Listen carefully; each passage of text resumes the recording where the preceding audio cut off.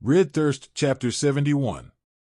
With the graceful aid of my remembrancer implant, I begin to retell the events here at Sotha, from the beginning to the end. Of course, slightly fudging over my deals with a Necron lord, or the unauthorized rescue of my faithful tech priest. Heretical actions might have consequences. Or admitting to stealing anything, because the Inquisitor is the law. Literally, an Inquisitor's words are the law. Very scary. She listened to me patiently, sometimes kissing my cheek in praise. I mean, I did wipe 4 Hellforges and burned a few craft worlds and that Tyranid-infested Necron world. Plus demolishing 2 largish Xeno invasions, the Orcs and the Eldar. I should be praised, like the hero. Slap. You don't have the right to create an Inquisitor fortress and a Deathwatch company, damn moron, my Rose yells with a psyker-infused voice and rubs her hand with annoyance. I did become more durable, with the Astartes' blood. I let the wave pass over me, and struggled to resist. Strong woman, my beloved. But only against mortals. You can also dismantle it, my dear, if it's not approved. In my opinion, we should defend Sotha for the years to come, especially against Eldar and Necrons. Chaos and Orcs too, as they seem to enjoying ruining stuff. I mused to myself. Yes, we will. But it was not your right to do this. My authority will suffer, and from that, all the Inquisition too, the Inquisitor answered in a deathly cold tone. I sighed and walked away, to stare at the codicils and precepts of the Astartes inscribed on the cave's walls. Mounted on metal plaques glued to the wall, since the living rock would repair any damage if you somehow managed to effect tiny scars with some exotic weapon. Excellent material for armor, if I could harvest it. Which Inquisition, my Rose? The Ordo Hydra? Those that hunt down the Sensei, Emperor's own flesh children, so they can retain secular power, instead of passing the rule of the Imperium to a legitimate heir, the Xanthite? The Fianites? Ordo Cronus? Those in the Cabal, that try to actively exterminate humanity? However many corrupted Inquisitors, hunting for relics or dark artifacts, so they can live forever. There's a dozen factions in the Inquisition, and none of them do anything useful. Instead, Forge Worlds and Hive's World get exterminated, loyal Astartes chapters get declared traitors, millions of guardsmen get casually murdered for simply seeing their Grey Knights, or fighting a few demons. Let's ask the Emperor what he says about your precious Inquisition. I proclaimed with an accusing hand towards the sounding board. Her eyes shifted, perhaps in fear. She knew what the Emperor would say, if he could. Kill them all. And with this device someone probably could. Someone who knew him, might be able to reach him or at least a fragment of his mind. Someone like an Adeptus Custodes, or perhaps a saint. His Primarchs without a doubt. Her fists clenched, with anger and terror. You will never be allowed to bring the device in his presence, rogue traitor. And the range from inside the Pharos is still too small. Not even a librarian or a mind-seer could force a connection from this far away, she declared after regaining some confidence.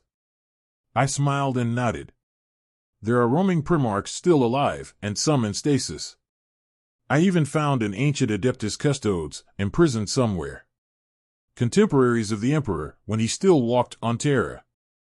Vulcan, Jagatai Khan, Robel Dorn, Lehman Russ, Lionel Johnson. Even the other Fulgrim and the loyal Omegon. That Corvus Corax is still hunting the traitor Primarchs in the Eye of Terror. When I am ready to visit Terra, my dear, nobody will stop me. I can bet a throne on that. I answered in fake confidence. Sure, I lacked actual secular power in the Imperium, but I wasn't really inside, was I? In time, I could grow my power base. The Inquisitor smiled thinly and nodded. For someone with that much knowledge, it might be possible one day. If your plans actually come into fruition, you will be important in the Imperium. Very true, if I actually cared about that corrupted Imperium. The Emperor and the Forges, my Rose. Everything else can burn, and nothing important would be lost. So, you've brought more Exterminatus ordnance? I concluded on a more cheerful tone.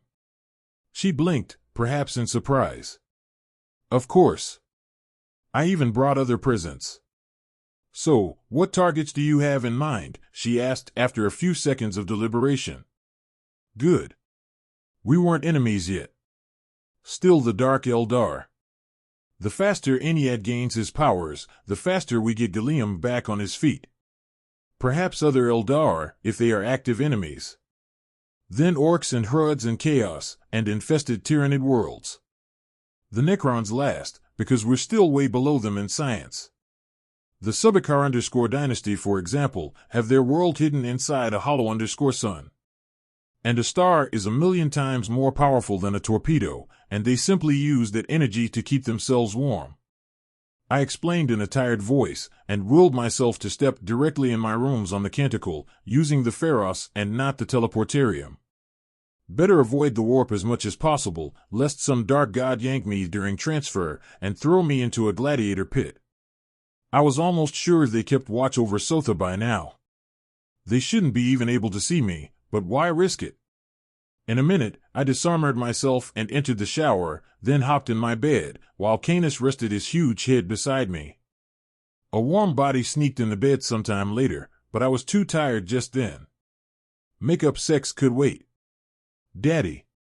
See, I managed to teleport, right in your room, my daughter exclaimed in joy and jumped on the poor Canis to pet and hug the space wolf with no regard for life or limb.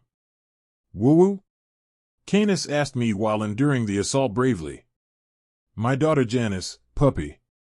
And this lady here is her mother. I explained while holding my hand out for the Trice-blessed CAF. This time, my beloved Naya was on guard duty, and she did complete the ritual, offering a large mug of scented divine essence.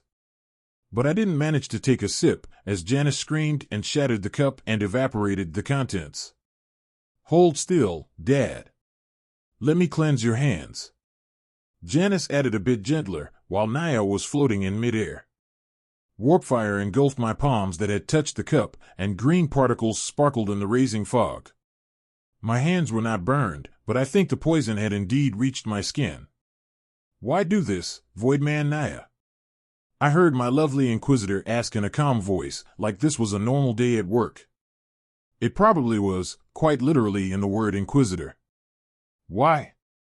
You pathetic creature. This genetic abomination dares to strike at the most unholy worlds. The creature inside Naya's flesh screamed as Janice got closer and gently waved a hand towards the traitor. Blue and violet sigils bound the floating shape, distorting it horribly. Then my eyes closed, and I fell asleep, which was really strange. I had just woke up feeling fresh. My mind wandered, and I met Rafin and Ludvius and a few more blood angels talking a walk through the nightmarish scenery and shooting their bolters at dashing shadows. A pulsating wound covered my side, flowing with red blood for no reason. And then I began feeling really thirsty. Resist the thirst, brother. It wasn't easy for us, but you were always better and much smarter. You will find a way. You always do. I heard Ludvius encourage me, while his maul crushed an unseen blob of teeth and tentacles. My implants were too far, and wouldn't help at all. This was my blood itself, acting up. Damn angel. Couldn't you have used nanites or something civilized to heal my wrist? I let my mind drift down towards the Pharos, and I began reciting the canticle of unceasing service over and over. It had to work. It had to work before, after all. Something liquid flowed down my throat, but it wasn't red and tasty. Still, it helped sate my thirst a little. Then my mind reached Jonas, one of my blank sons, walking through his burning desert alone and afraid. Son, stay strong. I urged him, and he looked at me with blurry eyes. His thirst was so strong he could drink a sea. He could use a few words, and help him get through this. Have courage, Jonas. For I am here, beside you. Recite the canticle after me, and you will conquer the red thirst. It's only a tiny flaw in the gene seed, but we are Lancefires. We are blank and immune to warp, and we fear nothing, because we are what they fear. Bastard, Chapter 72. My pain and thirst forgotten, I struggled with desperation to aid my son. We could not fail and fall into the damned blood curse. Even knowing why it happened, it didn't help much. At least I was certain the Black Rage wasn't an issue, as neither Jonas nor me had any tendency to rage madly at anything. One curse solved, possibly warp-induced or something of that nature. But the modifications of our genes, that wasn't exactly easy to subdue.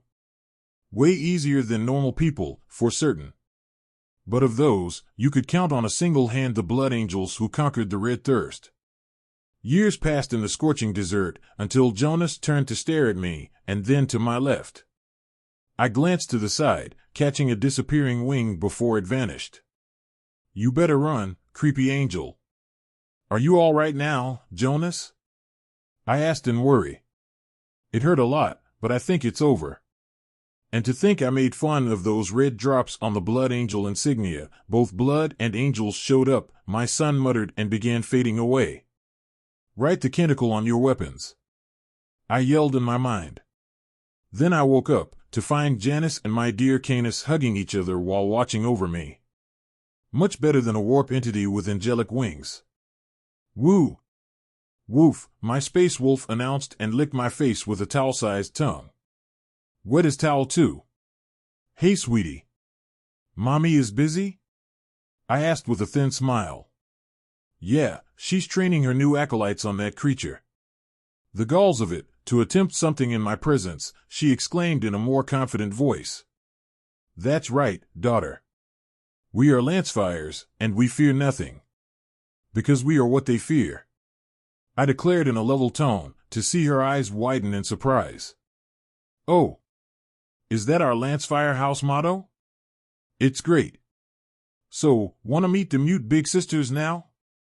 Janice asked while twirling her force staff in midair. Psyker powers were very cool for tricks like that. You know the Sisters of Silence are not medically mute, right? They just took a vow of silence. Which vows, we will smartly avoid by talking with our minds. It's how the entire Imperium works, only the written letter of the law counts. Sign language, mind signals, dancing and writing things on the implants, they are not speaking, so they must be correct. Just like the Church may not have men under arms, and they use women instead. The Adeptus Sororitas. I explained gently while examining Janice for signs of mutation. Didn't find any, and probably never will. Our blank genes kept us safe. Janice nodded wisely and petted Canis again. Did you know, your puppy has a rosarius around his neck? I was very confused at first, she asked with childish naivety. Yes, I asked a nice Astartes chaplain to bless his power shield collar, and used my own fingernails to craft an organic conduit to the Emperor. As long Canis stays loyal, weapons will not harm him. I said, pointing at the space wolf, who sat down meekly. Ah. Was it that simple? I'll have to ask Mommy to build a dozen of them, for the big sisters. They have armor, of course, but shields are much better. Janice announced proudly and conjured a barrier shield around her. I shook my head in amazement. Kids did get away with nearly anything, even from an Inquisitor. Go explore, sweetie. Daddy has to shower and get dressed. I told her, waving my hand in dismissal. Hee. You do stink a little, she quipped, then climbed on top of my space wolf and took off, passing through the metal door like it was made of air. It seems I will need Blackstone to keep my privacy with psychers on board. I showered myself thrice, because I had been sweating blood and normal sweat and got licked by a wolf. Damn dream visions. Then I examined myself in the mirror, looking for wings or other deformity.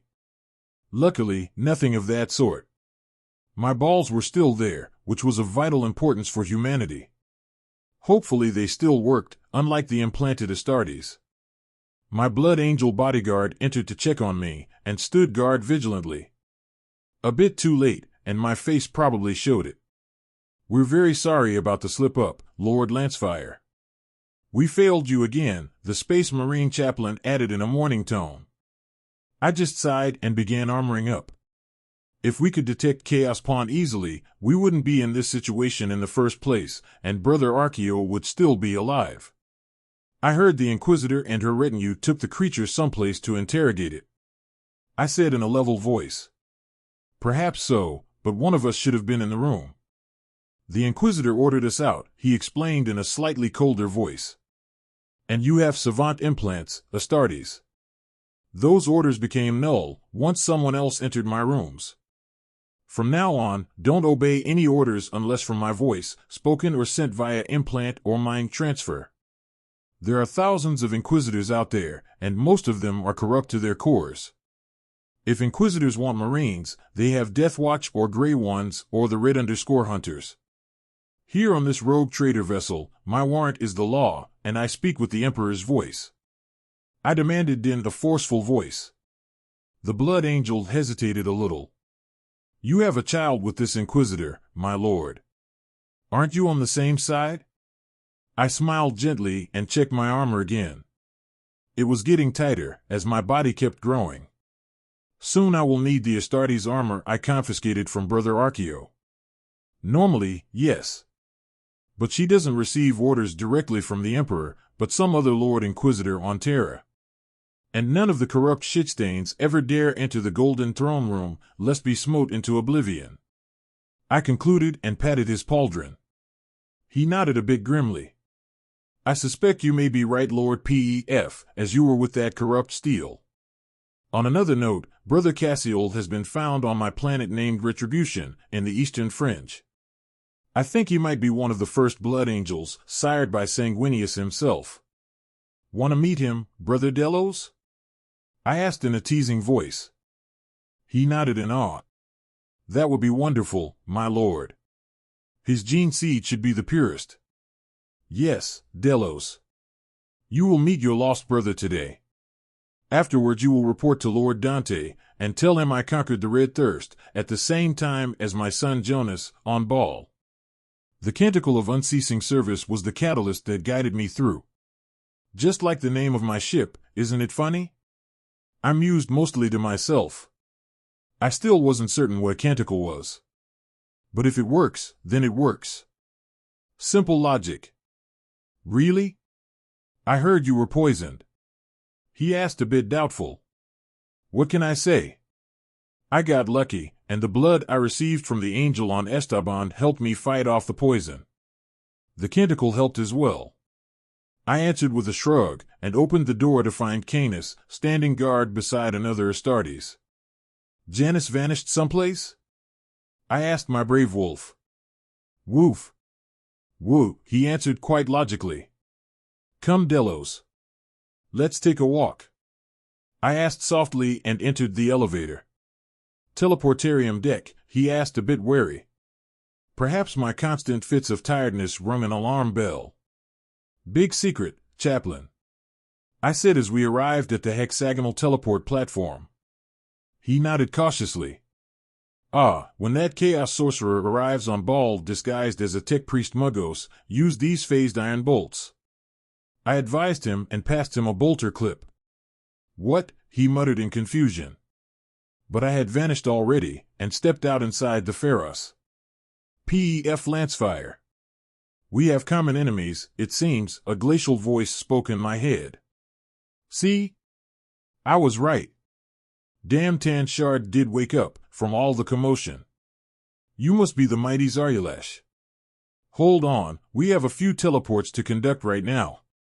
I hummed inward, while locking on the good chaplain and bringing him down, then directly on Retribution.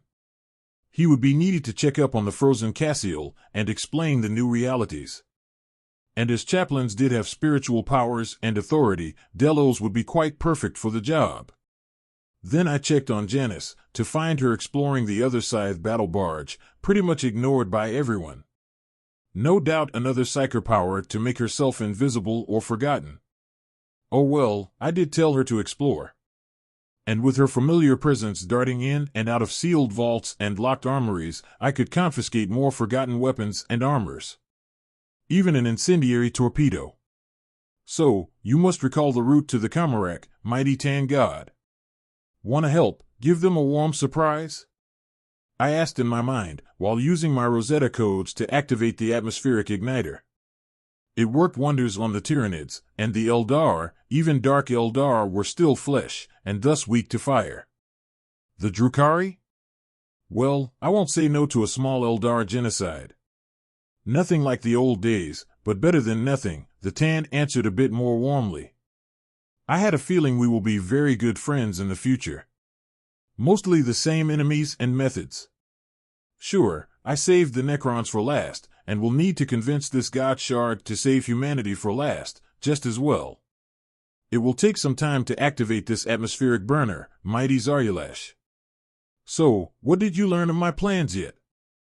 I wondered while cautiously enabling safety after safety. I have observed your deals with the Necron Trazyn. You offered him a lot, even another Tan. And gained pitifully little. And now, the warp creatures hunt for your soul, the Tan observed in a dismissive voice. I nodded in agreement. Of course I did. But value is in the eye of the beholder. Traveling among stars without entering the warp isn't so little, not for humanity. Trillions of humans get infected with warp parasites and other demons. Just like this woman on my ship. Can you imagine what it would be like if a great demon got his claws on you? My canticle doesn't even have blackstone armor. I complained, and added a small threat in there. The being laughed, as if there was a good joke somewhere. Yes, humans are easily corrupted, except the few of you that are blanks. And so it is, mighty Tan. That's why I try to spread blank genes among all humans, and warp-less ships. We could become like the Necrons, immune to the warp and the great enemy. I explained in a pleading voice. Please don't kill us first. Leave us for last, and then we'll see. Very amusing plan, and it might work. But you, Pef Lancefire, will very likely die, much sooner.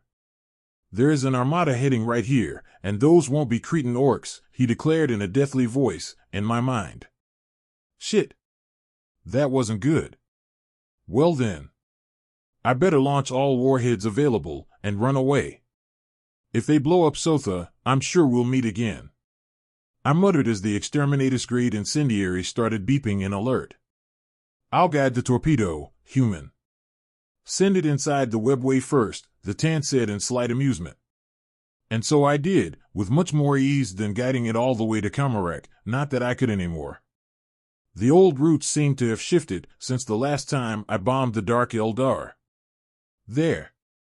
Not quite as strong as I could do it with my cosmic fire, but that port of lost souls is pretty toast, I'd say. 1 billion Eldari dead, not bad for an hour of hard work, right? He asked rhetorically. I nodded and grinned.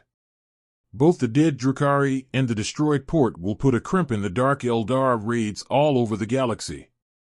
And without ships, they wouldn't be able to bring fresh slaves for torture or experiments. A minute later, my Rose arrived in the Pharos, holding her tarot deck tightly. This time it worked, magnificent bastard, she shouted and embraced me tightly. Shoo, keep my secret. I said out loud, and in my mind. A cold laughter accompanied me, as I stepped directly into my room with the loving prize in my arms, and hastily began undressing the lovely Inquisitor. Perhaps another blank child will arrive. Reality, Chapter 73. Much later, my Rose stretched like a lazy cat and patted my upgraded chest with satisfaction. This is much better, love. Great body, decent mind, mostly acceptable decisions. I might keep you just for the body though, she commented in a light tone. I sighed and drew her into a hug. There is a forge world called Venatoria, and they produced a device called a reality_cage. I need to obtain one, and make it work. Should keep any planet safe from demons. Or at least from warp storms and the Tyranid silence. She stood still for a second, then climbed to stare me in the eyes. Is it even possible? The implications, how come I don't know about this? Rose asked in a cold tone. I just shrugged. The modern Mechanicus tech priests are either idiots or unhinged geniuses. Most of them simply toil in the forge, producing sane cogs and metal parts for centuries. They don't even know how the devices work, just follow the STC template like it's magic. The other kind, these guys from Venatoria tried to close the maelstrom. Of course, they failed miserably and most records were expunged. I'm not sure even the best Necron Cryptex can do that. And humanity is 60 million years less advanced. The Inquisitor pierced me with a death stare and poked my chest. You know too much. Can you even make it work, at least on planetary scale? Yes, my dear, it's only a big Geller field, at the origin. I am building a hive city-sized Geller field over my capital on Illavar, right now. But those permanent warp vortexes are something completely different. The fall of the Eldar created the Eye of Terror. You can guess the rest. I continued with a sadder voice. I can guess, indeed. And where do you get all these stories from, Lord Lancefire? The Pharos, she asked quite logically. The Tan Shard is awake, dear Inquisitor of the Ordo Xenos. You may interrogate the prisoner as much as you want. I spoke in a teasing tone. Her eyes went wide, in fear and hope. Truly? A real Tan? Is it coherent? At least a little, she asked with a fast breath. For a simple shard of a Tan, this being is quite sane. I call him Mighty Zerulash, and he promised to help here and there, until he escapes and kills everyone. I explained patiently, and played with her death and duty. But Rose didn't seem to mind, deep in a mental trance of some kind. Possibly sealed mnemonics, locked for just such a contingency. My orders say to contact Inquisitor Ario Barzano, in the event of making contact with a contained Tan or a shard of one, my dear Rose declared, with a painful scowl on her face. Probably a Tan was way above her pay grade, among the more renowned Ordo Xenos Inquisitors, and Barzano had been close to reaching the Nightbringer Tan, before the Dark Eldar arrived. I'd bet a throne he knew the lore very well. I shook my head and sighed. Well, I'm certain I can find this Inquisitor. But I don't have anything of real value to trade for him. Except, some Eldar prisoners, maybe. It would be a long shot, as these guys might not even have a craft world anymore. I did save them for you, in case you were one of those seeking to obtain the secret of the Spirit Stones. Same with all these Eldar vessels I captured at not small cost. Where is he? Tell me, she yelled at me in almost panic. Possibly mania-induced compulsion. Those shit-eating bosses of theirs. You better not know, my love. I do have control over the Pharos, so technically I could kidnap him from wherever he is kept. But those guys are, how should put it? Strong and vindictive. One of them captured an entire Tyranid hive fleet and keeps it in a stasis box, on his desk. I answered rather truthfully. Perhaps not yet, but Trazyn the Infinite did have a hive fleet as a pet, in my other memories.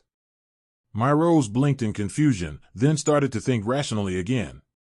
That kind of power, what kind of people do you know, my strange rogue trader? She wondered a bit amazed. I waved her words away. There are 500 billion stars in the galaxy, my dear. Among them, countless godlings and other entities. These Tan, who do you think broke them into shards and bound them in impregnable prisons?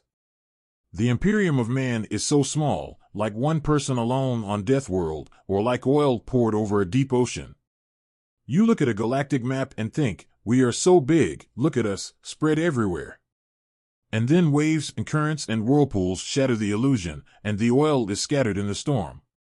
She sighed and nodded in sadness.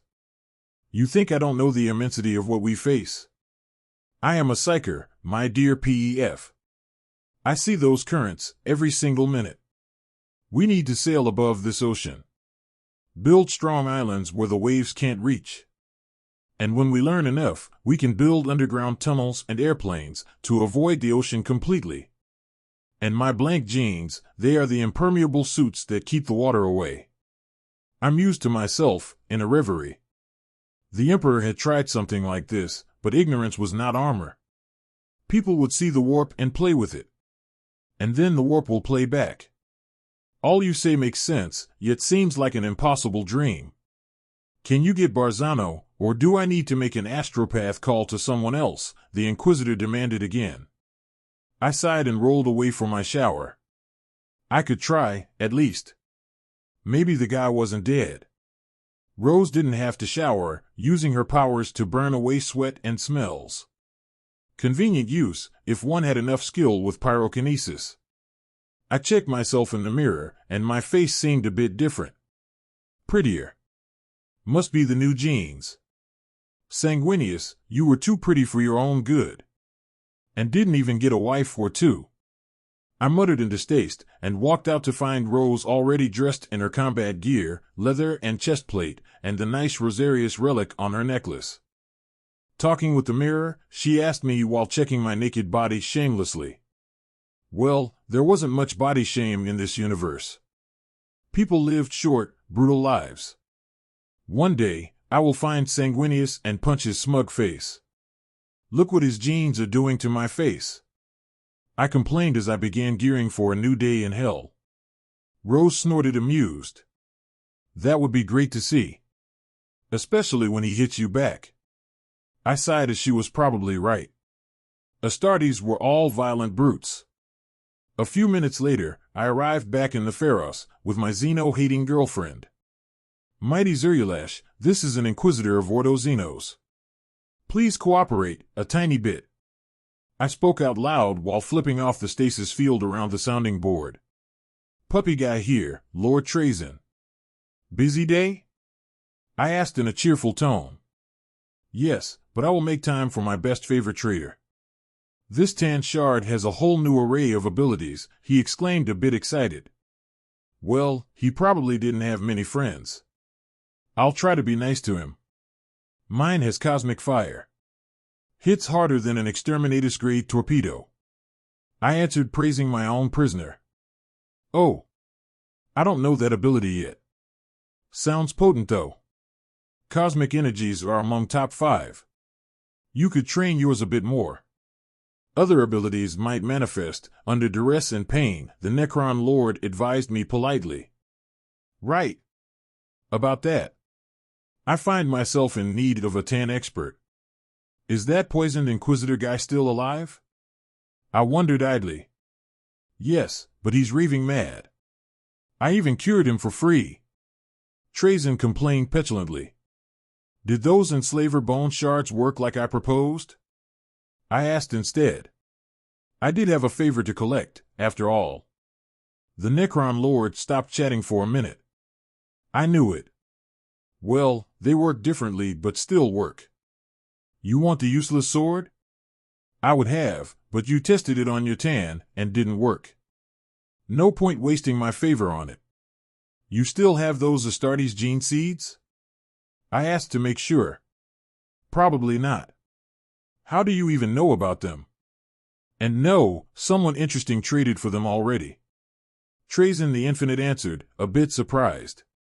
Or faking it very well. Fabius, right? Give me more work, will you? It's like you want the Eye of Terror to spread out and corrupt the entire galaxy. Keep doing stuff like this and you might find yourself alone. I muttered in fake dismay. Again that crazy trick of yours. I wasn't even there, he complained in real worry this time. For that, I will take the Custodes and the Inquisitor. And some Astartes too, a company of. I began saying. No. Not my precious Custodes. I only have one. And no company of Astartes either. A squad at most, he rebutted me a bit fiercely. You have an entire chapter. Give me the others. Ultramarines, salamanders, and whatever else. I demanded with a harsher tone. Calm down, stranger, not all of them. I need to keep at least one, of every color. Where should I send the rest? He asked after a few seconds. Forge Antax, the Salamanders, and the Inquisitor. The Ultramarines on Forge Gantz. Anyone else, at Forge Hypnoth. And a derelict ship with STC schematics too. I forgot about them and they keep complaining. I asked with a bit of trepidation. It had been pretty close. Plus that forge will be attacked by other Necrons soon. Better prepare the ground. All right. Trade finished and no taking back, the Necron exclaimed in a happier voice. Good. Now, I have another story if you're interested. I whispered as another data slate vanished from my hands and into his own. Oh? Geller Fields? From weak, to creepy, to medium. What are these for? Trazen asked confused. 1,000 years ago, a group of Mechanicus tech priests from Forge Venatoria tried to close the Eye of Terror with a reality cage device. After they failed tragically, they tried again, on the Maelstrom, using reality bombs. They never found the bodies, or the devices. However, someone with patience and skill. I continued in an enticing tone. Those idiots in the Mechanicus. Without living rock and compressed blackstone, no wonder they failed so abjectly. What did they use to power it? A plasma reactor, the scientist Necron erupted in disgust. Well, I don't have such grand dreams. Not yet, and not without your help, Lord Trazen. Even you failed last time, I mean in the other future where we all die horribly, and the larger tyrannid swarms not yet devoured run away in fear. Damn stupid orcs. I muttered in fake anger. I bet nobody expected the orcs to devour everything, except perhaps the old ones that created them. Orcs? You mean to tell me, the orcs win? Trazen asked in outrage. I know, buddy. Not these orcs, of course. But their WAF field contains all the knowledge and inventions of the old ones. They just need sufficient numbers. 1 trillion planets infested with greenskins, and they are the new reality. And for that, they just need a powerful enemy to offer a good fight. Chaos or Tyranids, even Necrons, all swept away by unstoppable tides of Titan-sized orcs that sprout 1,000 more if you kill one. Cute revenge, right? I asked in fake humor. And these Mechanicus reality cages will contain the WAF field, just like warp incursions. They would be useful. Damn it! I hate traveling, the Necron grumbled in annoyance. I know the Necrons have something similar, but it would be too hard to make, by my allies. Alas, I'm off to find more nice stuff, in the Halo stars. Don't call me, I'll call you. I said with faint amusement and closed the call. Rose stared at me and then pointed wordlessly towards a moving wall, right in front of us. The wall folded open, revealing the prisoner kept inside the Pharos. Strangely, the alien Tan looked almost human, if much larger. Eldar Strike Back, Chapter 74. Mighty Tan, you were saying something about a fleet coming here? I asked out loud. The ancient god nodded gravely. You stirred a hornet nest by attacking those Eldar craft worlds, Pef Lancefire. And although you have tried to prepare minefields and forts and a whole fleet of human warships, 1,000 Eldari cruisers and even some battleships will arrive soon. Perhaps only the Necrons would be able to match this array of forces, a whole dynasty or two. I grimaced in a pained smile. Of course the Eldar wouldn't simply take it. Janice dear, visit the torpedo room and examine each warhead, starting with Vortex, then Exterminatus and the Melta torpedoes. I sent mentally towards my naive daughter. Oh? Can I, Daddy? Mom said it was dangerous, she replied a bit doubtful. She is here with me, sweetie. We need to receive a big Eldar fleet coming here. I explained a bit more sternly. Tell Janice is okay. We better start priming the welcome gifts for our visitors. I added in a level voice towards the Inquisitor. All right. I suppose we can do that. What about Ario_Barzano? My Rose asked sternly and eyed the Tan warily. Well, this godling wasn't the issue right now. Keeping a mental eye on Janice, I followed her steps into the armored torpedo room and the most secure and potent weapons in the humanities' arsenal. I will need them all. I don't know this Inquisitor well enough, my dear. He was sent to forge Antax by his rescuer. It seems he had been poisoned by a dark Eldar Archon and barely survived. I commented as the first Vortex torpedo arrived in the inner cave of the Pharos. Now, you want to attack my fleet and private lighthouse/teleporter/observatory? Not on my watch, silly farcers. I can see you coming, well. I mean, the Tan can see you coming from half the galaxy away. Antax is not that far. If the Mechanicus provide him a fast escort, he could arrive in a few days, or weeks, the Inquisitor mused in deep thought. Warp travel was never an exact science. Unless your destination was just a star system nearby, travel time was always of dubious reliance. Now, what could the Eldar target be? The captured Eldar for certain. They were kept on board the new Ejida fortress, guarded by a company of Astartes, and thousands of scythe serfs and some tech priests. Better send the Silent Sisters there, just in case. Eldar were psychers, so the Sisters would nullify most of their abilities. What else? The derelict Eldar warships? Most likely. They would try to keep their technology secure, especially from humanity whom they saw as primitive monkeys. They might try to destroy the ships before we reverse-engineered their advanced tech. The Tan himself? Quite possibly. Nothing I could do about that. We did have kilometers of magma above us and walls of nearly indestructible living rock as a bunker. The safest place around, anyway. The tech priests and the fragile universe-class conveyors would make a juicy target just to hurt the Imperium, or in this case, my new empire in the fringe. We'll need to send them orders to depart for Forge Retribution at once. The defensive fleet and the forts would help somewhat, although the Tan was certain they will not be sufficient. Possibly correct, if the Eldar brought void battleships. Those vessels were nearly as tough as the Necron's tuned ships.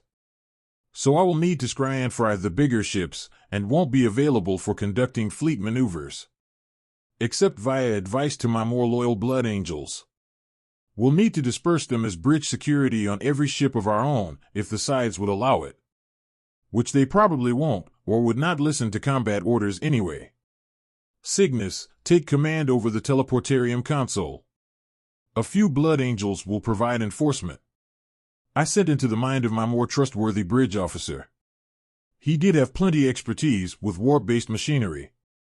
Lord Pef? Is this some kind of psyker transmission? He wondered in worry. Nope. I'm a blank, remember? Just a device for mind-to-mind messaging, which I suspect the Inquisitor might use to command her Sisters of Silence. I explained with a mental shrug. If you say so, Captain. The Sisters are voiceless but blank as well, huh? I never considered how they coordinate in battle.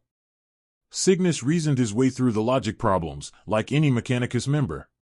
Right. Anyway, there seems to be an Eldar fleet on approach. Make use of those nice warheads, if you can.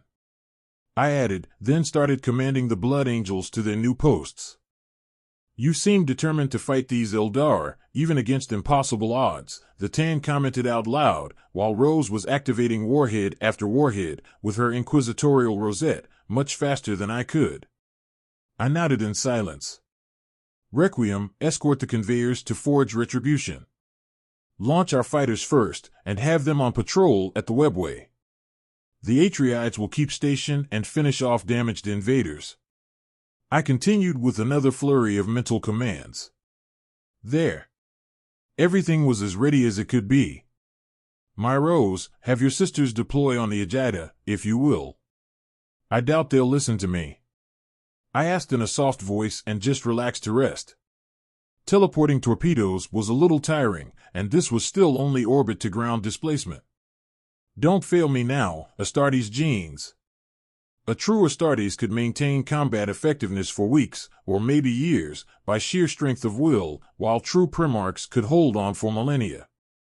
Those giant morons hunting demons inside the Eye of Terror as self-imposed penance, they had never rested in 11,000 years.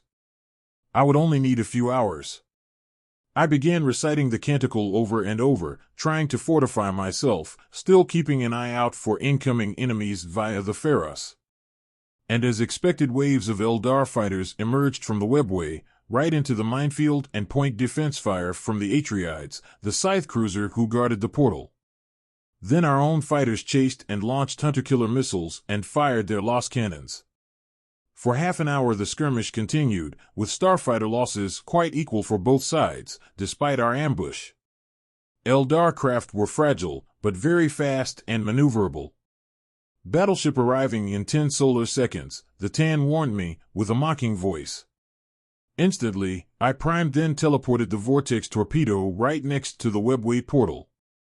The prow of the Eldar battleship vanished in a gigantic warp rift, which soon devoured the portal itself, and began bending and warping the Wraithbone construct, scattering the Eldar fleet for light years around.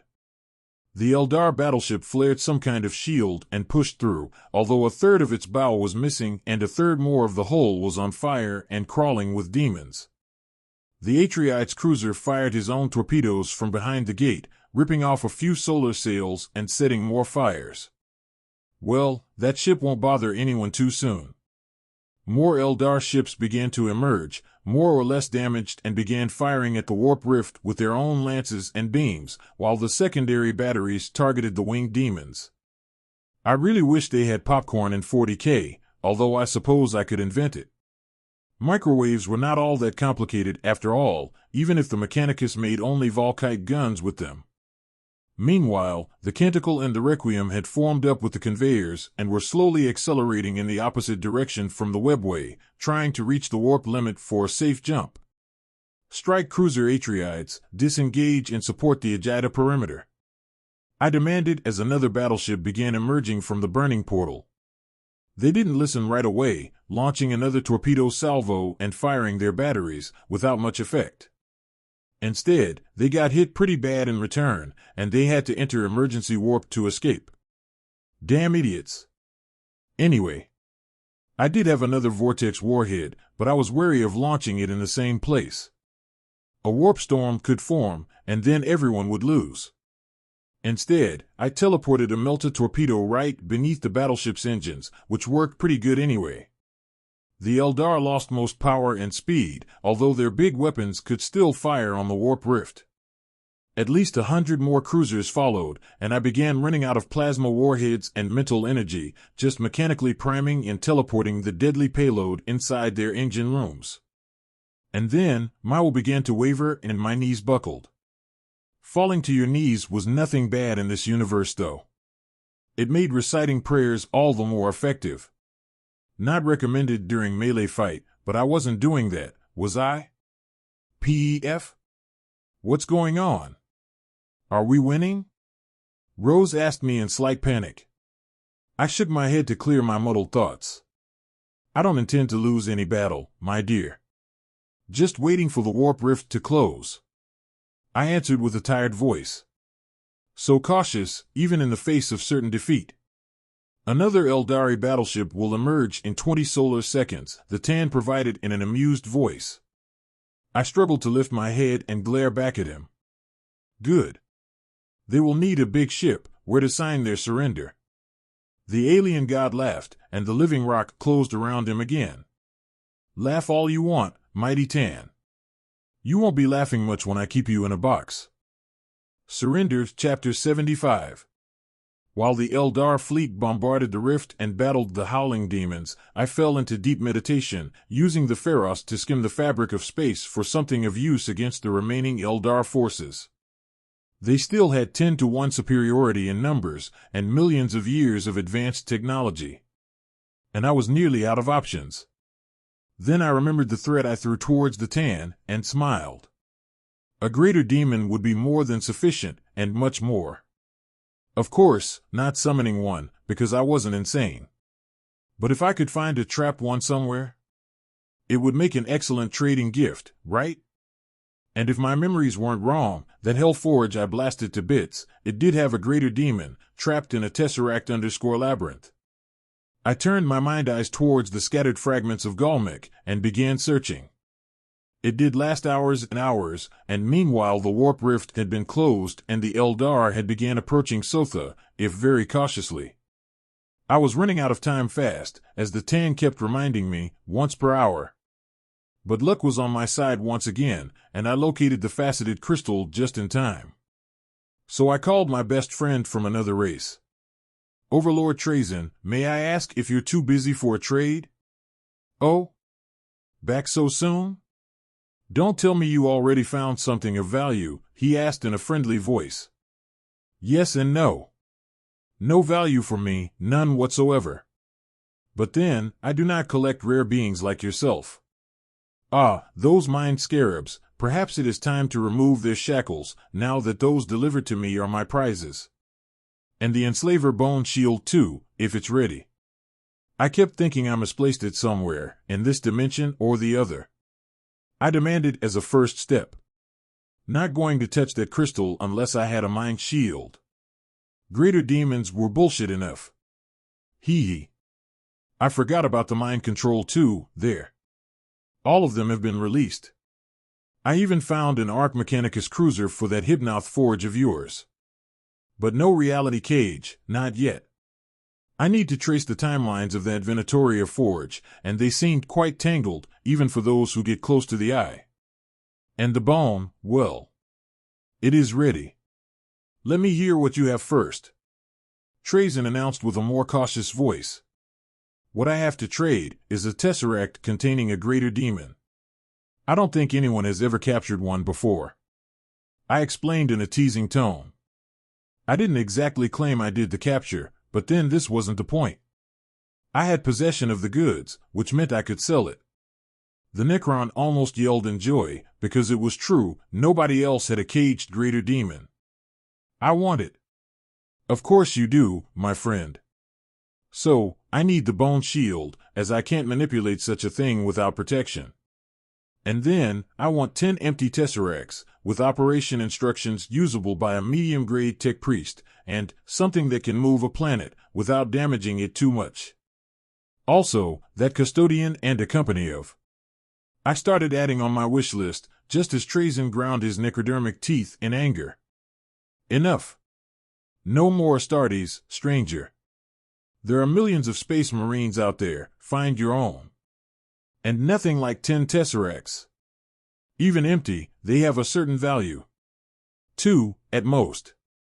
The bone shield I understand, depending on your race it would be terminally dangerous to handle a greater demon. Same with operating instructions, although if you are a tech priest, I feel sorry for you, the Necron Lord exclaimed while he sliced off the negotiation deck and ignored the custodian deal. So it would be possible after all, just not yet. Same for the planet drive, which wasn't that difficult for any advanced race or psyker. I just wasn't any of those. Not a tech priest, but I am good friends with many of them. Just hold it in front of you, and don't forget to remove any traps. I said while locking onto the space in front of Trazen. Just a bone, right now. And this data slate with the Tesseract instructions, he argued, perhaps fearful I won't conclude the deal.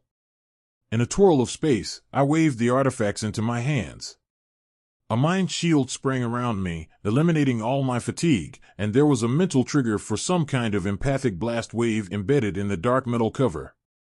The Tan tried to say something in my mind, but it was blocked, giving only a slight tingle of warning. Perfect job, Trazen. What is the mighty Tan saying? I asked my Rose. He warns that the other Eldar vessels are gathering into a second fleet and will arrive in the system in a few hours. The Inquisitor explained while measuring the new weapon in my hand with Ordo Zeno's wariness. Quite rightfully, if I might say. I now had a weapon similar to Trazen's own empathic_obliterator, which was also a mind shield, and probably still a gravity hammer like before. And just like Trazen himself wasn't a psyker and could use it, so could I. Then I connected to the data slate with my implant and began to rapidly download and read the operating instructions, which seemed much too simple. Perhaps Trazen had a too low opinion about the Mechanicus. Some of them could be really smart. A dozen minutes later, I opened my eyes and checked the fleet situation to find the Eldar already bombarding the outer forts. Time had ran out. Damn it. Twisting space again, I cautiously willed the Tesseract crystal inside the Pharos, and immediately away, into Trazen's room. Something did tingle my mental defenses, while Rose crashed to her knees in pain and agony, with eyes glowing blue. What was that? It felt like a demon, a big one. I haven't felt anything like that since we killed Fulgrim. Well, my dear, I am a rogue trader, aren't I? Someone had a greater demon of corn trapped in a box, and someone else wanted it for his collection. I get a finder's fee and access to another deal in the future. I explained patiently as 2 empty tesseracts appeared in my hand. I had one crystal flipped into my chest null box and started connecting with the second crystal via my implants.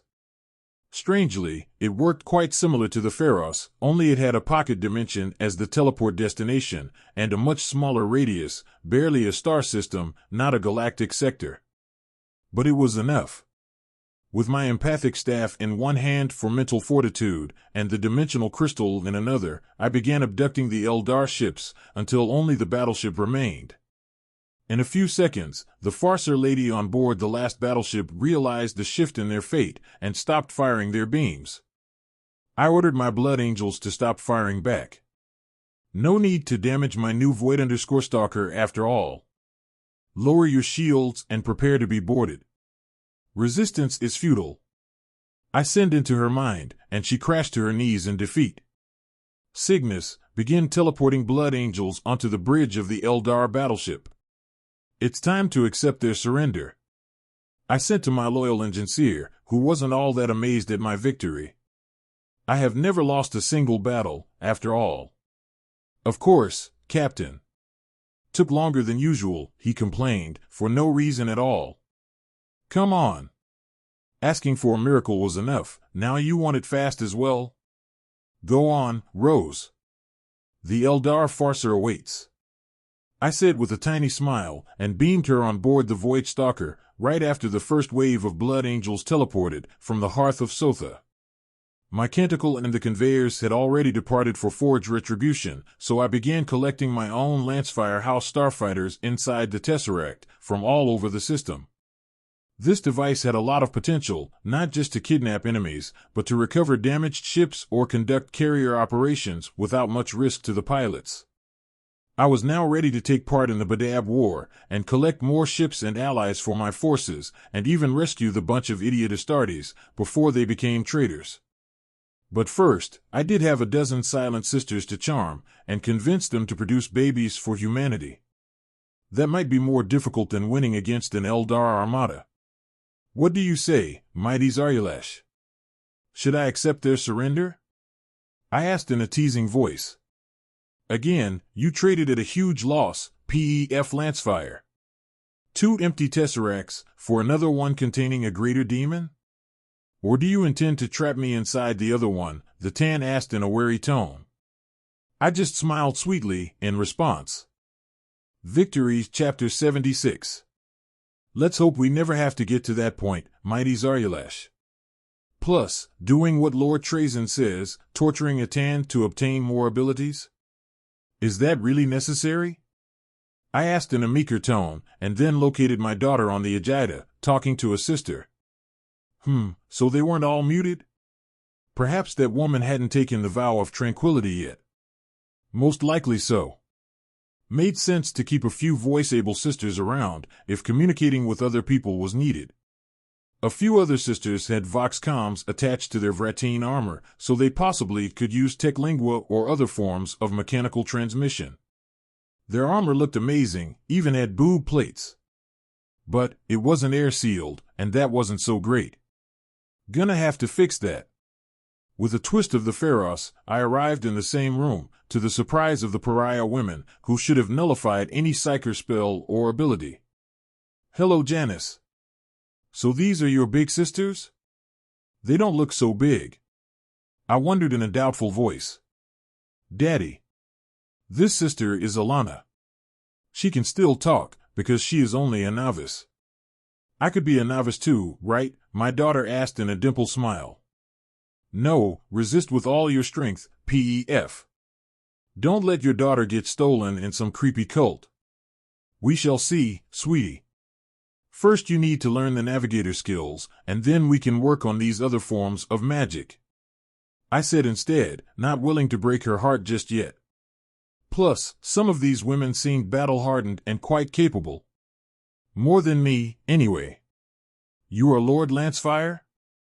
I thought you were a blank, not another miracle like Janice. Sister Alana asked me with a concerned voice. I just shrugged carelessly. I certainly am a blank. I fought chaos sorcerers before, even killed the traitor Primarch once. But most importantly, I am a rogue trader. I answered and opened my null box to remove my warrant scroll. Better make sure they knew what I was, before knowing me better. So I offered the warrant to the sister in charge. Please read it, my dear. Especially the part about my duty, beyond the borders of the Imperium. The Witch-Seeker took the scroll a bit confused and started reading. While reading, her free hand flashed in battle speak, which was quite similar to what Ludvius had taught me. I sighed and slammed my bone staff on the metal floor. We can also talk mind to mind. It will become easier when we know each other better. I spoke to all of them empathically. It was very difficult though, even with the aid of my enslaver staff.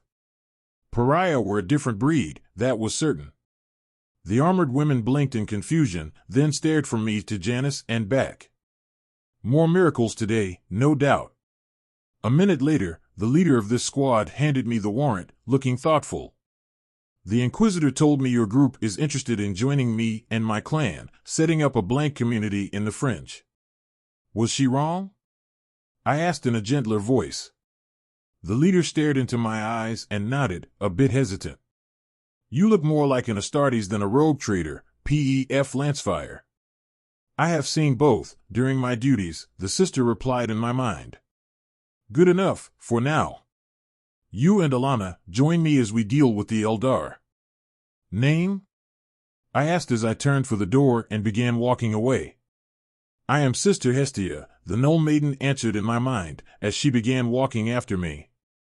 Can I come too, Dad? I want to explore the Eldar ship too. Janice asked in a pleading voice. You can't, sweetie. It is a war zone, and Eldar are treacherous. You don't even have a Rosarius. I explained gently and patted my belt. Damn it.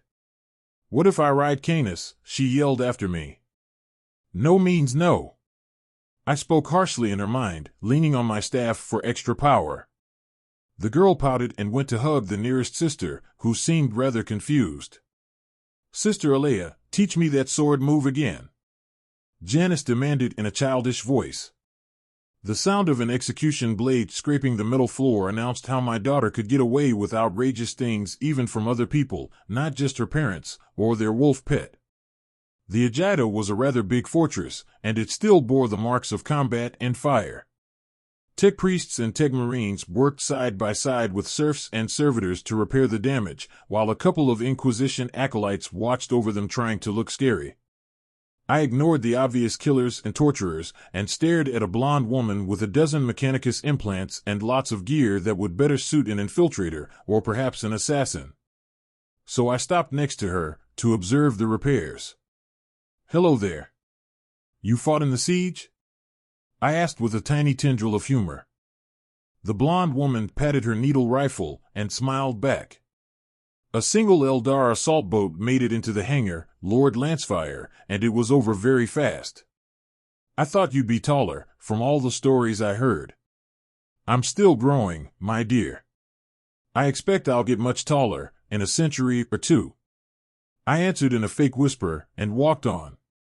Modest too. She muttered while staring at my armored ass. Holding my helmet sensor towards the back always made for best comebacks. You think she is marking my ass for a needle shot? I asked the non-mute Alana, who blushed and glanced at the sniper acolyte in surprise. Perhaps not for a needle, my lord. Alana mumbled in a stammer. How cute. She might become my favorite in bed soon. We will take the Talion, Sister Hestia announced me with another mind message, while pointing at an armored lander with a few special weapons on its wings. Looked a lot like the Deathwatch Deep Strike gunships, the Corvus _Blackstar. Looks very advanced. I like it. I complimented the ship and Alana smiled widely at me. We have nice gear, from Mars and Luna. I am learning to pilot as well, she explained while the Null Maiden climbed in the cockpit and took off like a veteran pilot. Hestia most certainly knew her job, or she wouldn't be leading this team, far behind enemy lines. So, what do you do with the blank boys when they get born? Drown them? I asked to make conversation. There were only women in the Sisterhood, and I already knew blank boys would get born. I had quite a few myself. Alana blinked at me in confusion, then towards the cockpit. I heard rumors, they get taken to Holy Terra. But I don't think they just drown them. They probably grind their bones to make PSYK out grenades or something. I answered with grim smile. The novice sister glared at me like I said something untrue. You think they make Negasai bolts from dead blanks or pariah? She asked, a bit terrified. I nodded with certitude. Completely certain, Sister Alana. Of course, they might die during battles or something. It's not like anyone would hate untouchables so much that they would simply murder them to collect the organic parts, right? I asked rhetorically, as the Talion lander entered the launch bay of the Eldar Void Stalker. I've never heard of blank men fighting in battles. Alana confessed with a horrified face. All the more reason not to enter the Imperium again. I liked my bones and organs where they were. A few minutes later, I was escorted on the battleship's bridge, where a tall and lithe Eldar female was kept under guard by my blood angels. On the way, I wondered at the very advanced and clean battleship, which looked more like white and gray plastic.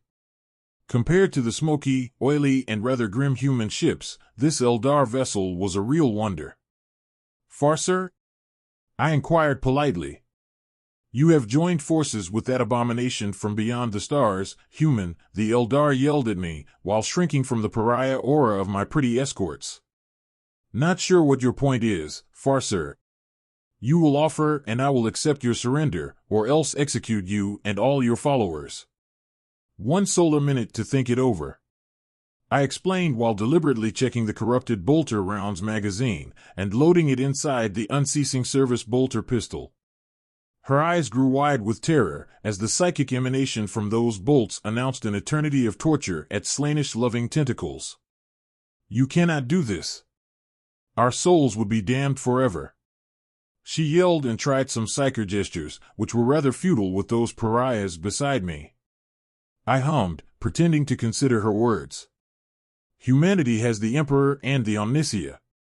Right here on my chest, the twin-headed Aquila. I indicated tapping the sigil. Orcs have their Gork and Mork, both ready to accept their orcish spirits after they die.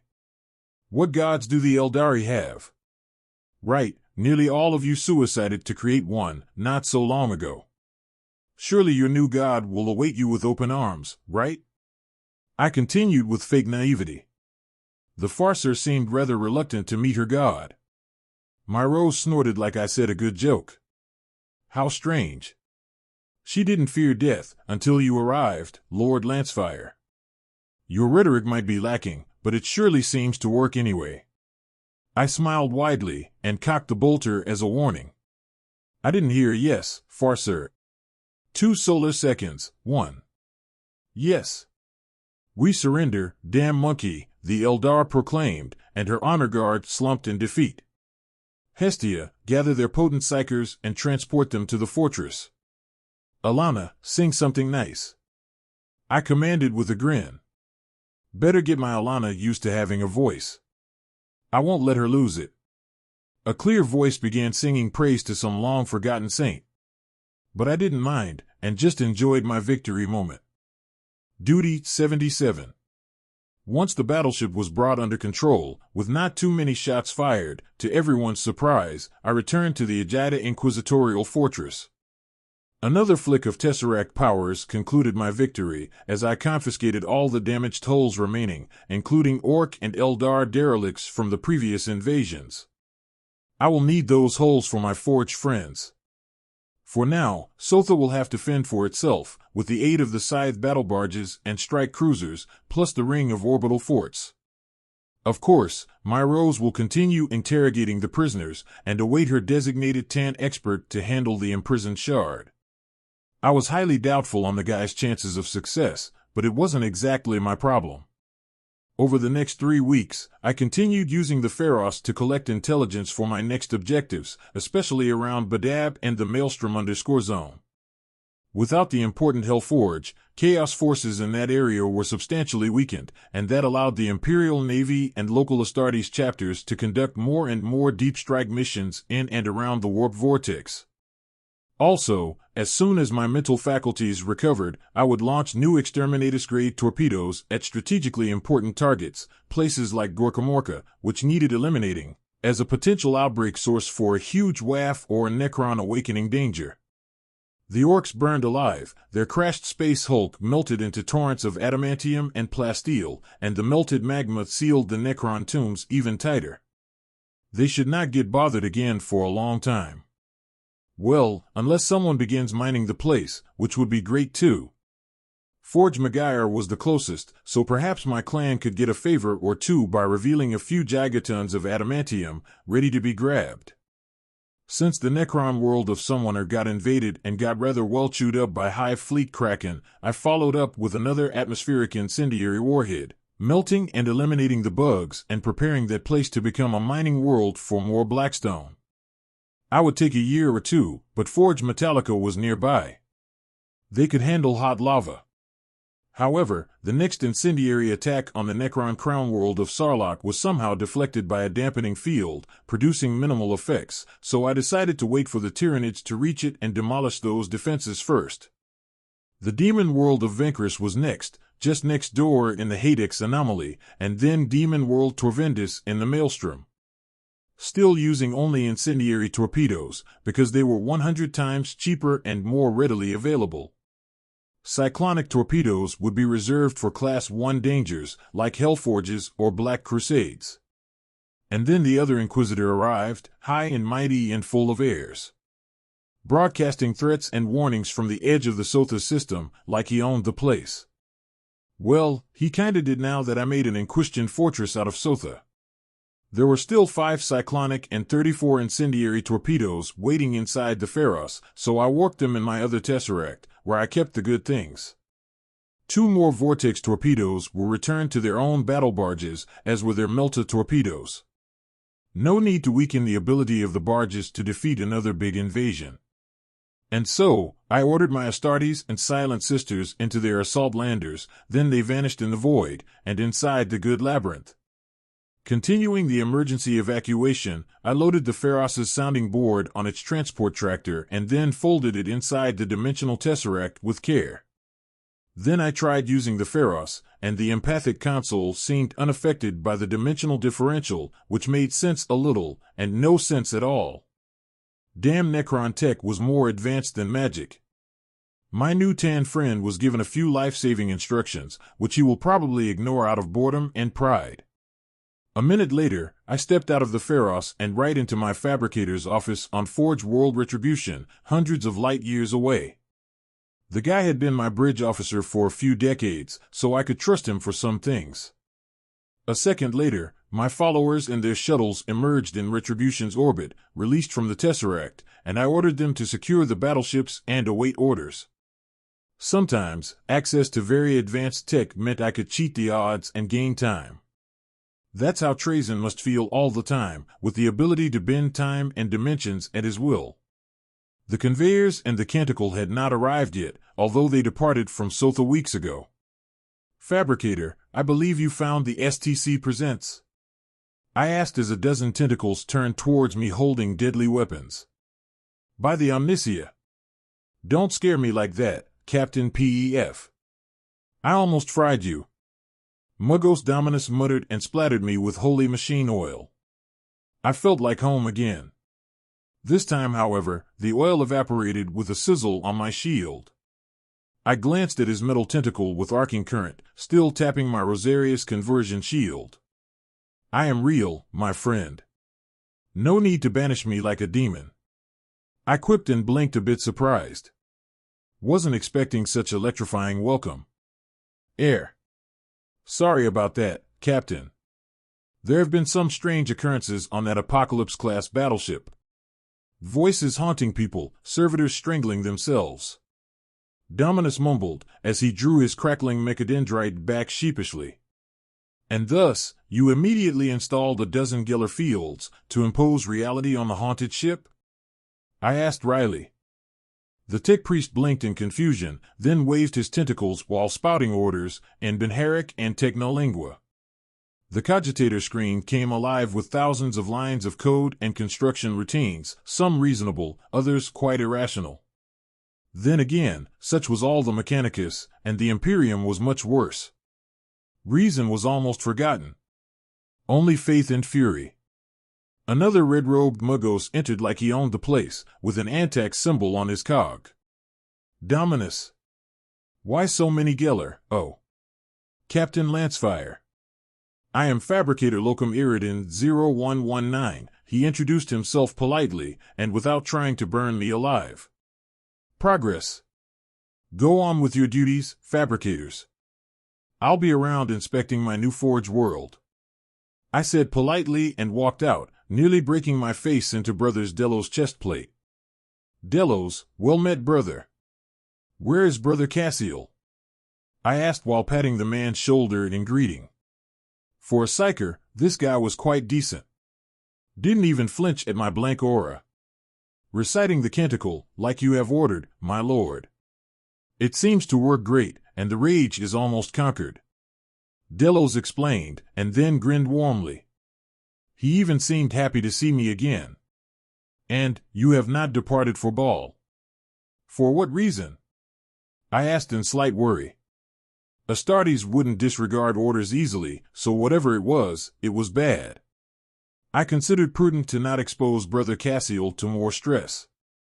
Being lost in time for 10 millennia was a great shock, plus whatever he endured in his captivity. I also detected some kind of alien implants inserted in his brain, the chaplain told me softly, with a few fingers signaling Xeno origin confirmed in Astartes battle speak. All right, someone did things to him during these millennia, and thus you immediately contacted the fabricator to have these strange implants removed, right? I asked rhetorically. The chaplain changed faces a few times, settling on shame and defeat. I haven't considered that, my lord. The Mechanicus, they are heathens and worship the machine god. I tapped my chest again. See these two eagle heads, my friend? The Emperor and the Forge, united in a single body on Mount Olympus. Your armor is made by Forge in Caladian, right?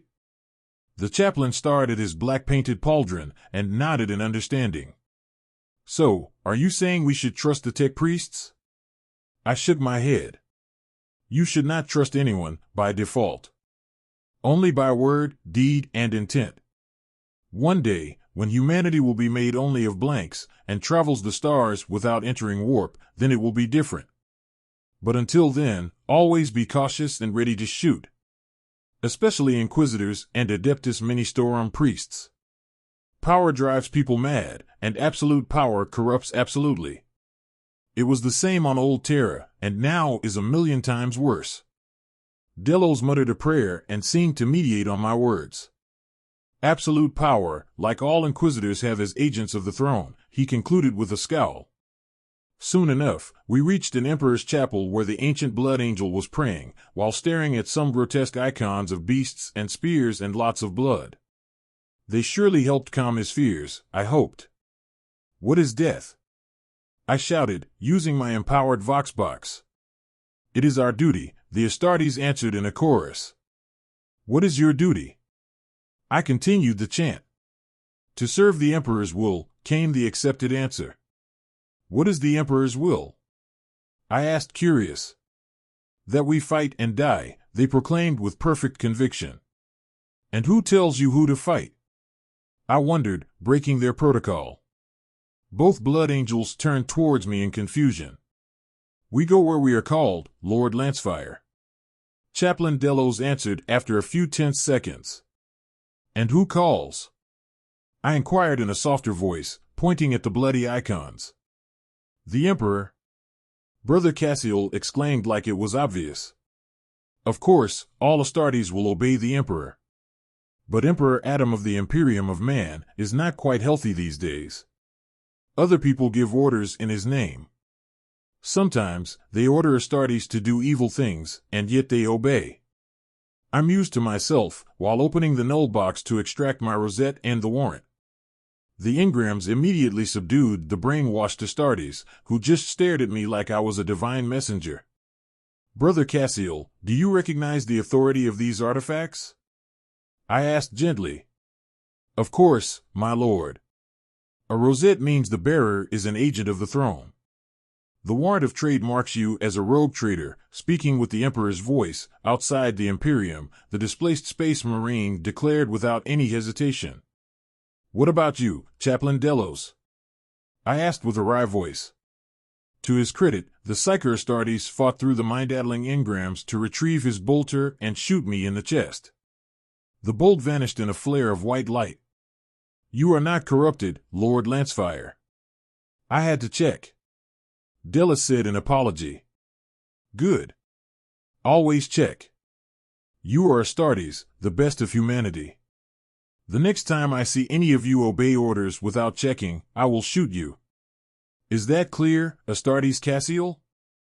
I asked the new addition to my team. "Things have really gotten so bad in the future," the stunned Blood Angel murmured in surprise. "A million times worse, lost Astartes. Now, report to the biologist ward and have those xeno implants removed. 2 curses are sufficient for any chapter. We don't need a third to act up at some inopportune moment," I demanded in an angry voice, while storing the precious items back in the null box. Another bolter round splashed the Rosarius shield right in the direction of my armored pauldron. "Nothing personal, my lord. Only following orders," Cassiel said in a more relaxed tone. "Keep that smile, Astartes. I hear the tech priests enjoy testing pain resistance of their medical subjects. Always trying to prove the flesh is weak." I muttered as I sat down to clear my thoughts. I had a campaign to plan, and a whole load of logistics to complete. Ruling an interstellar empire wasn't so easy. Miracle 78. My eyes fall on a litany written with golden words on a flag, most certainly Chaplain's work. "Where there is uncertainty, I shall bring light. Where there is doubt, I shall sow faith. Where there is shame, I shall point atonement. Where there is rage, I shall show its course. My word in the soul shall be as my bolter in the field. Nothing about reason or facts. Nothing about discovery or joy. We might as well be orcs, they too have only faith and fury, after all. It even works, their wafts bending reality as they rage and plunder and destroy. Fighting each other, the orcs become stronger, and then they attack others. It is what a branch of Inquisition fosters, the so-called Istvanian. They encourage cults and rebellions, they poison leaders and create disasters, causing untold suffering and pain. Only men are not orcs. There are more than enough enemies, xenos, and demons plaguing humanity. And these cretins create strife and misery instead of helping the Imperium. And like them, there are so many other cliques and covenants of inquisitors and tech priests and nobles and administrators, all fighting for more power at the expense of the people they were supposed to protect. I swear, if any inquisitors show up in my own kingdom, they will not live to attempt these kinds of machinations. And then, there is the problem of the imported tech priests from Styges_8, a forge world widely known for hair-tech inventions and breaking many taboos imposed by the strict laws of the Imperium. Sure, a host of free-thinking tech priests will be amazingly useful and productive until they unleash some gene-tailoring virus or data infocyte or other clever invention that ruins an entire sector. I will have to speak with them about this. And likely execute 1,000 of them, just to make a point. Luckily, I do have a starting base already, and active support from Forge Antax. The rescued Katakan regiments, from Trajan's own collection, and the women I saved from Sotho will become the basis of my gene stock, with more and more blank genes injected from my descendants and their descendants. The hive cities are rather useless in this respect, even after vaccination campaigns and the culling of the underhives, but they will provide cannon fodder for servitors and organic parts for new machine spirits. An hour later, Fabricator Iridan sent me a Vox call to make myself available in the Medicae ward. I am by now quite familiar with these type of Mechanicus medical wards, for some reason. Soon, I enter the biologic ward to find Astartes Cassiel mostly dissected and disassembled, skull open, while the Necron scarabs were being extracted with surgical precision, then conserved in glass jars. Not even lids on those jars. Damn common sense, Biologist Clade. 5 Magi Biologists and the Fabricator Locum all nod at me in silence. This is very advanced xenotechnology, Lord Lancefire. Someone has kept the subject under mechanically induced mind control, with no discernible ill effects. Copying and reversing the nanofilaments will take centuries at least. The Muggos explains in a slightly excited voice. I see. And if these filaments were composed of nanites, and escaped from those open jars? I asked, curious, pointing at their abysmal work security protocols. No wonder the Mechanicus keeps bombing labs from orbit to stop failed experiments. The Magi wave their metal tentacles in panic, and soon find some glass lids for the jars. They look at me like kids caught playing with scorpions, and not yet understanding the risks. Next time, use a sterile-warded glass operating box, with remote instruments. And have an incinerator prepared to shove that box in, if demons or metallic limbs sprout from your subject. You can follow a simple contagion protocol, being the smart and logical people that you certainly are, correct? I mused out loud, reconsidering my projections and adding a few centuries to my plans, for the inevitable catastrophic lack of common sense of the Mechanicus. You are a beacon of reason, Lord Pef. What else could we do for better security? The Fabricator asks, and keeps picking scarabs with his tools, and dropping them in another jar. A Geller field over each forage section and spire, force field containment barriers and melta warheads buried underneath each lab. Also, Datasphere firewalls and regular Promethium firewalls. Blackstone armor inside and out for each lab, and 1 million warships in orbit, just in case we need a rapid exterminatus for the whole planet. I continue with a gentle smile. Isn't this a little exaggerated, one Muggos wonders while picking a Necron scarab and keeping it way too close to his bionic eye. That is the minimum necessary, my dear Muggos. If that Necron scarab activates suddenly, then turns and enters your eye, you could unleash a lethal virus and kill everyone on this planet in a minute. Meanwhile, your body will slowly transform into necrodermis and you'll become a xeno. And then I will have to kill you, and burn the planet with exterminatus. Wouldn't that be just great? I asked in dismay and turn around to leave. We will begin implementing the minimal security protocols, Lord Lancefire. Do you want us to harvest and clone some black carapace for your next power armor? The Fabricator asks, slicing off some of Cassiel's dermal organ and holding in midair. I think for a moment and approve it. Archeo's armor would become much easier to control that way. And best power armor for my Sisters of Silence as well. Air-sealed, Auspex visor and spinal black carapace, with trauma packs in the pauldrons and 3 logic shields, each based on refractor, conversion and flare templates. Plus savant and transceiver brain implants. I demanded before I exited the medical lab. Having my own forge was providing some boons too, not just headaches. Brother Delos awaited outside the lab, looking worried. Will Brother Cassiel be fine? They wouldn't let me inside, damn tech priests, the chaplain complained in an offended voice. Ah, that's because they let me inside the ward, but not him. Envy. Such a human emotion. He's perfectly fine. My biologist magi are the best in the entire Eastern Fringe. I said in relaxed voice. It was sadly even true, because they were the only such magi in the Eastern Fringe. I will pray he makes a fast recovery. I also sent a warning astropath communique to Lord Commander Dante about that sorcerer, my lord. Just in time it seems, he explained in a worried voice. Oh? That happened? Tell me. I asked a bit amused, while heading for the aircraft factory. Sadly, it was much too close to the certainly doomed biology lab. Orbital cleansing would burn my planes as well. We were lucky some of your blank sons were inside the gene seed reliquary. They managed to subdue the infiltrator, with only minor injuries. Delos announced and patted my shoulder in praise. In a few minutes we entered the assembly lines, where servitors and low-level tech priests and engineers worked on mass-producing my new army.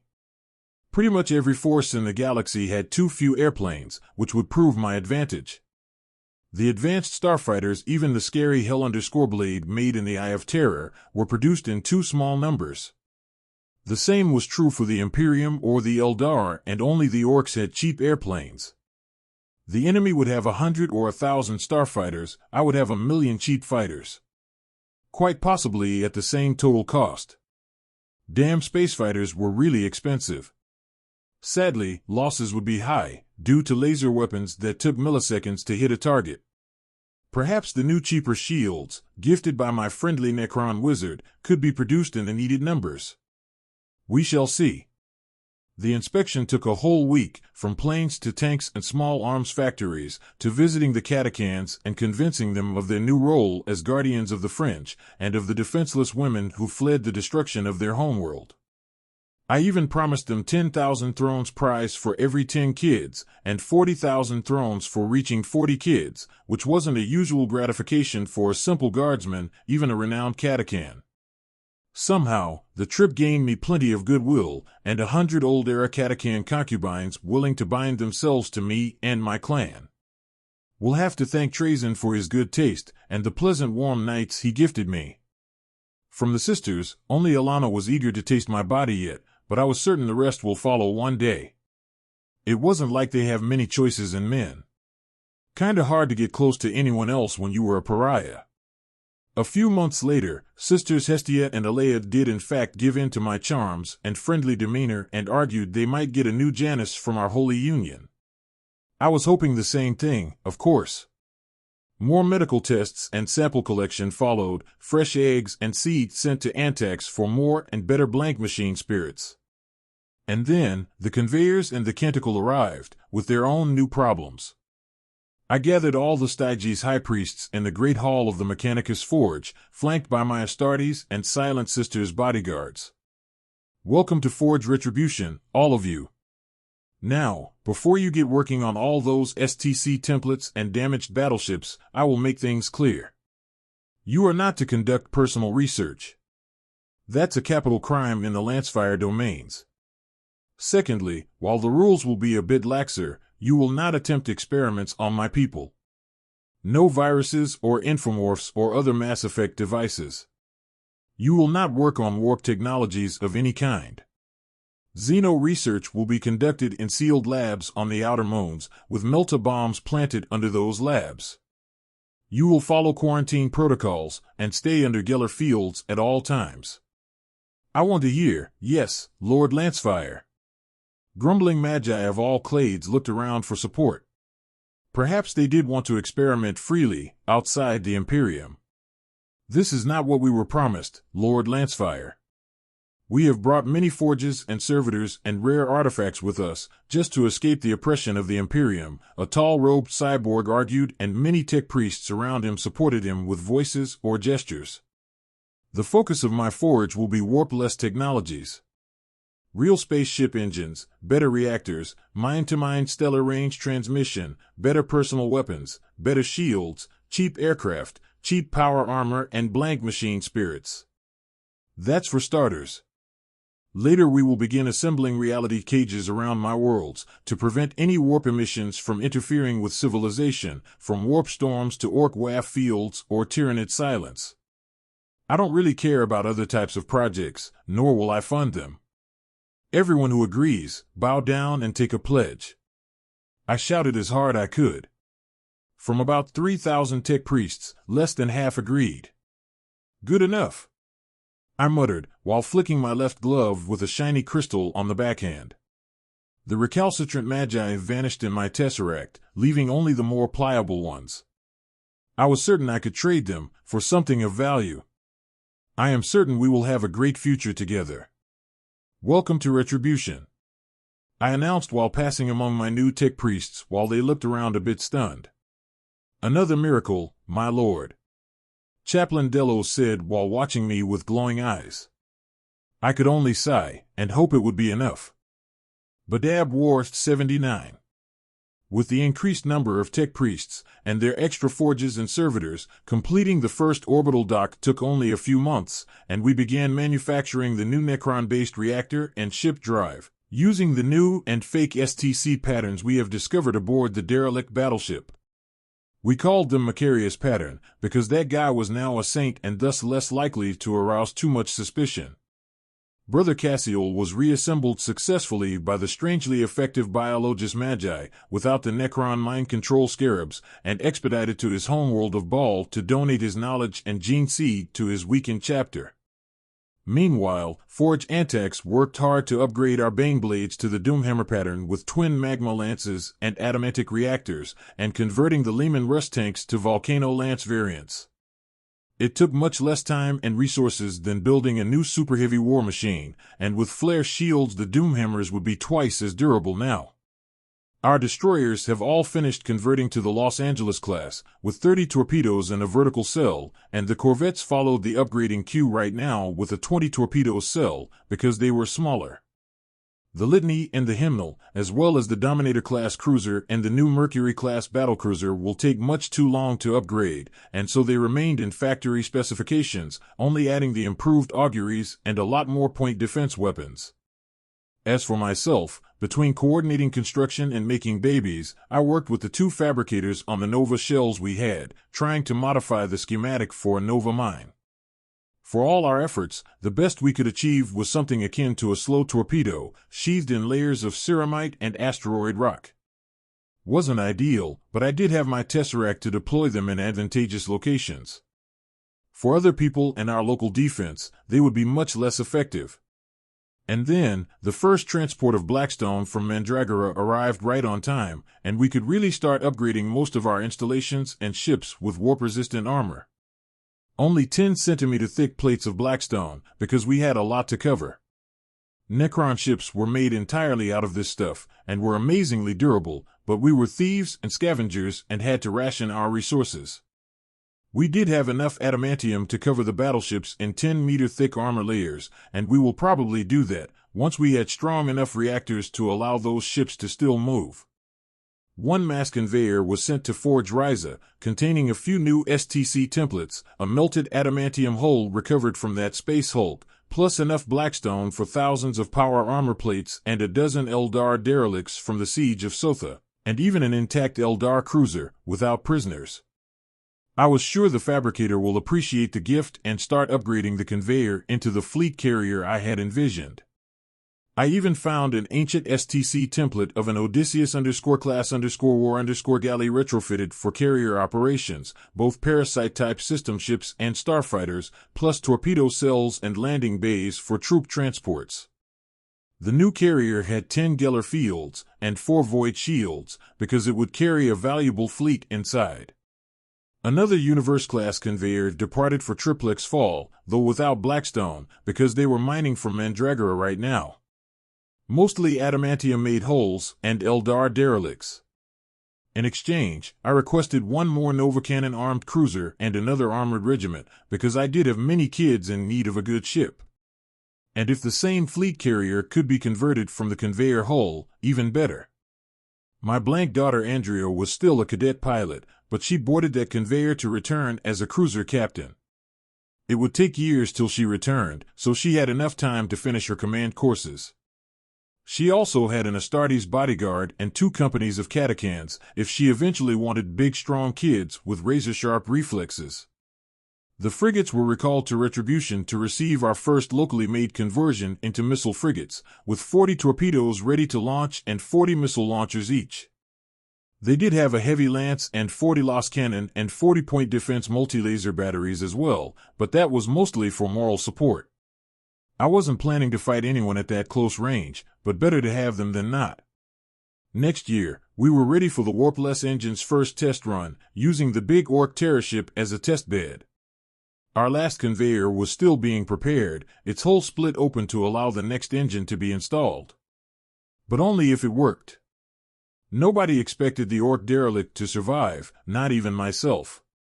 That poor hull had suffered so much under the Orc disrepair, and then after getting bombed and boarded by my troops, that everyone expected it to fall apart in mid-trip or something.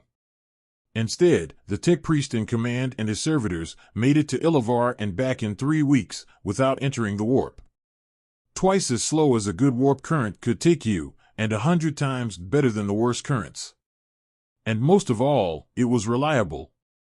The Geller fields only kept minor ghosts and echoes away, without the constant assault by demons or enslavers. Possibly 1,000 times slower than the Eldar or Necron could travel, but this was only the first flight. Starfighters could fly 1,000 times faster than the first aircrafts, and in time we will have faster spaceships.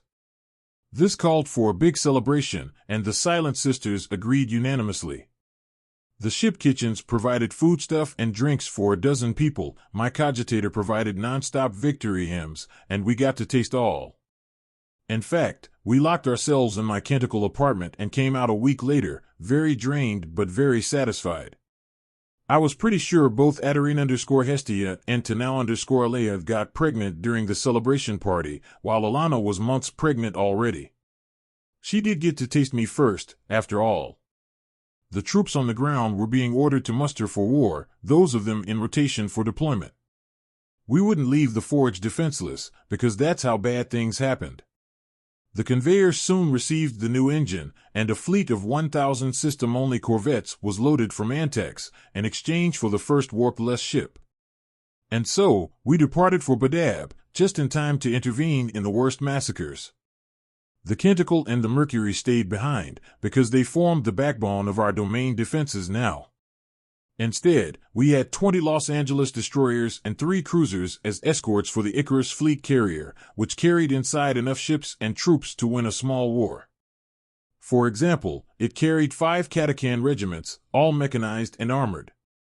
My own troops were not bound by the regulations of Astra Militarum, which allowed only a handful of sentinels per regiment. I could have 1,000 walkers, and I did. And mine had arms too. I could have 1,000 laser weasels and 500 multi-laser hydras and 100 missile manticores and 50 Lance-Leman rust tanks and 20 doomhammers per regiment. And I did. A normal Cadian armored regiment has 30 Leman rust tanks, 1 Baneblade, and only 5 hydras. And no air support. Makes you wonder how they still stand. I had 40,000 drones and ground attack fighters and 4,000 interceptors. Not all that much yet, but they were homemade. Training 4,000 of my Catacans to become fighter pilots continued during the trip, which required lots of savant implants and math lessons, besides simulations and cadet lessons. Luckily, I did have a cadre of cadets and officers to do all the training for me. Of the Silent Sisters, one of each was deployed in the cruisers' Generatoriums to keep warp accidents at a minimum, just like they did on the Inquisition's black ships. We emerged at Badab in the middle of an Astartes versus Mechanicus fight, Navy and Mechanicus ships under attack by the Astral_Claws, having gone traitor due to their chapter master having fallen to chaos, and the idiots following orders without thinking. Destroyers, support loyal Navy and the Mechanicus vessels. Cruisers, free to hunt the Astral Claw strike cruisers. Icarus, launch the fleet. Navy and Mechanicus ships, this rogue trader Pef Lancefire with private fleet support. We will move to intercept the traitors. I announced on the Vox channel, just as a few Carthagin trade vessels began taking heavy fire from Fury starfighters and strike cruisers of the Astral Claws. The Mechanicus ships had Forge Ryza symbols on them, while the Navy cruisers were part of Battlefleet Carthago, which had possibly come to assist collecting taxes. Lord Lancefire, you have come at the right time. And that Icarus conveyor can surely carry many corvettes. A Ryza tech priest with Biologist insignia appeared on the pic screen. Your fabricator on Forge Ryza does have the same STC template, esteemed Muggos. Surely you must have seen your shipyards working on the Odysseus-class fleet carrier? I asked Riley. The Muggos blinked and checked something on his console. Oh. That's what it was. I admit I don't pay much attention to what the other clades are doing. These renegade Astartes refused to pay their gene tithe and even fired, and now destroyed an administratum ship, he commented astounded, as a merchant vessel of the Carthagin blew up under sustained fire from 3 strike cruisers. Well, now it was war.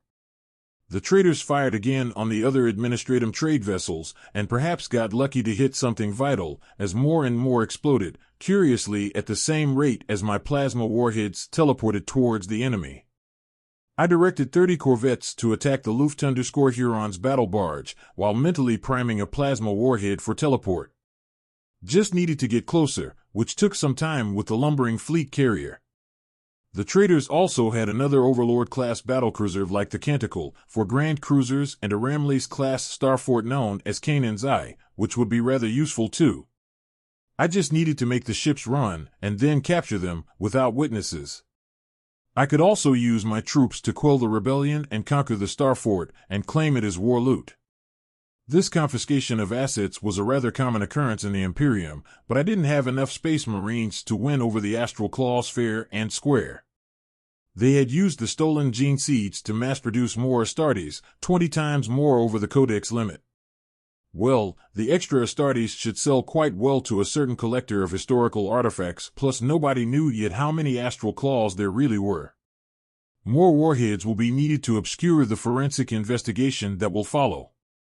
Playing with my gloved fingers on the command chair's armrest, I began doing just that, kidnapping company after company of illicit Astartes, while my ships created a wonderful smokescreen of torpedoes and missiles. Blood Angels. Ready 5 assault squads. Prepare to teleport on that star fort. I need 1 fort, for my capital. I ordered with a light voice, like it would be a really easy fight. With only half a company of Astral Claws, instead of 5, and with a dozen warheads exploding in critical areas just as the torpedoes struck the thick fort armor, the star fort fell quite easily indeed. Having complete superiority with the new Rosarius shields and Blackstone armor plates, my Blood Angels plowed through the traders, just as a battalion of catechans and 100 tech priests began teleporting to secure the fort. Just Huron's battle barge had 1,000 Astartes on it, which began vanishing into the Tesseract labyrinth as torpedoes began striking the barge in huge volleys. The vessel remained drifting and listing, and more Blood Angels and tech priests teleported on board to secure our prize. Seeing this, and deprived of their leader's commands, the other Astral Claws vessels began speeding away, fleeing the battle. However, the Astartes on board vanished mysteriously, as did the vessels once the warp rifts opened. Was I cheating like a Necron overlord? Sure I was. Even using the exact same technology, though without temporal manipulation or galactic range teleport, because I didn't enslave Atan to my will. Not yet. The Navy cruisers caught courage seeing the battle won, and soon advanced to bombard the Astral Claws positions on the surface, supported by my destroyers and interceptors. Of course, there were 10,000 Astral Claws on Badab, which didn't manage to die to orbital bombardments, getting rescued by a mysterious force with dimensional tesseracts at his disposal. The serfs and the aspirants kept fighting, of course, and so I began deploying my Catachan armored regiments and my air power, with the system corvettes providing pinpoint lance orbital support, or torpedo volleys on void-shielded fortresses. 1,000 corvettes had 20,000 torpedoes, which was more than enough to crush any fortified position. The Mechanicus vessels also began dropping Scutarii and battle automata on the surface of Badab, forcing an even faster victory. I didn't wait to see the result, taking my cruisers and the destroyers and departing at speed towards Iblis. There was a Mars battlecruiser there I needed to capture. The conveyor will be needed to supply the ground troops, and had 1,000 torpedo corvettes for defense. It should be fine. Blood Angels, do not let anyone else board my star fort except the Forge Risa Magi. Same for the captured battle barge. Understood, Lord Pef. Good hunting for the traitors. Chaplain Delos replied from my star fort. Installing warp-less engines on the fort should be possible, as it was big enough. Perhaps too big. Same for the Grand Cruisers, which were just a bit too small for the current Necron drive. Maybe after tinkering with the drive designed a little. It wasn't my urgent concern though. Only confiscating as many ships I could from this Badab war. Magog Chapter 80. En route to Iblis, I make use of the tech priests I imported from Styges, basically a think tank of various clades and specialties to recover the lost STC patterns of the Macarius tank. A twin volcano lance template, with 2 small plasma reactors to supply both the engine and the weapons, and 2 heavy bolters for defense, seems to be the best we can make at a reasonable cost. It also has the new flare shield, which doubles the prodigious durability once more. Much cheaper would be a classic Vanquisher cannon variant, like those Lehman Russ tanks, with 3 autocannons for close defense. Could also use a heavy flamer, due to its Promethium-based engine. We mark it down for the Astra Militarum and other PDF-style forces. The Guardsmen will surely love having these as their primary tanks. The next variant, one with a Gatling heavy bolter and 2 twin autocannons, would be hugely useful against light infantry. Not that much against anything else, and thus it's only there as a gift. The quad Las Cannon variant, with 3 twin multilasers, gets my approval quite fast. Laser technology is cheap and readily available for any forge. I would pre-order 1 million of them, but they are still heavy tanks.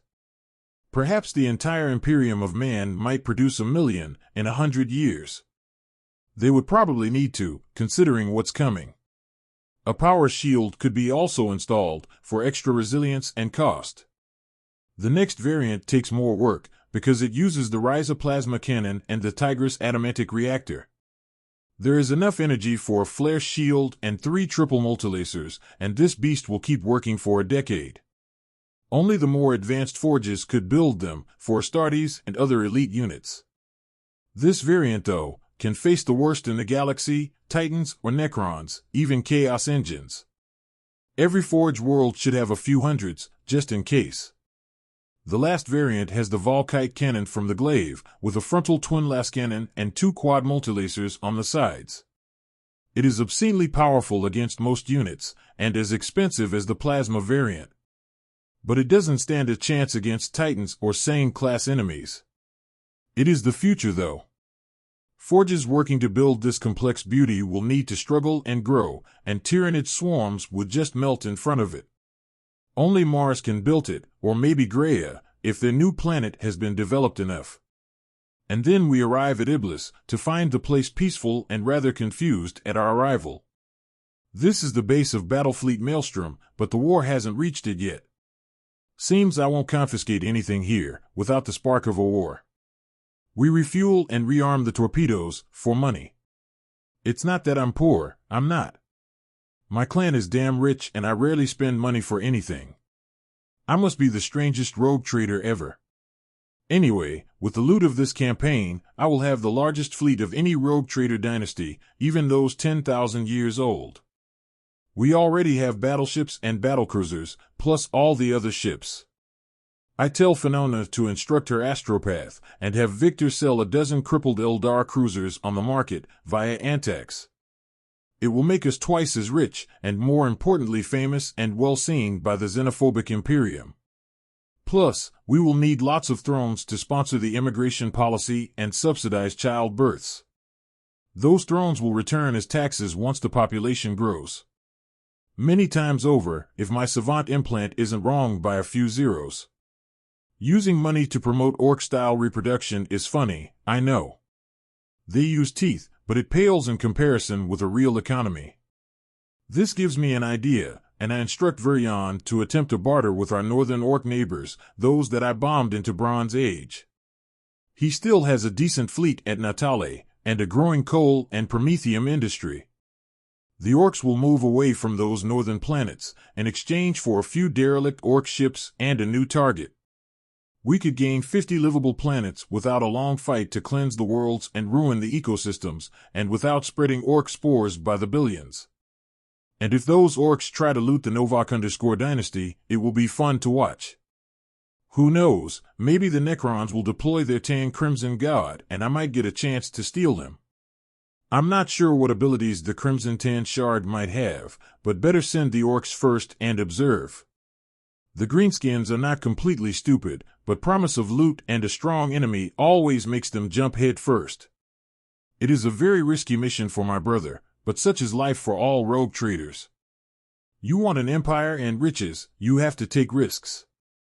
He basically needs 50 Orcish ships to lift off their entire population and escort them towards Dal, the Necron capital.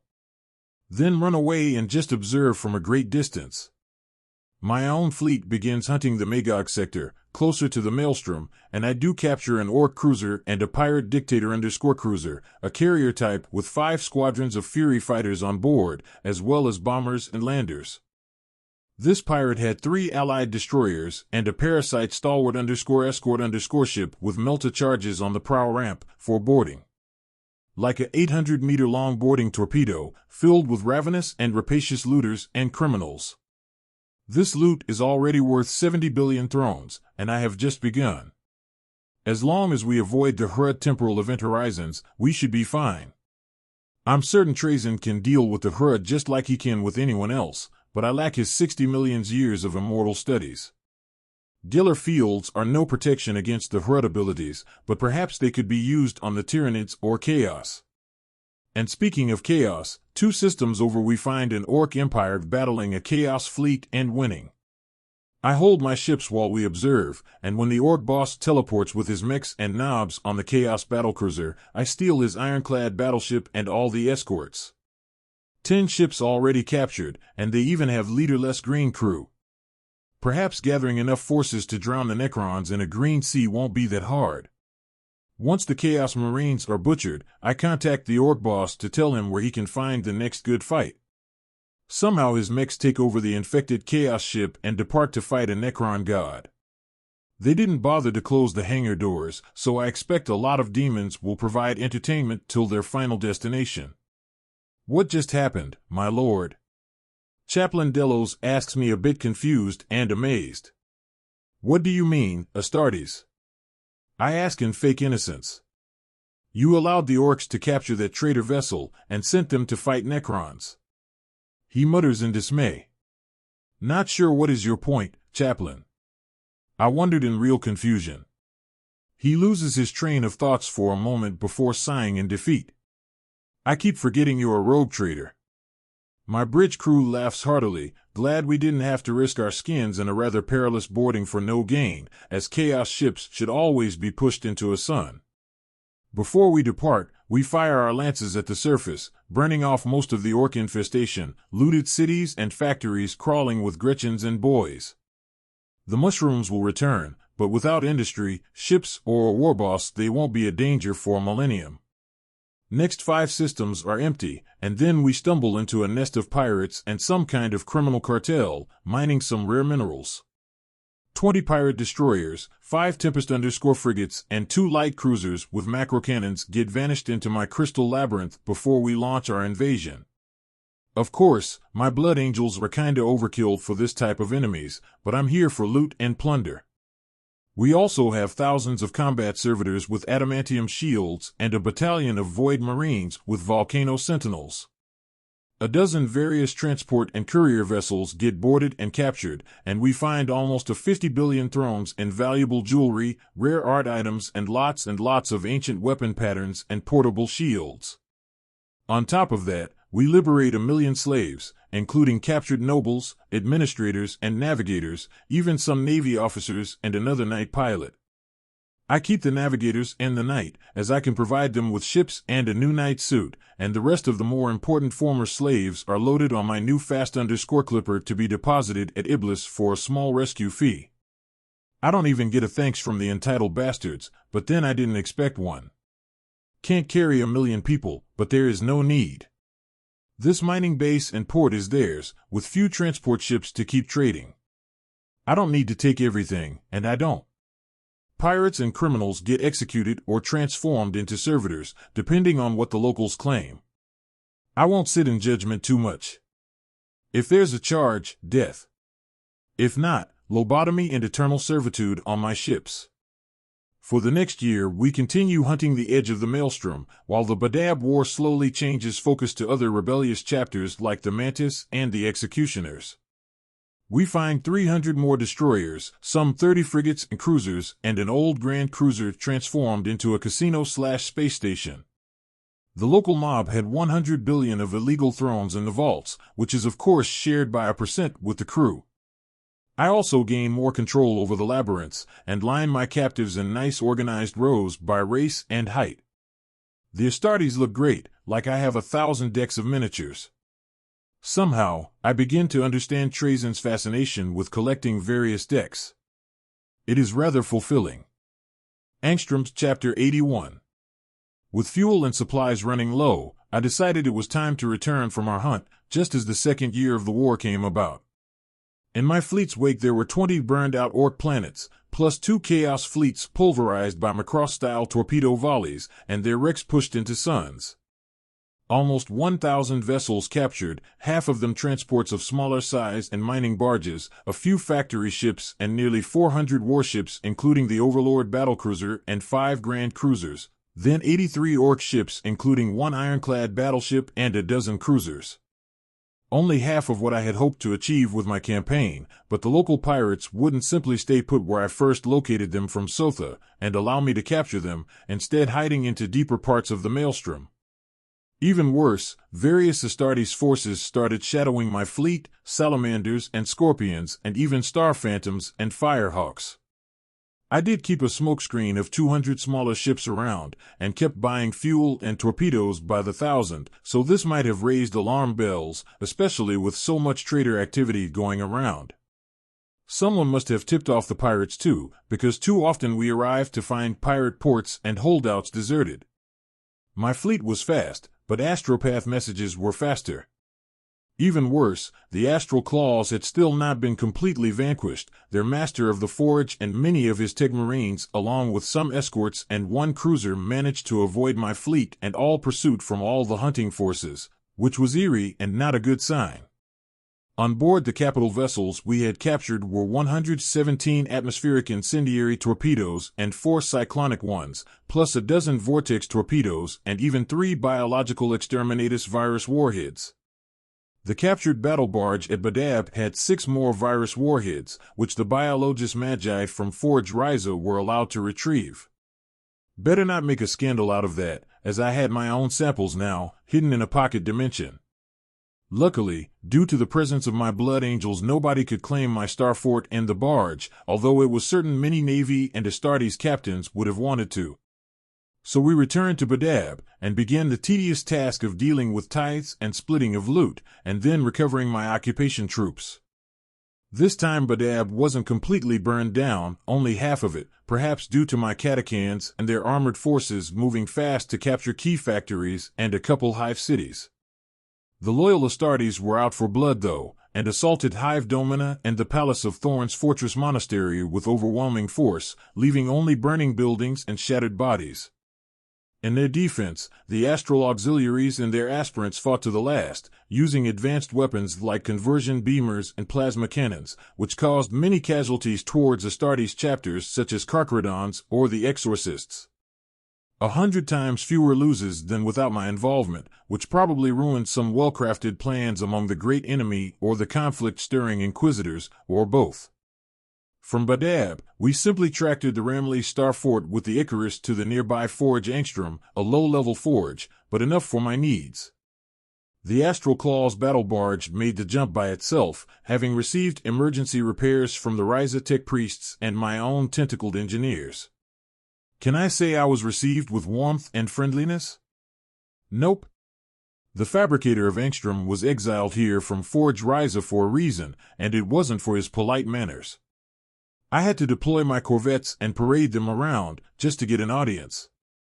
His spire was the most advanced piece of technology one have seen, from holofields and force fields and auspex scanner of a dozen types, and really advanced Scutarii weapons and armor. And that was only what I could see as a visitor. They had no Titans and Night Forges here, but made the best power armor available. No wonder the guy was so proud and independent. Everyone else needed him. But then, I unloaded on him 100 STC templates, and he switched gears, just like that. Rogue Trader Lancefire, you leave me at a loss, for words and actions too. This wealth of knowledge is priceless, and my forge doesn't have anything that could repay you, the fabricator said with a concerned voice and examined my space wolf again. I was pretty sure nobody else had a real wolf from the space wolves themselves. Correct, but also not. You are in contact with the Lamenters, even providing them with power armor, weapons, and gunships. It's them I want to save, before they join the traitor side in the Badab war. I can also fix their curse, like am I doing right now for the Blood Angels. I explained in a level voice, and patted my loyal Canis. I will not get involved in that stupid intra-Astartes conflict, the Fabricator boomed in displeasure, his voxcasters screeching with binary code. I just sighed and opened my null box. You will join Fabricator, and you know it too. Perhaps not yet, but it is inevitable. But I don't need military forces, since I am withdrawing my ships back into the fringe. I need an Astartes chapter, and the Lamenters need a home and relief from their gene curse. Also, relief from the bad luck which plagues them since their founding. I said gently as my rosette blared with security codes and overrides. The Fabricator glanced inside my chest box and waved a few tentacles in annoyance. Another Inquisitor in disguise? No wonder you get away with everything, Lord Lancefire. Okay, I will place an astropath call to the Lamenters. Nothing else? With a wide grin, I tapped the next data slate. Here is a warpless drive template, just like Forge Ryza has. Same stuff that powers the Icarus fleet carrier. Also the strongest ship reactor in the Imperium. I need someone to work on this, miniaturize it for battlecruiser size. Someone with access to rare minerals from the Maelstrom Zone and advanced knowledge of plasma technology. It will need angstrom-scale quality control, but this is the name of your Forge world, correct? The old tech priest scanned the data slate a dozen times, mechadendrites trembling in excitement. It is possible, after all. A Macarius pattern space drive, found by the saint himself? A dozen Forge worlds already have the ancient drive template, Fabricator. From my knowledge, an entire Crusade fleet was trapped in a space hulk, and then released somehow, with many ships having these templates hidden in the engine rooms. Also had those Macarius pattern heavy tanks and the armed sentinels. Out in the fringe, I have found a Macarius Vitrix battleship that Forge Retribution now works to restore. I explained with a patient smile. Everything I said was true, from a certain point of view. Even so, this isn't a minor favor or even a great favor. Do you need exclusive rights for the smaller drive, if we manage to miniaturize it? Your trader dynasty will become the richest in the galaxy. Heavy cruisers and battlecruisers are 100 times more numerous than battleships or fleet carriers. Everyone will have to buy it from you, the Muggos suggested as an alternative payment. That could work. Let's say a contract for 50 years exclusive production rights, you produce and sell them in my house's name. Firstly for the Inquisition black ships, and then new Navy battlecruisers or Astartes barges. But after that, the pressure for more warpless drives will become too great, and we will have to release it to all Mechanicus forges. I bet you don't want a Mars enforcement fleet coming here. I mused out loud. The Fabricator was a very smart man. Inquisition first, huh? That would block most demands right from the start. I don't know what kind of alloys will be needed to produce the same energy in a smaller volume. What about that star fort? It will be the base for my Fringe Astartes chapter, like I told you. With a warpless drive it will even be mobile, if very slow. I answered with a pleasant smile. The Muggo sighed audibly and opened a trade screen on his cogitator. See anything here that might interest you, Lord Lancefire? He offered in a smaller voice. I checked the screen with knowing eyes. 100 anti-grav gunships and 1,000 armored sentinels. Perhaps 100 Omega pattern Macarius tanks, when you have time to build them. Please, Lord Pef. My forge may be small, but we're not poor. May I suggest 200 Fury interceptors for your carrier and a dozen Baneblade tanks? He offered in a pained voice. I shook my head. At most 100 Furies, Muggos. They are too big and expensive to maintain. No fuel and ammo for regular Baneblades, not in the Eastern Fringe. Gift them to some guard regiments on Armageddon, they sure need extra power. I proposed instead, knowing that firepower will make a huge difference and save millions of guardsmen. "What are those auspex blocking plates on your Blood Angel's armor?" he asked instead, pointing at a screen with my angelic bodyguards getting spied on by many tech priests and servo-skulls. "That is what is called Blackstone in the Fringe. 10 times more durable than ceramite, and even blocks most warp phenomena like sorcerer spells and curses. Forged triplex fall mines it by the megaton from a mining planet called Mandragora. Ryza also uses it for Astartes armor now, probably after they saw how fast my Blood Angels captured that starfort and the traitor's barge," I said while tapping my own Blackstone armor plates. "Made sense to protect myself too, even if I was blank. Very useful then, and any Astartes without this Blackstone armor will find themselves at disadvantage." "Is that how you are suppressing the curse of your bodyguards?" he asked in a more interested tone. "Partially. The rest is their chapter secret and I won't go into it," I replied curtly, before faking a surprised thought. I just had an idea. 1,000 specialist tech priests to train the Lamenters' new tech marines so they can maintain their equipment in the Fringe. Pretty much only orcs and Tyranids around, and scarce supplies. They would need to be self-sufficient. "You're getting close to my final line with this. What if the Lamenters do not come?" he wondered curiously. I smiled sweetly. "You did mention the curse, right?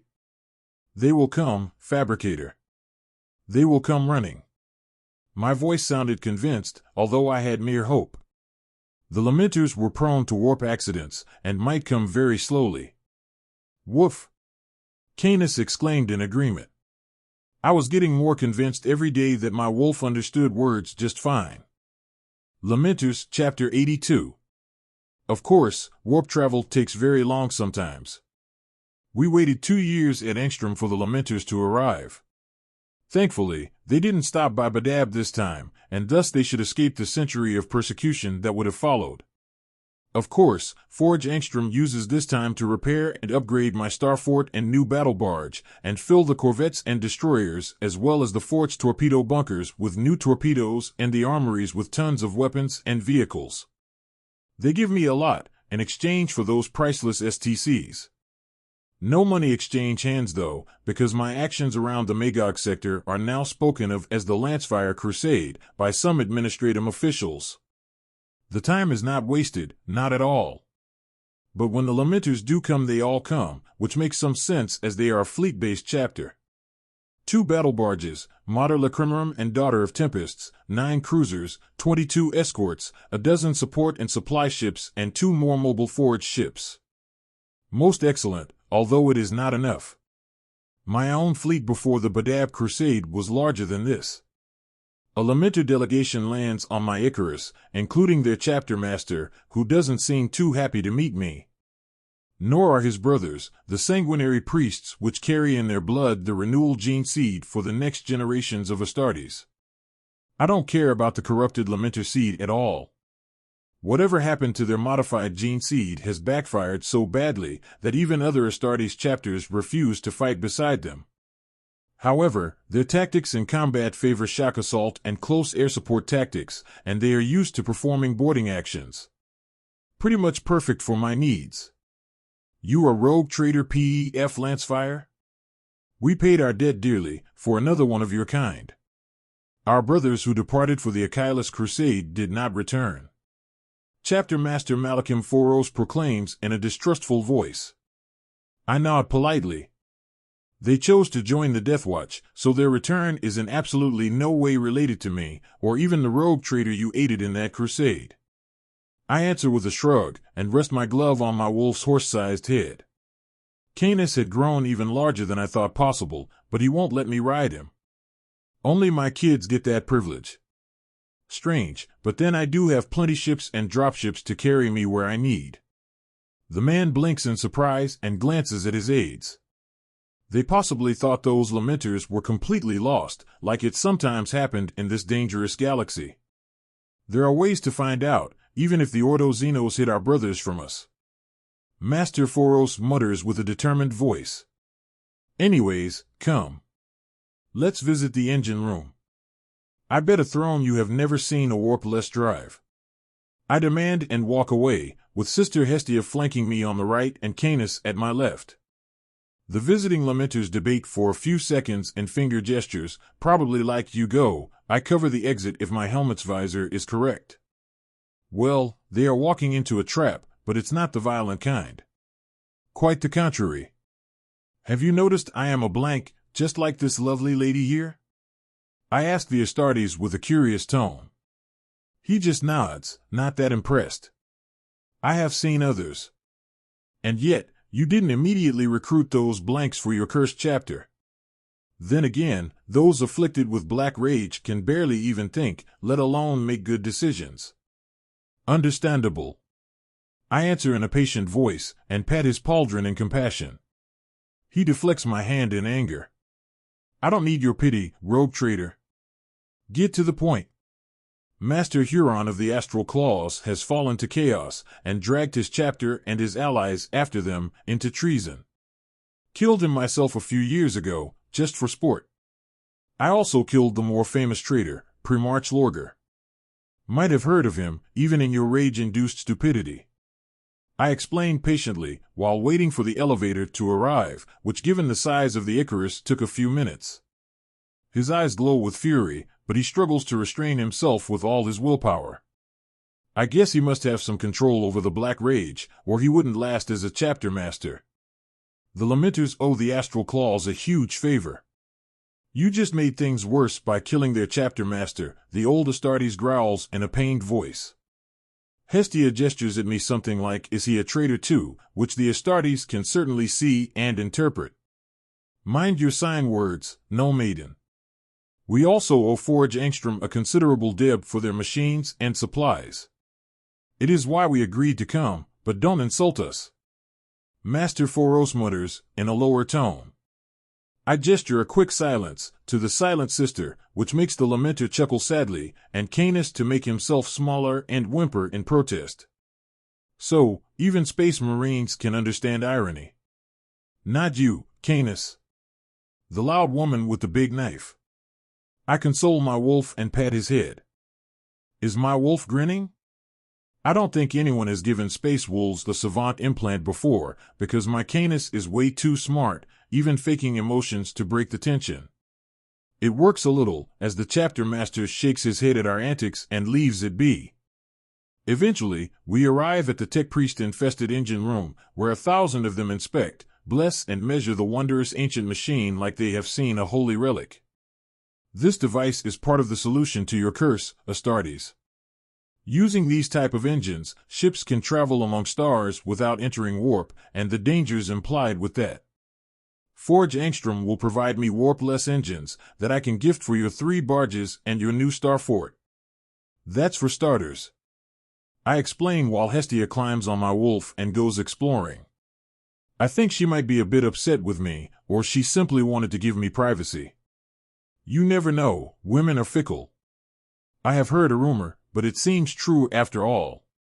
I never seen such a ship engine before, and I think I have seen all of them, he says with wary eyes.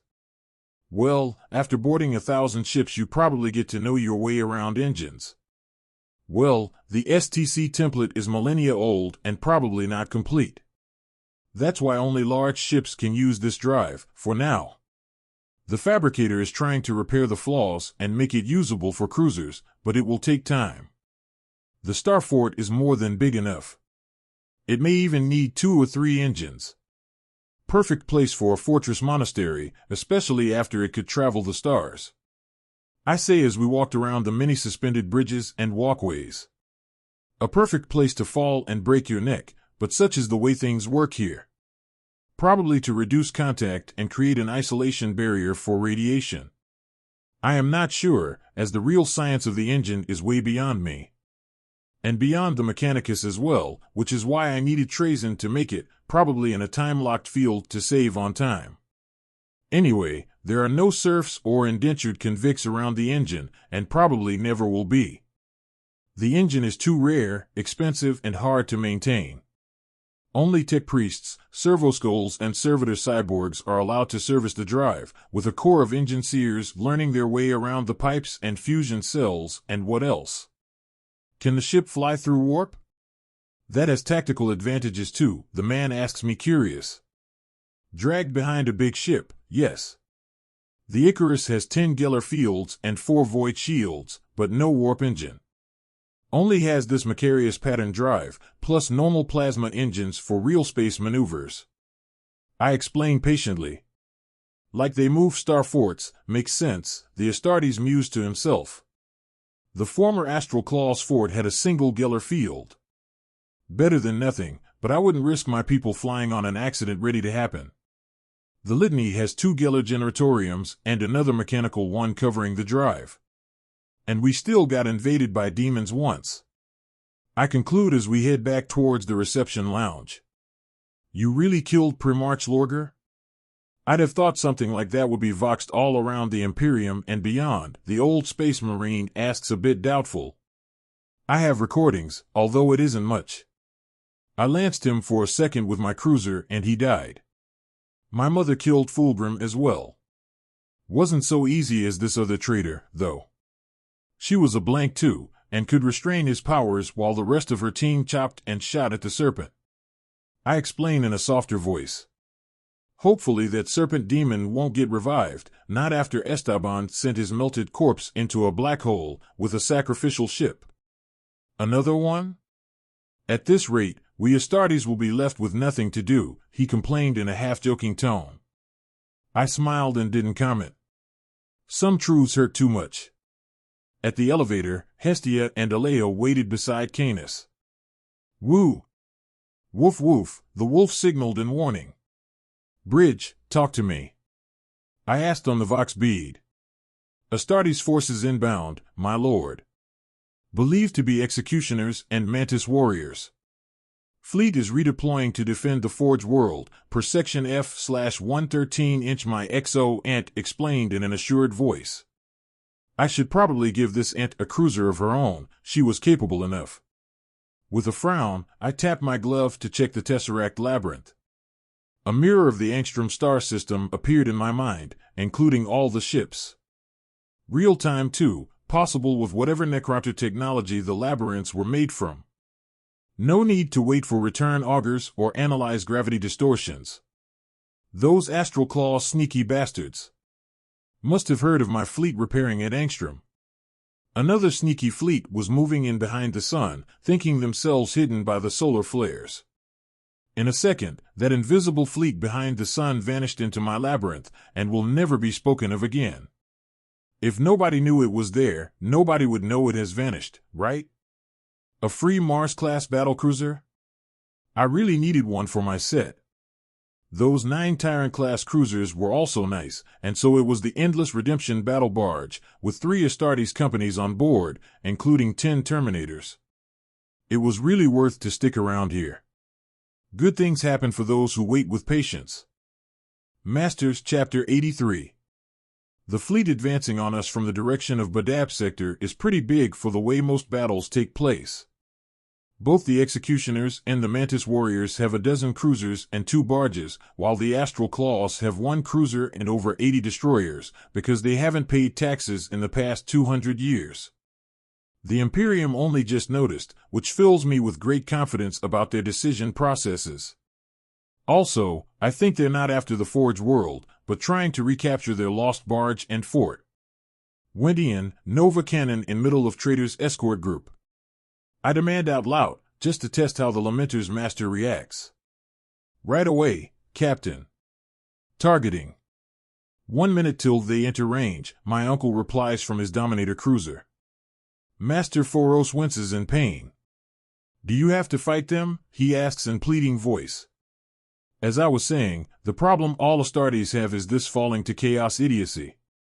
Doesn't happen for blanks, or pariahs, because we simply don't give a throne about the warp. No corruption, no mutations, not even voices in our heads promising eternal life for our souls. What we need is 1,000,000 blanks to replace all these corrupted and treasonous cretins. Isn't it so, Astartes? I ask in a teasing voice, and fling 3 more Nova mines in the path of the 3 enemy squadrons. The blinding flare of the Nova shells blocks all sensors, preventing anyone seeing what's happening, so 100 destroyers simply vanish after the light subsides. Not obliterated, but into my labyrinth, so nobody knows about it. Captain, the enemy fleet is decimated, all the destroyers gone, almost, my Auspex officer yells in excitement. I sigh audibly and key my Vox. You missed 3 targets, went in. Circle around for another shot. My uncle is too surprised to comment. 100 destroyers and 1 Nova shell was beyond believable, even if theoretically possible, on the luckiest shot ever. As you say, Captain. We'll do better next time. Wendian answers a few seconds later. That was, did you just admonish your clansmen for missing 3 destroyers? Chaplain Delos grumbles from my left side, while my aunt snickers in amusement. I would have got them all, plus Nova shells are expensive. I answer in a timid voice. Nobody on my bridge comments, because they probably believe me. My luck is the stuff of legend, and they know it. Only Hestia shows me a single finger sign that says bullshit. Canis mules and eyes my glove with a knowing look. How can he even know what I did? Damn bullshit wolf. Incoming Vox transmission for the Astral Claws cruiser, my Vox officer claims, but doesn't let it through. We rarely banter with enemies, unless they are orcs. Orcs are fun. What do you say, Lamenter? Ready to board their barges after next salvo? I ask curious, while directing 2 wings of 100 corvettes to flank the traitors from both sides. Not letting my prizes escape. The attacking barges already lost a layer of void shields, and the cruisers are defenseless now, after getting splashed by my Nova mines. Boarding their barges will be very costly. My chapter will suffer catastrophic losses, the chapter master reminds me with a heavy voice. Yes, hopefully nearly total loses. And then, I will provide blank recruits to replace your fallen brothers. No more curse, plus amazing reputation for ending the Badab war in a single day. I will even lend you my blood angels and a Katakan regiment with sentinels and rapiers. I argue while keeping watch on Wentian's cruiser. Should be in position in a few minutes. And we keep their captured ships, for my chapter? Master Foros asks in a calm voice. I know that voice, because Ludvius uses it when we're about to die. However, the Blood Angels will risk their lives too. I glance at Delos and raise an eyebrow. You want a free battle barge, brother? The Blood Angel chaplain laughs, as if he has heard the best joke ever. Why not, my lord? Let's end this war today. All troops on deployment duty, prepare for boarding actions. Fighters, prepare to launch after Nova detonation. Astartes, teleport rooms. I order rapidly while the Icarus machine spirit keeps track of the thousands of vectors and changes coming from our fleet and the enemy. I also have my secondary option, using the Tesseract to keep an eye on the system. Then, another flare and more Nova mines, plus a few plasma warheads inside the main Astartes barracks on board the barges. The cruiser's bridges get vaporized by more plasma warheads, because I intend to give these valuable hulls to Forge Angstrom. Cruisers are too big to get vaporized, so they have to stay. Nobody says they need to be intact. The traitors had a bit too many space marines, by going over legal limits, but I also can't make it too easy for the Lamenters. Their rage and thirst curses have returned, but much stronger than before. Not one of them can fully control their curse, and in battle they fight to the last drop of blood. And then, there's the bad luck and aura of melancholy, which are certainly warped consequences of their damaged gene seed. Perhaps the Emperor isn't happy with them, or some dark god plays a tragedy with their souls. Maybe both of those things. Hestia gestures for permission to go as well, and I allow it, for all the sisters. Pariahs will keep things honest, as Lamenters didn't have Psychers or Librarians, nor did they have Blackstone armor and Rosary shields yet. For enemy barges, thus 4 squads of Ogrins get to go as well. In melee, they are worth 2 Space Marines each, and boarding actions always have melee. Battle damage is inevitable, so why not use the big sticks? May the Emperor have mercy on your souls. I whisper as the ship boardings begin. It is not pretty at all, but we have combat servitors, and they don't. Serfs are not as effective in tight spaces, plus they still feel pain and fear. The Tech Priests and the Catechans follow after the whirlwind of bolter fire and secure deck after deck, snipers targeting librarians and other psychers, while the Silent Sisters act as magic shields, preventing warp fire or other spells from incinerating the front lines. Neophytes and aspirants are all thrown in the grinder, all 3 Astartes chapters bleeding themselves dry at the bidding of a Chaos follower and a greedy rogue trader. The fight keeps going for a week, because Astartes die hard. My Blood Angels die even harder, taking 5 enemies down for one of theirs, but they are not invulnerable. The Lamenters fare much worse, and lose 900 battle brothers for less than 800 kills. Perhaps howling in rage and foaming at the mouth isn't the best strategy. But one by one, the battle barges are conquered, and then the cruisers and even some support ships. The Blood Angels keep calm, and capture 100 Astartes of each traitor chapter when they offer to surrender. The old chapter master is mortally wounded and asks to see me in their apothecary. He shouldn't even be alive. Grievous wounds, probably caused by a chainsaw and a dozen bolter holes, have shredded him beyond recognition. And yet he still lives. Lord Lancefire, you have to promise. Save my chapter somehow, be the next master. Do anything in your powers. I saw the angel, and now he stands by your shoulder. Sang. He whispers and dies, as I glance to my side, to see a vanishing wing. I wasn't the only one to see the sanguiner appear. The sanguinary priests, the apothecaries, a dozen Tech Marines, they all saw him. The angel of death came to collect. Chapter Master. You are now our leader, Lord Pef Lancefire. There is no doubt, the chief priest announces to the mourning Lamenters. All right. I have the Blood Angel gene seed, but it shouldn't be much problem. It's from the same Primarch. I muse out loud. Oh, that explains some things, though not why are you still a rogue trader and not on ball receiving the organs, the priest asks me in a curious voice. I think all the Lamenters have the same question. I'm not a space marine though. This angel gave me his blood when I was injured on Esteban. Even gave me the red thirst, which was pretty bad for a few hours. But I got better. I answered with a wide grin. They're not sure if to believe me. Really? A Tech Marine asks in surprise. I nod politely. Take blood samples, if you want to check. It's not like sanguineous genes can't be seen on a medical auspex. And they do. A whole battery of tests, in fact. I'm used to tests, but I wish they knew about anesthetics. I endure and get over it. It seems I will need even more concubines. Oh well. Perhaps I could find more Silent Sisters. Eternal Chapter 84. I have gotten used to time itself being a currency of the galaxy. So, when the fabricator of Angstrom tells me he might need 80 years just to reduce the size of an engine from 10 kilometers battleships to 7 kilometers like a battlecruiser, it appears natural and a short time.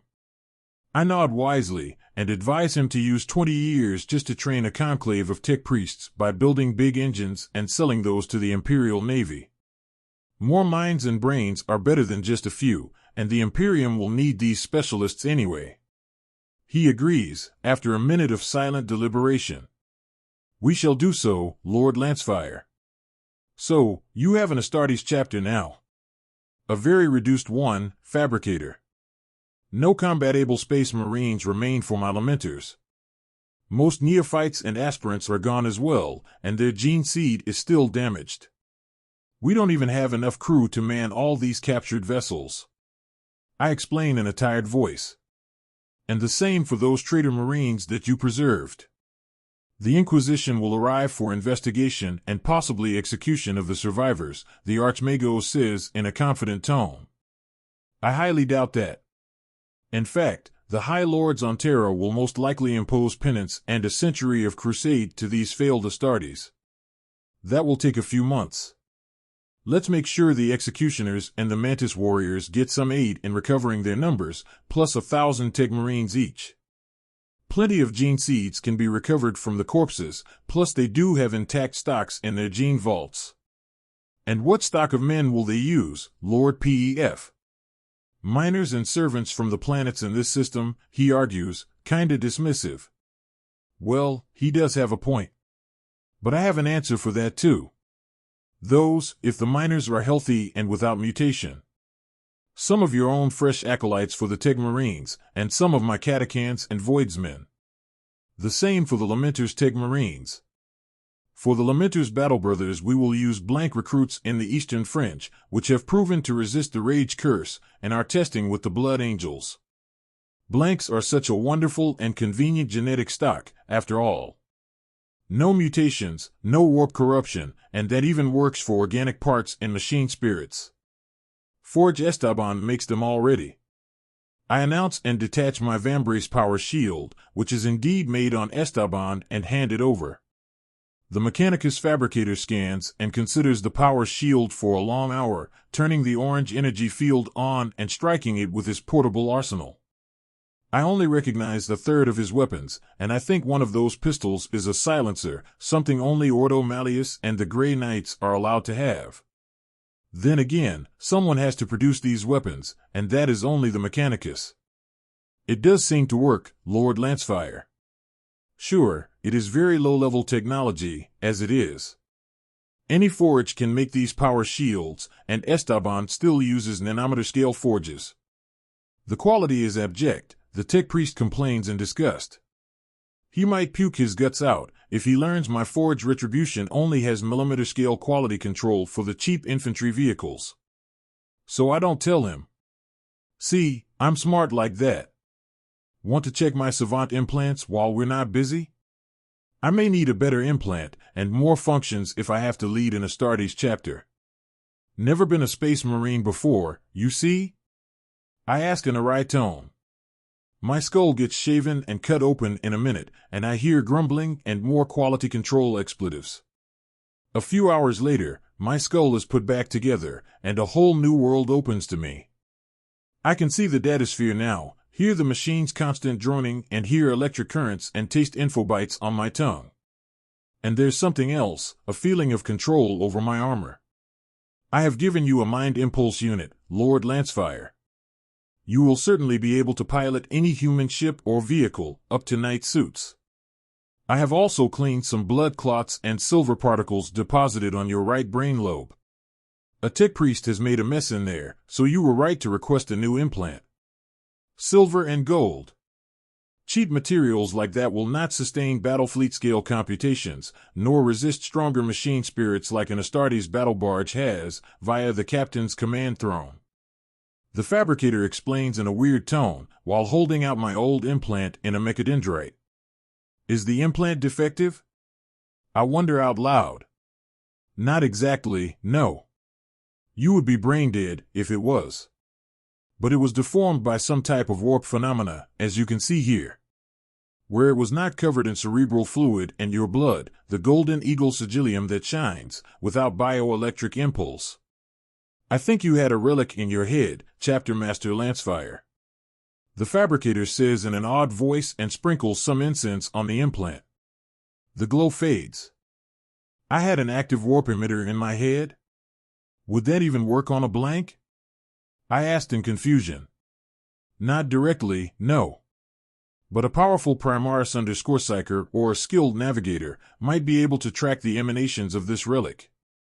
An alpha-level psyker, at least, he mused while tinkering with the exposed and slightly corroded sigil, slicing it off and placing it in front of me for inspection. The nail-sized twin Aquila still shined, very faintly. Would Jiren even know this tracker was there? Probably not. He wasn't a psyker. I powered up my better implant and began running simulations and timelines. Jiren took care of me for Justine in exchange for some Inquisition job on Antax. Is that where he got this implant from? The Inquisition did use henchmen known as a sage, and they would like to keep track of them. Valuable knowledge in their brains, after all. Somewhere up the chain of command, there was a Lord Inquisitor with alpha-level psyker powers who could track my movements from a sector away. Then, of course, whatever the angel did to me, which activated the relic during the time when the sacred Astartes blood reached my brain. The Red Thirst followed, or was induced. Was this kind of Thorian plot? Some faction of the Inquisition keeping tabs on potential divine vessels? The Eldar avatars and their potential incarnations as an Eldar deity, and my rose was an Ordo Xenos Inquisitor. Avatars, enslavers, Psychnuian or vampires, they could all transcend the barriers of the real space and the Immaterium, and the Thorians searched for a similar method which could allow the Emperor to return to a flesh body. And who was best friends with the Eldar among the Lord Inquisitors? Was it perhaps Bronislaw under Scorchevik? Seemed the most probable conclusion from the facts I had. Of course, I might be paranoid and nobody was actually looking at me like the next flesh suit of the Emperor of Mankind. But it made sense to be paranoid, especially if the Emperor himself was the one behind the scenes, pulling strings and arranging lucky accidents and angels showing up. I have seen that angel 3 times, which was 1 trillion times more than anyone else. Oh Adam, my friend. Things must be really bad out there if you rely on me to save you. What's next? You transform my lovely sisters of battle into living saints? Canis into a holy wolf? Maybe Janus? I murmured in my mind, holding the tiny golden eagle in my palm. Other potential plots ran in my mind, Inquisitors searching for Sensei, Emperor's flesh children and Eternals just like the Emperor, who they sacrificed ritually to grant their master extra strength via bloodline infusion. I doubted this was the case, as Eternals did not get old, while I needed life extension and that rejuvenate treatment to recover my youth. Anyway, there was little I could do that I didn't do already. I had space marines, and ships and tanks and a good relation with the forges in the Segmentum, even had a small forge world of my own. I had my warrant of trade and an unauthorized Rosetta, and then I had heretical xenotech that helped change the odds of any battle. It was time to return to my kingdom and expand again. My captured ships will need to be discovered abandoned among distant fringe stars. A dozen nearby jungle worlds will need to be colonized by importing more Katakan infantry regiments, tech priests, and millions or billions of indentured women from any hive world in range. And after this stage, gather more strength, build more units, and attack again. Wave after wave of colonization, growth, and expansion, till my private empire outnumbered the dispersed Imperium 1,000 to 1. Repairs Chapter 85. With the impending threat of a murderous inquisitorial investigation on its way, even the fabricator is slightly more motivated into finishing up the repairs of my ships. One after another, the corvettes are rearmed with torpedoes and loaded into their launching bays on the Icarus carrier, while the damaged battle barges are dragged into dockyards for a complete refit. So are the damaged cruisers and other vessels boarded and captured, while the traitors are kept disarmed and under guard, awaiting their trial. The last Astral Claw's Cardinal-class heavy cruiser named the Thoth's Hound contained the Forge Master Arminius _Volthex, known for his advanced artificer-grade weapons and armor. This guy was so renowned for his skill that even tech priests would consult with him on various artifacts related to the Astartes.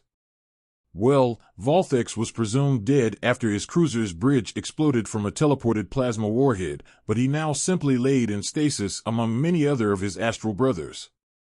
I had almost 16,000 claws, 300 mantis and 200 executioners among my trophies, but I would need a way to mind control them, just like Trazyn had his mind scarabs. Not really an urgent matter, but something to consider. Perhaps via those enslaver bones, as they did literally belong to a mind-controlling monster. Once my loyal Astartes were painted black in Deathwatch color, nobody would need to know their origin, right?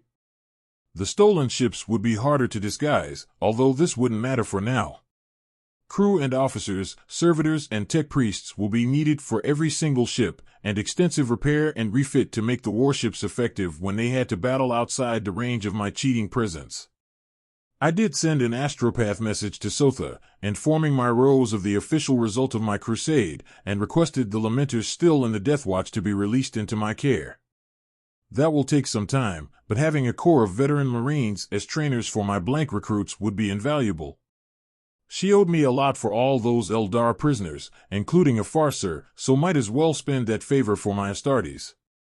More Geller generators had to be constructed and installed in every captured ship, but the trade with Forge World Angstrom was easily achieved by donating the damaged hulls, plus some of the spoils from my Magog plundering. All those ancient pattern weapons found with pirates and criminals were rather useless to me, as I lacked the expertise to repair them. I kept the scans, of course, as STC templates would be valuable to other forges too. Even so, the fabricator did promise to begin constructing his own fleet of system-only torpedo corvettes, and to mount Nova cannons on the salvageable cruiser hulls. As for my other ideas, importing indentured serfs from nearby hive worlds to train new tech priests, or culling the underhives for more servitors? You do have the strangest ideas, Lord Lancefire, the Muggos exclaimed, while we were going over the captured equipment from the traders, including gunships, fighters, power and Terminator armor, plus many broken tanks and weapons and other machines. Of course, honored fabricator. Repairing all these artifacts would take millennia otherwise. And then I would have to ask another forge for the privilege of examining and repairing these priceless relics we recovered from the Astral Claws and the Executioners. I still have to, for my own Lamenters' gruesomely butchered power armors and dreadnoughts. Probably Forge Tigris or Metallica, while Forge Inquisitorial will take care of the Blood Angel's armor. I explained politely, and pointed at Masters Foros' terminally damaged armor. No.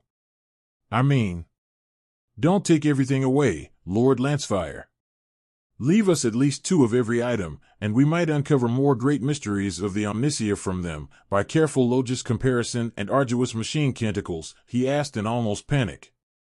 The situation was funny for me, but understandable from the Mechanicus perspective. It would be like showing some museum curator the original armor of Emperor Constantine, and then giving it to another museum for restoration.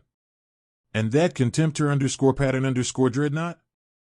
Are you certain it can be restored enough to inter my Captain Tybalt of the Blood Angel bodyguard? I asked with a sadder voice. It seemed some kind of phased claw had managed to rend even his Blackstone armor plates, ignoring the shield as well. I had a suspicion what kind of technology stood at the base for that claw, probably one of those phased swords used by the Calidus assassins, or a similar weapon with tan provenience. Astartes Tybalt valiantly held onto the arm of his Astral Claws foe, allowing his battle brothers to kill his enemy, but his organs were all shredded beyond repair. I wasn't ready to allow him to die so easily, though. The dreadnought itself was found empty in a sealed vault on the Mantis barge, but wasn't fully operational, although the adamantic shield still worked, and that was the most important thing.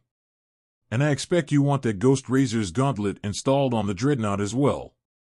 All right, it can be done, but it will take a few years. The fabricator accepted after a few seconds of thought. He probably needed to work on this himself, which would guarantee perfect quality and allow him to examine and learn all those secrets. Sneaky tech priest, but then I couldn't really complain. Great. You're amazingly helpful fabricator, and do your cult Mechanicus proud. So you were saying something about a knight? I would need 2 of them, for me and my other pilot I rescued at Badab. I demanded with a slightly more pleading voice. Just a tiny bit, because I did have an Astartes chapter now. No more need to be ultra meek, just politely meek. A wave of metal tentacles blurred around him, and it seemed I touched a sore spot. I would gladly help, Lord Pef. It is why I gifted you with the best mind impulse unit in the galaxy. But my forge world cannot produce knights or titans. We have several god machines, but we only service and repair them. The Volcano Lance and Cannons templates from your STC gifts will allow us to field a dozen more Titans in a decade, which is immensely important to our faith. I blinked in surprise, and then just sighed. Of course, not all Forge worlds had Titan manufactoriums. I was used to richer forges after all. This was not Ryza, who kept an Orc Wyack on their doorstep just to test the Titans in combat. It's it all right, fabricator. Let me see where your forge could be of help, Catacan regiments. Yes, the Jungle Warriors, once provided with armed sentinel walkers, will be very useful in establishing my dynasty on a dozen jungle worlds around my capital, and help me clear the orcs. Unlimited order for as many regiments you can obtain, with as many guardswomen as they can spare, dear Muggos. And provide them adamantium blades and chestplates, like my other catechans have. I'd say 1,000 sentinels per regiment, plus 500 chimeras and hydras for the mechanized regiments. I mused out loud, while picking up an Astartes heavy bolter in my left hand. The heavy bolter gun was straining my power armor even without firing it. Much too heavy even for a catechan, but would work great on the sentinels and chimeras. Lost guns wouldn't really work against orcs, just like the ongoing war on Armageddon proved. The stupid mushrooms were too resilient, and so were the Tyranids. And you want heavy bolters and flammers, possibly combi weapons on those sentinels, the Muggos deduced as I strained to hold the heavy weapon in one hand. Looked great, but bolter pistols were the effective limit for my current armor. Chainsaw sword and flamer one arm, adamantium gun shield with heavy bolter on the other. Sealed cockpit with adamantium window blinds. Infrared auspex for night combat. Similar outfit for chimeras, flamer, and heavy bolters. Tanks will not be that useful in jungles, but a wing of bombers per regiment could provide close air support. Promethium refinery and a bolter round manufactorium for every settled planet, with 1,000 tech priests to oversee repairs. And 100 more bolt sniper rifles per regiment. I added in a distant voice. Adamantium might be expensive, but there were megatons of it in the damaged hulls. A single cruiser could provide 1,000,000 tons of adamantium, enough to armor 1,000,000 sentinels. A sentinel is twice as small and 1,000 times cheaper than a knight, and the gun shield would be large enough to cover the shoulder socket and the bolter ammo drum. The chainsaw uses promethium as fuel, and same does the flamer, and the burning promethium would melt even steel, and more importantly, the flesh behind the armor. Very effective in jungles and versus organic enemies like orcs and Tyranids. A dozen catechan regiments should be possible to requisition. But for more guardsmen and all that equipment, a few decades, the fabricator proclaimed while examining the sniper rifle that I pointed him to. A good sniper could kill 100 enemies every day. Times 100 snipers per regiment, they would devastate any enemy, even if fortified and entrenched. Not that orcs or Tyranids hid in trenches, but they weren't the only possible enemies, just the most numerous. The repairs on the damaged Astartes ships continued, and the barges were being modified with a vertical torpedo cell block for 100 torpedoes, which should allow them to fight a battleship and even win. Similar to that reload system I first created for the Manticore missile launcher, the empty torpedo container could be extracted and replaced with a full one, increasing rearming speed by 10 times in zero gravity. The teleport rooms on the barges were also undergoing complete repair, while the Astartes were grumbling about having tech priests going all over their stuff. I didn't care much about that. Who were they going to complain to? Me? Just like former Master Huron had discovered, independent Astartes' command of their chapters might be great for the absence of superiors, but that also meant no protection from those superiors. They were at my mercy, and mercy wasn't something I was willing to spend much. I spent my time overseeing my new Lamenter chapter and revising their codex and doctrine, tinkering with the hypnotic chairs that enforced loyalty and imparted automatic reflexes and knowledge of enemies and weapons. It would take decades to prepare a better codex, but my own STCs could be uploaded in the data vault, and various mimetic subordination commands for the Inquisition or other high-ranking adepta of the Imperium could be slightly loosened or outright circumvented. There were also some highly coded mnemonic instructions with Mars signature imprints, which were probably part of the problem with the Lamenter's curse. Someone had experimented on them, right at their founding 5,000 years ago. Sadly, I didn't have clearance to delete them, so I might need to borrow other hypnochairs from the other barges or the Star Fort. Scorpions, Chapter 86. Almost 3 years have passed since I have arrived here at Forge Angstrom, and only now the Imperium has begun mobilizing to counterattack the secessionist movement started by the Badab's tyrant, Master Huron. A task force of Red Scorpions and Firehawks arrives to prosecute justice and retribution on the traitors, only to find them defeated and imprisoned. They don't seem very happy with this, damn bloodthirsty maniacs. The loot and prizes are all mine, or rather my rogue traders' dynasty, my Lamenters, my Blood Angels, and the Forge Angstroms share for going above and beyond duty in repairing the battle damage. A single barge is a considerable prize, since even the Blood Angel chapter only has 3 barges, for example. And that's because I saved the Bellis back at Forge Shenlong, or there would only be 2. Add to that a strike cruiser still getting repaired and a couple of support ships, and their chapter has increased in strength by over 25%. The Lamenters were already fleet-based, so 3 more battle barges plus the Starfort as a fortress monastery will propel them in the same rankings as the Dark Angels or the Iron Fists. Their luck has took a turn for the better, despite the horrendous casualties they took in conquering these assets. That Inquisitor dislikes the shift in the power rankings. Of course he does, the scheming bastard. Not really his mandate, though. I do try to divert him onto new avenues of thought, because his disappearance wouldn't solve the problem, just delay it. Inquisitor, I am certain the Senators Imperialis will reach the same conclusion. The Astral Claws will be declared excommunicated. Most likely the Tiger_Claws as well, because there are signs of having been part of this secessionist plot for centuries. Corian_Sumatris had the rank of captain in the Astral Claws, but he is well known for belonging to the Tiger Claw centuries ago. His body is stored by the Mechanicus in stasis, as are all the dead from their insidious attack on Forge Angstrom. I say with the confidence of an Astartes chapter master.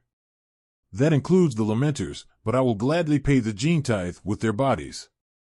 I don't plan to use that damaged seed anyway. I don't look like a space marine yet, although I have grown in body size somewhat, and I am wearing Archeo's power armor, painted in the Lamenters yellow with pauldrons decorated in my house's colors. I also wear an iron halo not the stolen Rosarius, a relic power sword named Golden Fong, and a spectral pattern bolter on my shoulder linked to my MIU, plus a couple of digital weapons, all captured from that Captain Sumatris. Of course, I kinda suck at using all these weapons and armor, but at least I look impressive. Even my wolf thinks so. Canis examines me with doubtful eyes, and sniffs the Inquisitor again. Doesn't smell corrupted, but there are many kinds of reasons he might want to kill me. I will decide what to do with the rebel space marines. After examining all the evidence, he proclaims in a righteous tone, and slams his warhammer on the metal floor. Have it your way, Tin Pot Dictator. I have a perfect alibi, and a hero's reputation right now. Of course, Inquisitor. Well then, may the Emperor aid you in your duty. My chapter will depart in a month, once our dead have been released back into our care. I announced in a flat tone and walk away, patting Canis for his loyal service. This isn't over, Master Lancefire, the Jarndyce Frayne yells after me, but I pretend not to hear him. His enspelled rosette has little effect on me, and his psyker powers have 0 or null chances of reaching me. The poor Inquisitor must feel like talking to a blank wall. The first new Catachan regiment has already arrived, and 11 more are due to arrive in 2 or 3 weeks. I guess we're not shooting this Inquisitor. Chaplain Delos asks me with faint amusement. And not via implant or mind transmission. Woof? Canis asks in surprise. I sigh inward and keep walking. Those red scorpions have surely heard that. Most likely, it was exactly the point the chaplain tried to make. Warn them we will not get pressured or bullied, and another Inquisitor might have bit a bullet when he tried. A few days later, I get invited to chat with the leader of the Red Scorpions, a man named Lord High Commander Varant Ortiz. He looks at me with wary eyes, and offers me food and drink. At least it's a start. Don't worry, Astartes. I don't bite. I mutter in between bites, and offer my Canis some of that exotic meat. There are too many species of edible animals in the galaxy, and 10 times as many plants. You are only a neophyte, how come you were elected to lead the Lamenters? You might be under strength, but even so, there are plenty of experienced brothers remaining, he wonders in a curious voice. Perhaps so, but I am a blank and thus immune to chaos. It is the lesson of the Badab's tyrant. No matter how strong a chapter is, if the head is infected they all go to hell. The Blood Angels have already created an entire company made only of blanks, and they seem immune to that Black Rage curse. Even the Red Thirst seems manageable, more or less. I explain politely and offer my wolf half of the juicy steak. Canis eats it with disgust, so it's not lethal, only cooked. Well, wolves don't like cooked meat much, no surprise there. The Red Scorpion tilts his head in deep thought. Even so, it is not enough to be a blank. You took on 3 Astartes chapters and won so decisively that all the remaining apothecaries and sanguinary priests agreed to your nomination. Proof of commandability, and perhaps hoping to turn their luck around. Is that so? The man asks in a gentler voice. The gene seed Lamenters have, it has been deliberately damaged, Lord Ortiz. Manipulated during the founding. Most likely by Mars, going by the traces I could find in the datasphere. I don't doubt the intention was good, probably to cut away the Blood Angel's curse via gene splicing and psychic baffling. Only it didn't last long. All my battle brothers that were involved in the recent boarding actions died due to rage and thirst. Less so for my Blood Angel's bodyguards, but they are not blanks either, only more used to restraining themselves. I explain patiently. I know all Astartes chapters keep these things hidden like dark secrets, but I don't really care about that, do I? So what will you do then? Ask for gene seeds from the Blood Angels? Would they agree to such a thing? The Red Scorpion wonders in a pity tone. I nod and pet my wolf. Yes, I will ask, and they will agree. Blood Angel seed will work great for the new blank recruits. I know, I have the same gene seed and I conquered that silly red thirst in a few hours. For my other brothers, plus Tegmarines and all the rest, I will need to look elsewhere. Most likely, a chapter with pure gene seeds like the sides of the Emperor. Or perhaps the Red Scorpions, I hear they have over 90% purity. I ask shamelessly, while taking out a data slate with a list of conquered loot and relics. Including Terminator armor and rare weapons and even tanks or gunships. I did have a whole collection, both inside the Tesseract and outside. Lord Ortiz frowned and checked the slate with an angry look. Perhaps nobody else offered him valuable artifacts and vehicles for a few gene seeds. You can spare 10 intact Terminator armors? 10 more turreted Land Raider tanks? 1,000 armed sentinels with heavy bolters and changewords for our serfs, and 50 Predator tanks armed with volcano lances? Even Furies and Thunderhawks, you could found a new chapter with all these, the veteran Astartes exclaimed in outrage. I do have a chapter, but no Astartes. It will take decades until the Lamenters are back to strength, and you would lose fewer brothers if they have good equipment. Thus, you could spare a portion of the gene seed for the Lamenters. You could also use Tegmarines as pilots and gunners for all the vehicles, just like I plan to do. Give them a good mind impulse implant, and they can help support an assault from afar, while protected by vehicle armor. I argued in a logical voice. Wasn't sure the voice of reason would work, but I could try. Fewer losses, huh? That's definitely true. I will need to consult with my captains and the apothecaries. We have never given away our gene seed, he murmured to himself. Canis nudged me towards the wine bottle, but I resisted. I haven't won yet. There might be a strike cruiser available as well, once it is repaired. I do have too many of them, and not enough neophytes and aspirants to man them. Surely, a blank captain like my daughter Finona will not fall to chaos, and just like my sisters of silence she is portable Gellerfield. Also, nulls are great mothers for new blank recruits.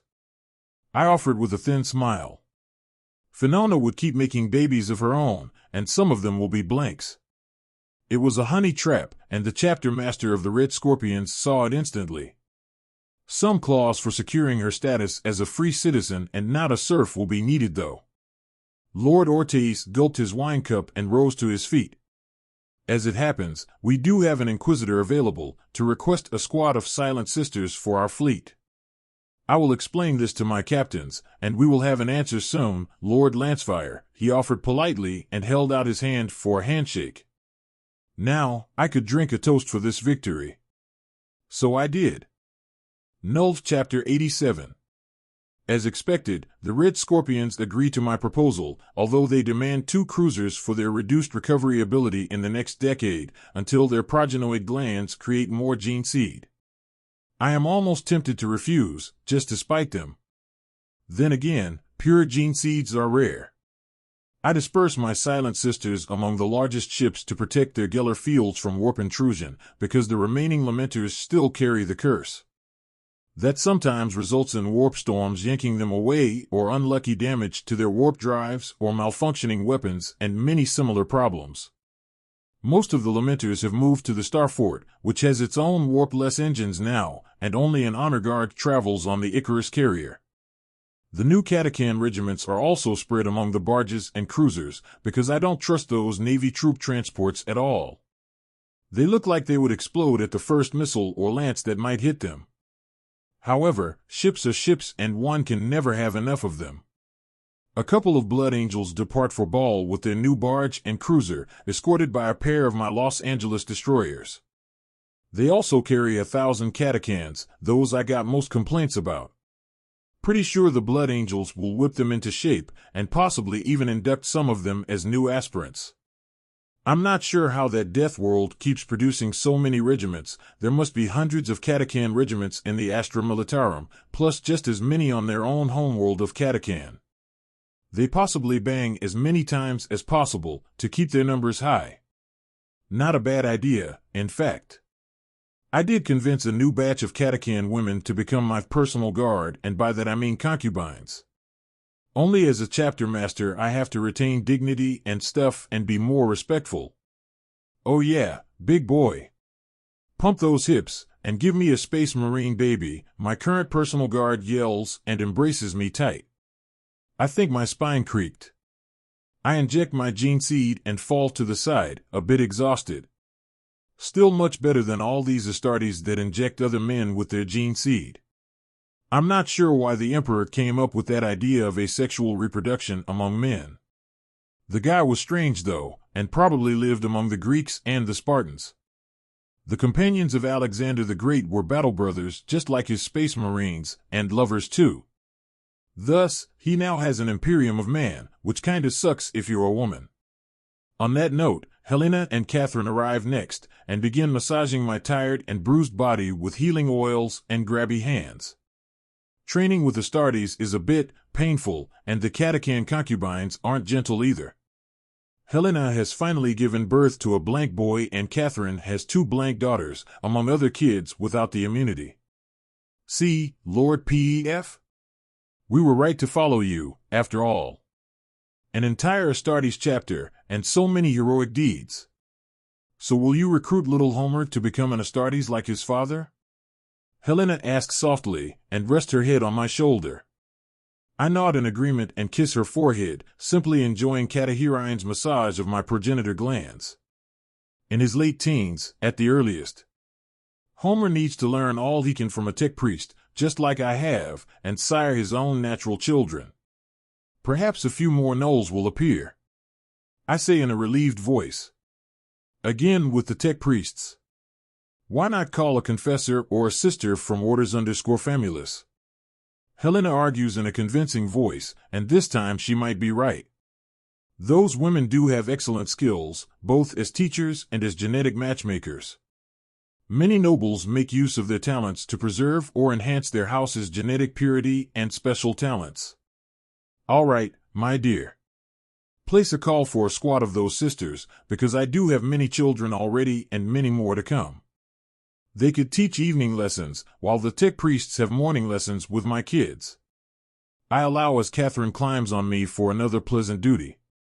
You better have some seed left for me too, after Cathy is done. How goes the cloning project? Helena demands in a breathy voice, and bites my ear for attention. Too much, woman. I'm not without limits, although I should be good 2 more times. Not well at all. Only genes from my non-blank kids can be cloned successfully, for now. But 1,000 girls like Larissa are still great, and same for more knight pilots like Lord Whitelance and Lord Vanstar. I mutter back, and consider her question. Helena wouldn't ask unless, damn Adeptus or Aretas. Still after me, and abusing my trust. My order would be very grateful if some of your daughters will be sent to the convent sanctorum on Ophelia_7. Not the blanks, of course, she entices me in a throaty voice. I meditate on that offer for the next leg of the trip. It is good and bad at the same time. Children of mine in the clutches of a religious order? Bad. Then again, most of my non-blank kids will either join the traitor fleet or as adepts on Forge Retribution. The Cult Mechanicus is a religious order too. But unlike the tech priests, the sisters kinda abuse the kids sent in their care, like any militant order. In the end, that matters more, for me. Not going to happen, Helena. Child abuse is not on my wish list for my kids, plus Ophelia has no real fleet or orbital defenses. Sooner or later they will be invaded and exterminated. I declare as my own fleet arrives at Illavar, the orbit full of orbital forts and hundreds of corvettes, plus a few battlecruisers. My dear Helena looks out the bridge window and takes in the massive effort I have put in for defense. The sisters wish to be independent, so no Navy or Mechanicus base is allowed in the Ophelia system. Your clan has so many warships, no wonder you go and rescue others, she muses in a deep yearning voice. And it is still not enough. That's why I've brought a star fort and an Astartes chapter to defend my capital. I answer as the familiar myriad of Vox messages begin to flood the Vox box, with demands from all my subjects. It seems another cult has risen up in a hive city, and Victor has ordered a dozen PDF regiments to suppress the rebellion and capture the leaders for trial and execution. They didn't succeed fast enough, and now the whole city is divided in a civil war. Oh well, it is 40K. Business as usual for these times. Also, I did bring 17 Catacan regiments with my fleet, plus 60 surviving Blood Angels. Might as well let them stretch their legs and test the new weapons. In less than a month, the rebellion is quashed brutally and I obtain almost 100 million of new lobotomized servitors with crude implants and rough bionic limbs. Time to put them to work as miners and farmers and woodcutters. There are plenty new worlds awaiting civilization around, and servitors will serve the Emperor, even in death. In a single year, the Icarus makes a round and deposits the Catacan regiments on the new jumble planets, while other ships carry forges and tech priests, plus immigrants and servitors to begin colonization.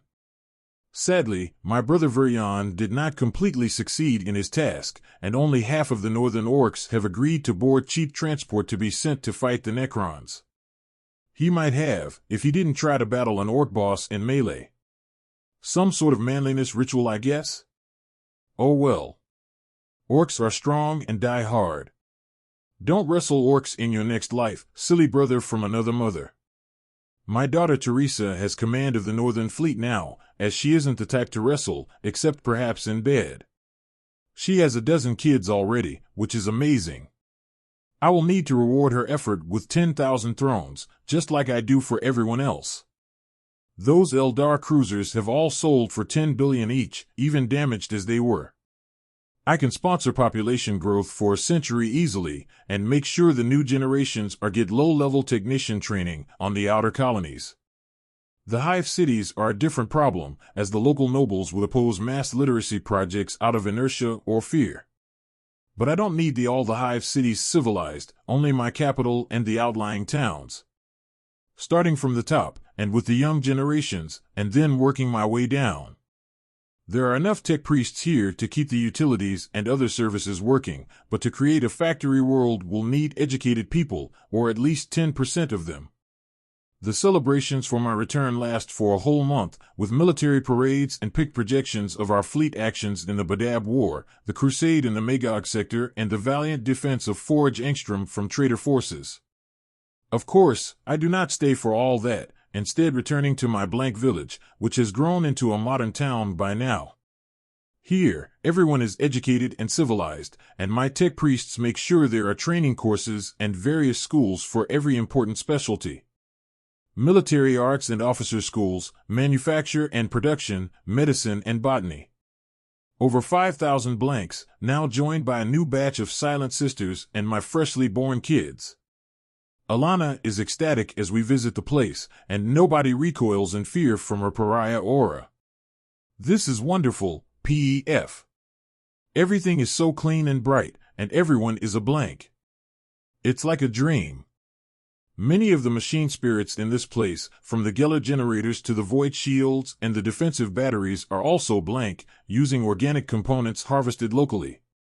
However, only 200 men are of age for Astartes recruitment, but it will do for now, one company for my Lamenters and another for the Blood Angels, in exchange for more gene seeds. Spread around the town center are the family centers, basically 200 large mansions housing the harems of the blank men, including my own and Victor's. Even catechans cannot resist so much concentration of null psyche, so the women are housed at some distance, just to keep them sane. Pregnant women are even more sensitive, but there's nothing else I can do. And yet, no other miracle like Janus has appeared, despite 2 more psychers being born and sent to the Schola Progenium on Terra via Antax. In another village, we have the Navigator compound, which I visit sometimes to find another resilient psyker like Rose. No luck so far, but then these kids are not soulbound to the Emperor, which reformats their mind to withstand the warp and all its nightmares. They live under a Geller field and train their abilities slowly and more gently. I'm in no rush anyway.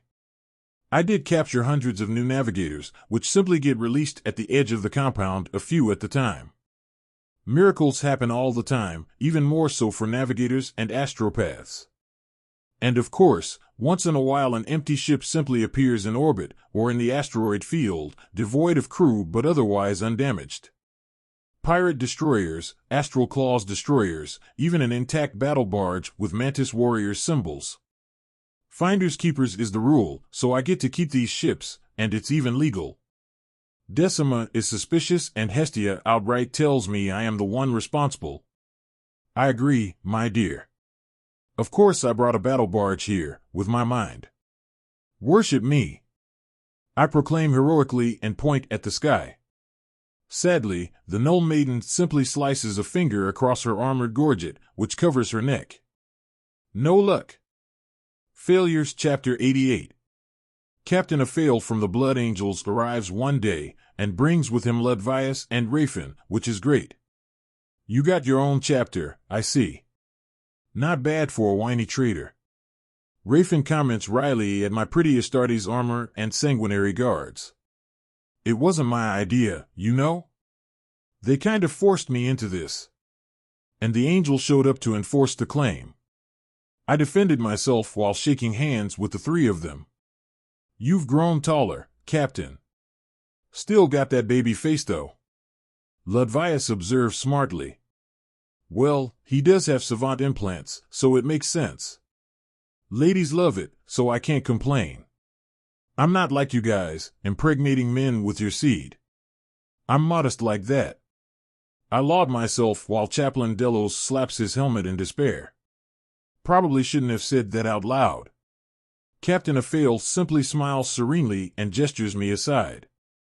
And thus, we seclude ourselves in my master quarters, which might be inspired by all those fabricators I have visited, thus it has at least 1,000 relics and armor bits for decoration.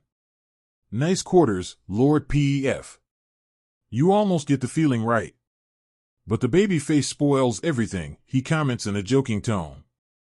Did I get some gene seeds? I ask more to the point. The Astartes captain picks up a grav gun and plays with it, possibly trying to scare me. But I fear nothing, because I cheat. He gets frozen in my tesseract while I restore the weapon on its mantle and sit at my desk, and then unfreeze him. Gene seeds? I ask as if no time has passed at all, or he got lost in thought while I moved around. Being mysterious is a bit risky, but this time it works. I have heard of your strange powers, Master Lancefire. Brother Ludvius was adamant about that, and our new librarian Mephiston agrees. The angel watches over you, which is not a bad thing at all. One day, I will reach the same size as a Primarch. My mind grows in strength every year, and so does my body. And for that, I can only thank Ledvius for calling that angel. How is Mephiston? Did he take the spear yet? I ask as if it has already happened. Captain Afail sighs and looks around my quarters again.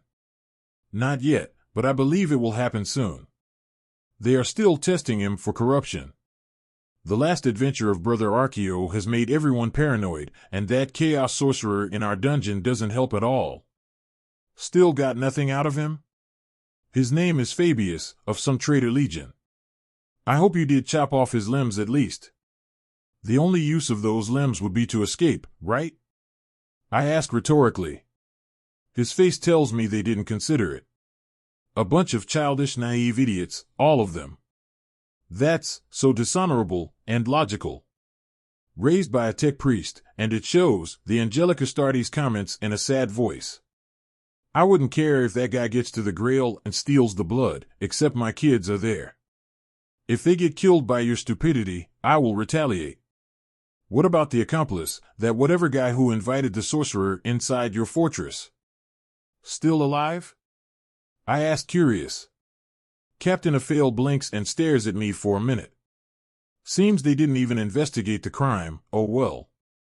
No wonder Inquisitors could play these naive giants like puppets. It seems I need to return to my ship and place an astropath call to our fortress. Wouldn't want your sons to die for our stupidity. I hear a lot of places got exterminated without warning, he says a bit wary. I smiled politely. Comarak was the most difficult. We'll have to turn my attention on them again. I heard of a Drukhari raid on that agri world. It seems they didn't get the message, so I'll have to insist. I mused to myself softly. Astartes have great hearing anyway. I'm sure he got the message, unlike the crazy Dark Eldar. Then again, I was an angel of death now. Might as well prove it, with some death and mayhem. Not right now, because I wanted to finish this Doll_6 campaign and exterminate both the orcs and the Necrons there. Perhaps capture the tan shard they had. My battleships already had the new warp-less engines, plus 2 torpedo cells of 100 torpedo each, but that was merely an emergency measure, just in case we got invaded by something. The battleships were not combat ready, and will not be for 5 decades.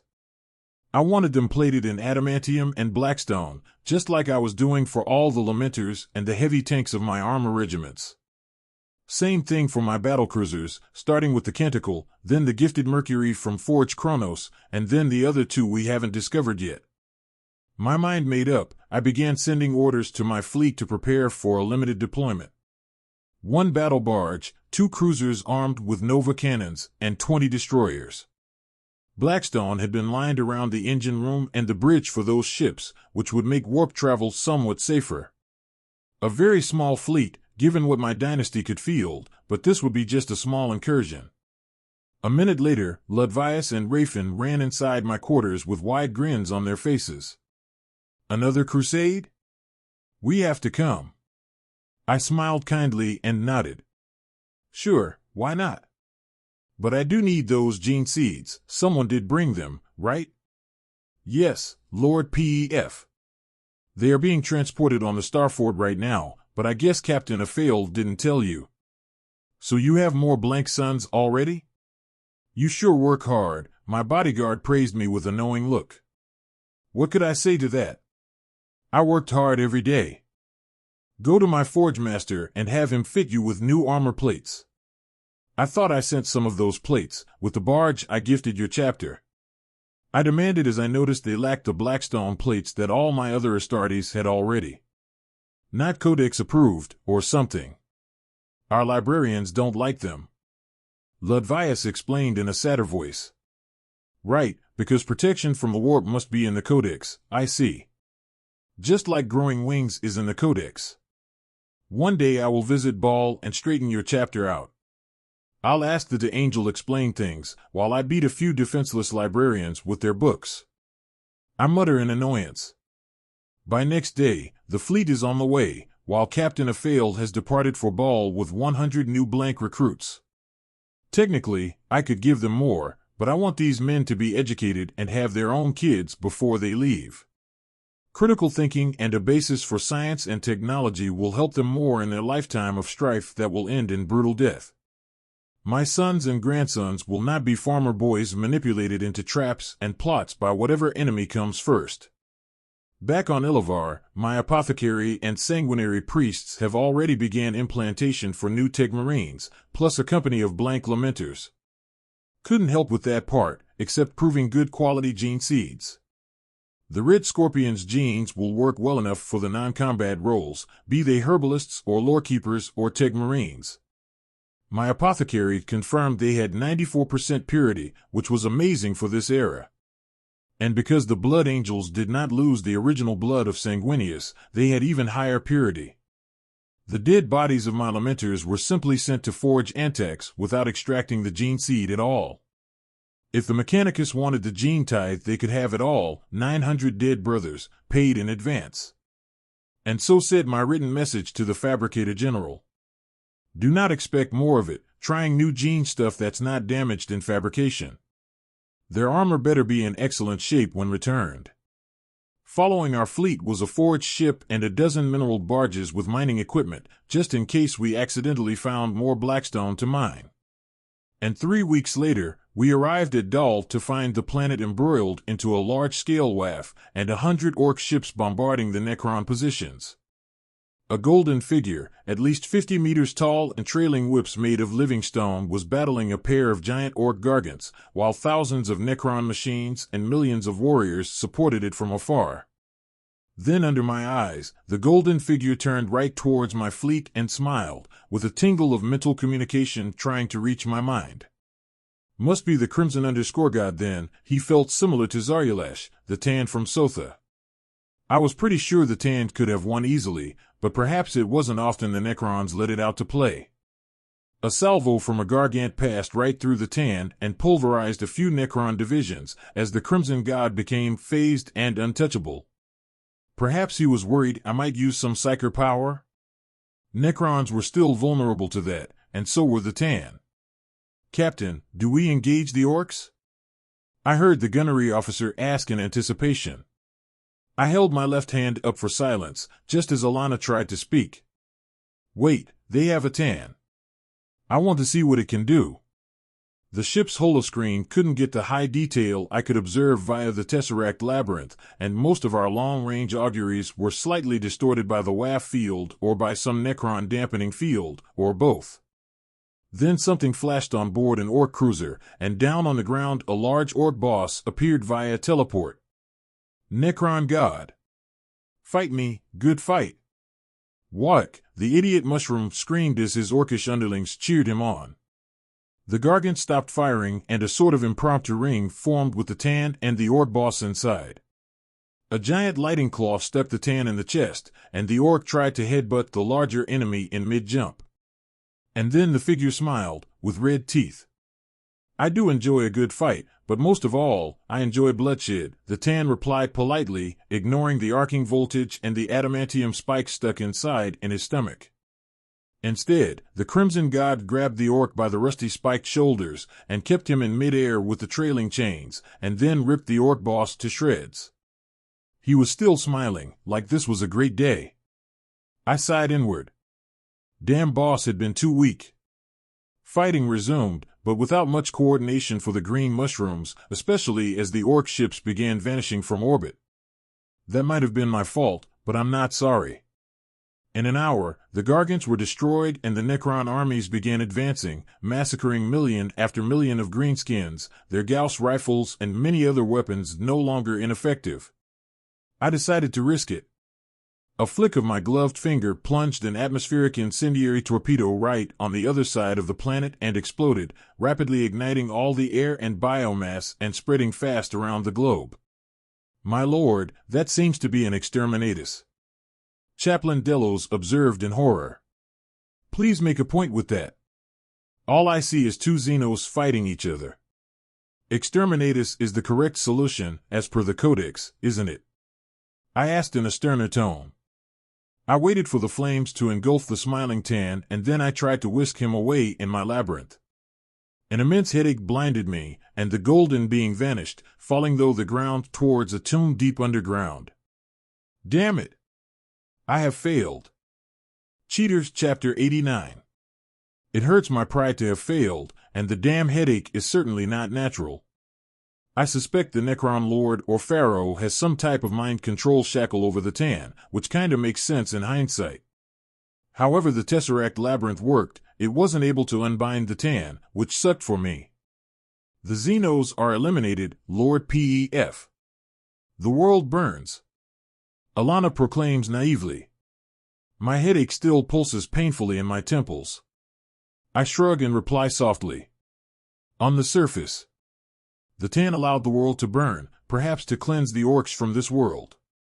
He used us. What now, Captain? Brother Ludvius asks in a curious tone. Nothing else we can do here, brother. The flames will burn for months, and the Tan cannot be damaged by mortal weapons.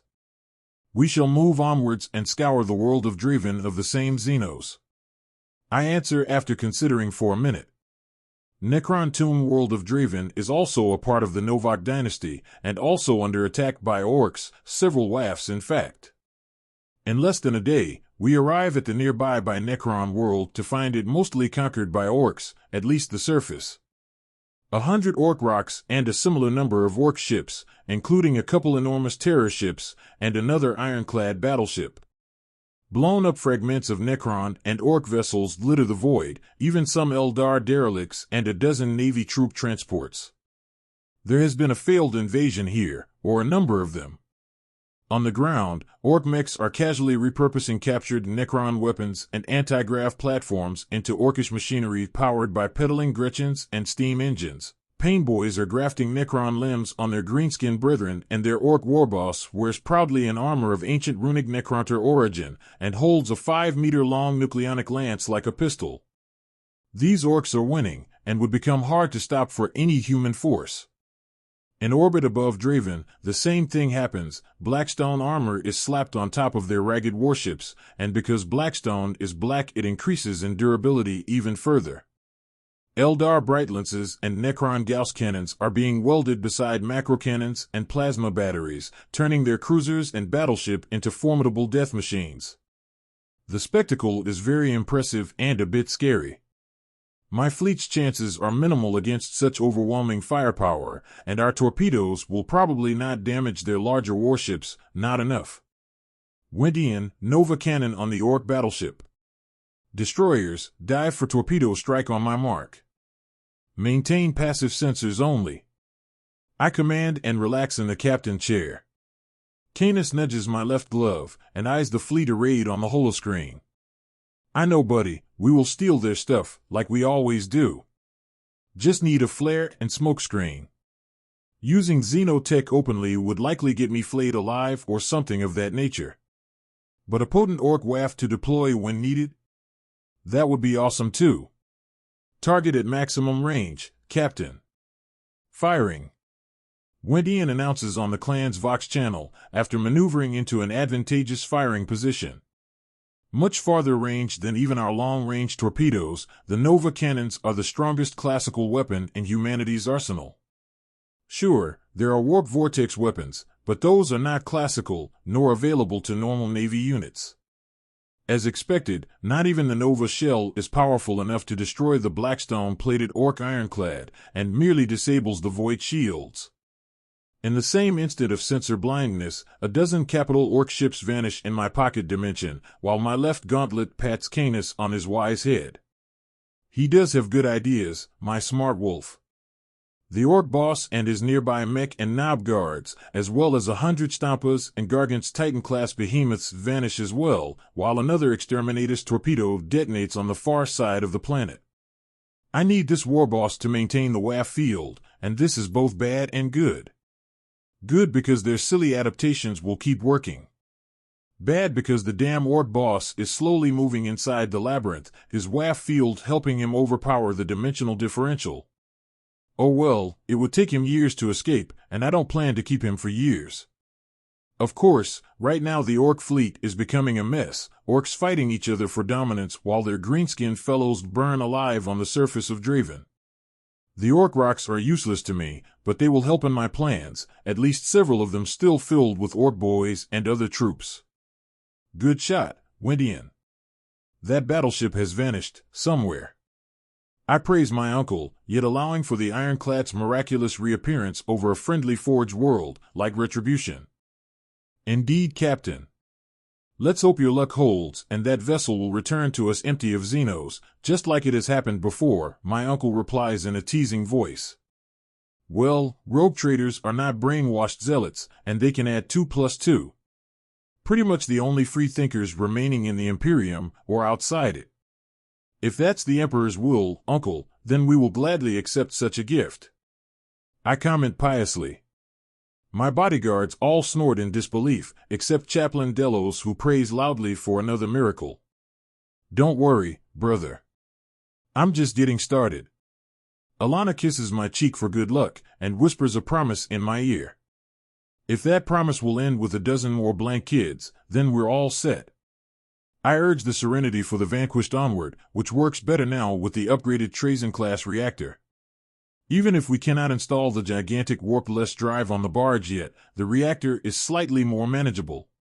By chopping off some support beams and reducing the length of the inner walkways, the battleship-grade reactor can and has been installed on battle barges. Well, on this barge for now, the Serenity.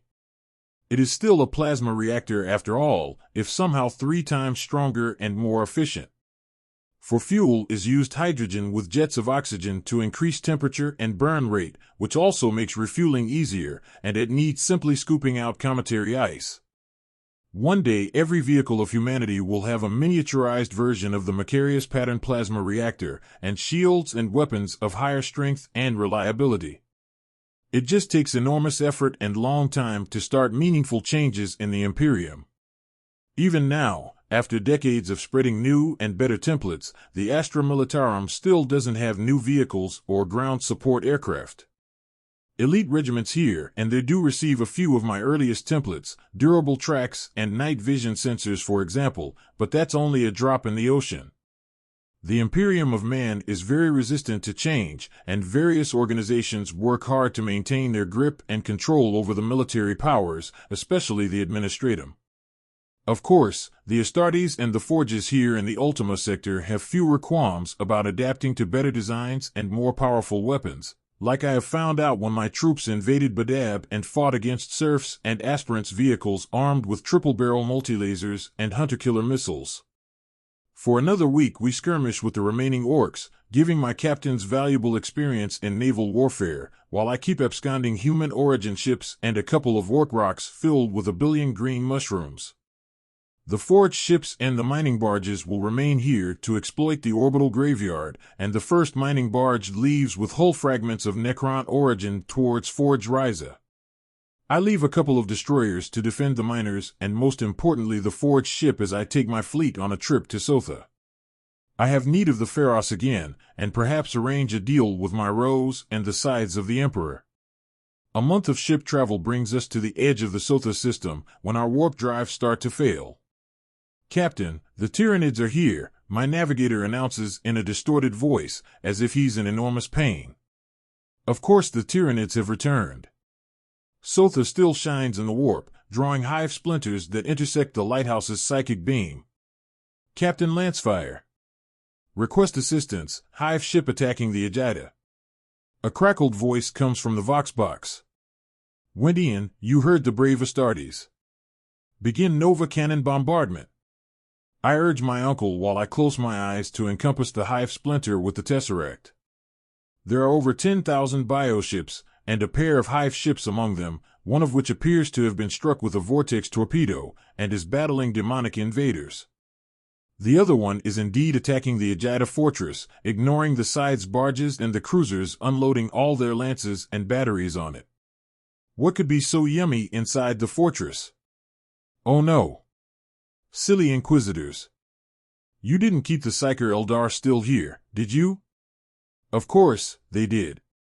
Common sense is in short supply in the galaxy, and every wrong decision brings about more unfortunate accidents. Evaluate the Eldar on a fast ship. Draw the hive ship away. I demand on the Vox channel with the Inquisitorial fortress. Only silence answers, which isn't great. They must have orders to keep the Eldar at any cost. I search for my Rose, and she's not here. Only a group of 20 silent sisters, guarding the Eldar prisoners with stern faces and executioner blades. The other Inquisitor is here, but down inside the Pharos, doing whatever arcane examinations on the imprisoned Tan. It's a mess, and one that I have to fix. Canis licks my face for moral support and glances at the holofield screen with intelligent eyes. Yeah, buddy. We will need to cheat again. Silence, Chapter 90. Well then, I shall act without your cooperation, brave Astartes. I am an Astartes chapter master too, among other qualifications. One could say I am a fabricator general in the Mechanicus as well, if not an official one. Of course, I only give out broad instructions to the Forge Retribution, what type of vehicles to build and what not to build or research, but I am not a polymath and multi-specialized cyborg with millennia of experience in engrammatic litanies and neural architecture. I expect Forge Rhizo will keep their word and send out an explorator mapping expedition into the Eastern Fringe, which will be based on Retribution. At that point I will have access to their advanced plasma technologies and possibly obtain miniaturized designs for reactors and plasma weapons. Nothing was heard from Antax about that STC I hinted about, which doesn't surprise me. Only the highest ranks of the Mechanicus would have knowledge of what was being done on Palomar, and the nice fabricator was surely bartering furiously for a higher classification of his forge. Raising from a third tier to the first would be the dream of any Forge world leader, as that would grant them access to ancient Archaeotech templates and more resources, just like Ryza and Greya had. A small fourth-tier forge like Angstrom couldn't even build knights, which was something of great shame, I suspect.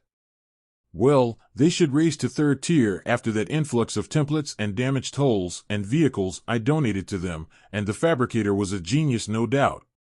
Few people will be able to work on adamantic shielding and reactors, after all. With a blinding flash, the Nova shell exploded on top of the attacking Hive ship, causing a deep wound and making it turn towards us.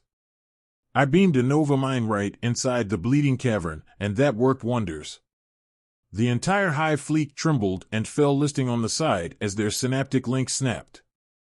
I added another Nova mine inside the other Hive ship, to be fair and even-handed. That also closed the warp rift, which demon-spouting rift worried me more than a dying bioship the size of 2 or 3 battleships. I still had 3 more Nova mines prepared for deployment in my Tesseract, all already primed and activated to detonate on contact. I only used one, splashing the main body of the Tyranid fleet and incinerating hundreds of bioships while wounding a few thousands to smaller degrees. Inward, I sighed at the stupidity of the Imperium's forces. It was weapons like these that would butcher Tyranids when they attacked human worlds, and every cruiser or battleship deployed on the frontier should have them. But Nova cannons were rare, and entire battle fleets only had 2 or 3 such potent vessels instead of hundreds. Excellent targeting, Lord Lancefire. We can begin boarding the Tyranid ships now, the Scythe captain on the fortress proclaimed victoriously. I slapped my armrest in despair. Why would you do that, Astartes? Are handheld weapons stronger than torpedoes and lance batteries? I asked in annoyance. But the Codex. The man muttered in surprise. I was almost eager to punch his stupid teeth in at this point. These are not pirate ships that we can return into humanity's service, Astartes.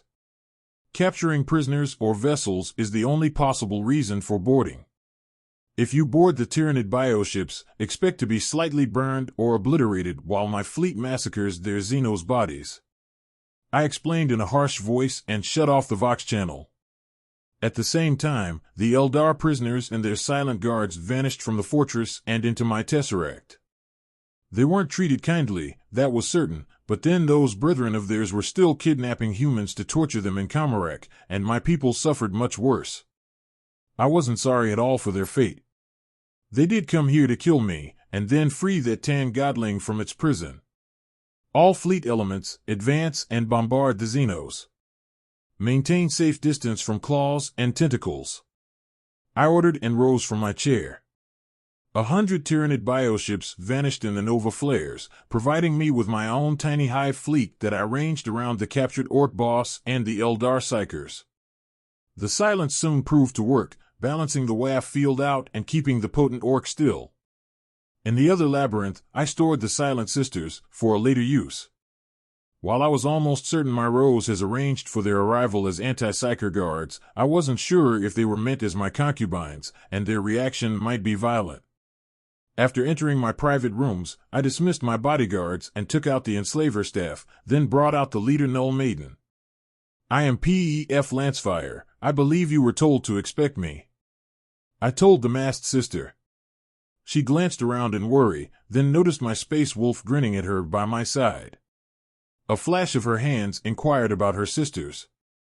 You can use your mind to speak, my dear. This staff allows me to hear you. I explained with a mind transmission. Canis lowered himself on my carpet and began licking his progenitor glands, which was possibly pleasant and hygienic too. He didn't like showers much. A mind staff? And it works on Nulls, the Null Maiden wondered in her mind. Not easily, but it is not a warp emission artifact, merely an empathic amplifier. Basically, it translates modulated emotions, in the same way you can modulate electric signals for your special Orc code. I explained politely and invited her to a drink. She refused in sharp gesture. My sisters, she demanded in a worried tone. They are safe, but not available right now. Still keeping those Eldar company, in a certain sense. I said in a pleasant voice, because I could speak, unlike the poor woman. That artifact smells of Xeno origin, the sister deduced rather quickly. I shrugged in fake innocence. It came with these new warpless drives from the Macarian Crusade. There might be a Saint Bone inside or something. I didn't bother to dismantle such a relic on mere suspicion. So, what other duties did my dear Inquisitor commanded you before she left? I asked in a genial smile, while opening my null box to retrieve my warrant and the rosette. Then I also picked a digital weapon keyed to my MIU and handed over. The maiden stared at the artifacts in her hands with curiosity. An Astartes chapter master, a space wolf, and now a rosette and a warrant of trade, plus this strange ring. For a blank, you sure did well for yourself, Pef Lancefire, the sister commented in praise and sadness. Don't let the state of this corrupt Imperium fool you, my dear. Blanks are the most precious resource we have, even if the current administration shuns them. The Emperor valued Silent Sisters greatly, and they were allowed inside his imperial palace on Terra, on equal footing with the Adeptus Custodes. More importantly, his special Ordo Sinister and their powerful Psi-Titans are led by and piloted only by blanks. Only we, this rare breed, are immune to chaos, after all. I explained patiently and poured 2 glasses of expensive fruit juice from a quite distant paradise_world called IAX. I made sure to purchase many tons of expensive food and drinks from their wares, and kept them in stasis, since my Rose had fine tastes. But a Silent Sister with her own squad was perhaps more valuable than a mere Inquisitor. The woman didn't quite believe me, although she must have seen ancient records of their glory times in the service of the Emperor of Mankind. Being told she was important and valuable mattered too. All right, Lord Lancefire. I will share a glass with you. I am Null Maiden Generis Fidelia, the woman replied in my mind, and took off her metal mask to test the drink cautiously. Fidelia wasn't young and pretty like my other sisters though, perhaps in her 50s, and it showed. Well, she wasn't older than me, only lacked a rejuvenation treatment. And not for long, if I had my say about that. I have a town made only from blanks, like you and me. Thousands of people, living without fear and oppression. And I have 300 blank sons and grandsons, already sent to join the Astartes, since their gift prevents the various curses plaguing chapters like Blood Angels and Lamenters. The girls, most of them become ship pilots and then captains. In time, we will have a whole society immune to the warp. I would like you and your sisters to join us. I added in a softer voice and poured her another cup of delicious juice. Canis begged with a soft mule, seeing me in a generous mood. Bad Canis. Fruits hurt your tummy. You have meat pellets in your dispenser, I exclaimed in fake annoyance. My wolf sneaked next to the wall and selected rabbit meat for his lunch, pressing the rabbit icon with his paw. The bowl filled with 10 kilograms of meat pellets, while the water basin on the side began dripping a thin tendril of purified water. Here, take your precious artifacts back. What does this ring do? Fidelia asked after observing my wolf with amazement. You wear it on your finger, and in dire need blast an enemy with a plasma lance. Then you leave it in a large water basin to recharge, for a whole day. I said with a grin, happy to have found out how the damn rings recharged. Only had to ask an experienced Astartes, although that idea avoided me for a decade. Sometimes the answer was closer than you thought. Oh, you're giving it to me, the woman murmured in surprise. I expect we'll fight and live together for millennia to come, my dear. Unless the Tyranids eat us sooner. I explained in a hesitant voice. Would she like my gift? Would she accept it? Fidelia just nodded thoughtfully, weighing my offer and the ring in her glove. Now I understand why the Inquisitor was so convinced. Your offer is hard to refuse, Chapter Master.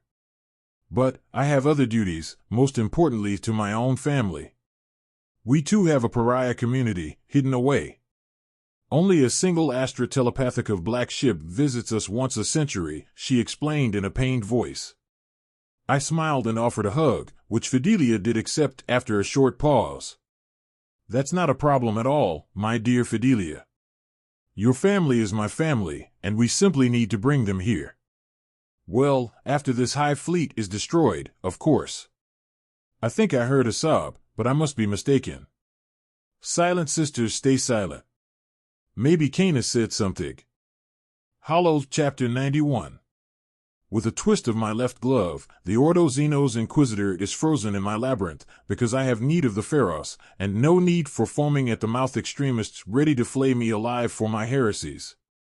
I know I should be able to use the Tesseract to teleport myself anywhere, same as the cheating Trazen does, but I am still learning how to use it, and I suspect my dear skeletal friend didn't give me the complete instruction manual. Come, dear Fidelia. Let me introduce you to my crew, and observe the battle with the High Fleet. I say gently once the hug becomes too long and perhaps uncomfortable. We walk onto the bridge hand in hand, just to preempt any zealous bodyguard from overreacting. P.F. You found another sister. Alana exclaims and rushes to embrace the stunned Null Maiden. She'll get used to hugs soon, I suspect. Lord P.F. I thought you took a break, not gallivanting after more wives. Ludvia says with a smirk, but still holds a thumb up. I just shrug as if this was normal. Blank kids need mothers. I do my duty, just like everyone. I explain without actually saying anything of importance. This always works, even now. Then I examine the fleet situation and the state of the battle with the Xenos. More Nova shells have been fired at concentrations of Tyranid ships, and Melta torpedoes on the largest exemplars. Weapon batteries and lances keep blasting away from our fleet and the besieged defenders of Sotha, and the High Fleet is getting slowly reduced in numbers. Very slowly, as even inactive the bioships are quite difficult to kill. Cygnus, come to the teleportarium. We need to beam atomic warheads inside these larger bioships before they recover and eat everyone. Otherwise, great job, crew. Stay vigilant. With a plausible reason for my absence, I leave the bridge again, followed by my bodyguards. Teleportarium, you wouldn't try to run away again, Lord P.F.? Ludvius wonders and pokes my pauldron. I grin mischievously. Perhaps I will hide away with a silent sister somewhere. They are famous for keeping secrets, after all. Even the Emperor had a legion of them inside his palace. And not just for their voices. I reply with a teasing hint. Fidelia stomps her foot and glares at me for my heretical words. You think the Emperor used to bang a legion of sisters? Rafin asks, just to make sure. Well, I'm not going to answer that. I mean, I will, but directing the revenge onto another target. These days, there is a branch of the Inquisition, called the Illuminati, that actively hunts a particular type of people. They are eternal, not subject to age nor the dangers of warp. Some of them are both blanks and psychers, just like their parents were.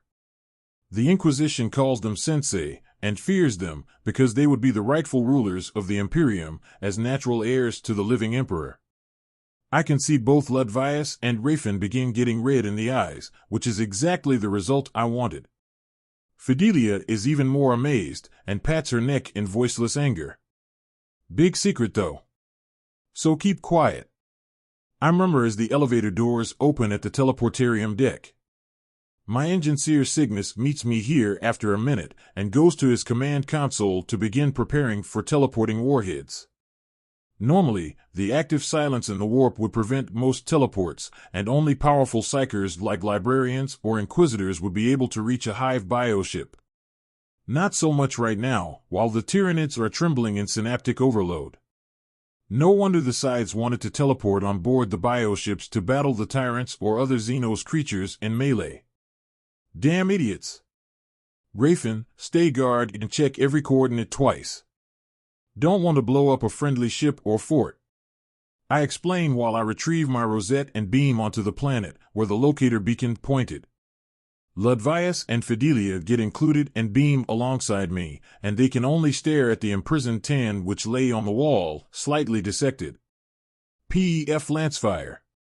Please tell me I don't have to endure that foolish Inquisitor much longer, the tan Zaryalash asks in an annoyed voice.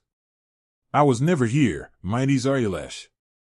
You never saw me, because this is an Inquisition base, and I don't have clearance to be here or know about it.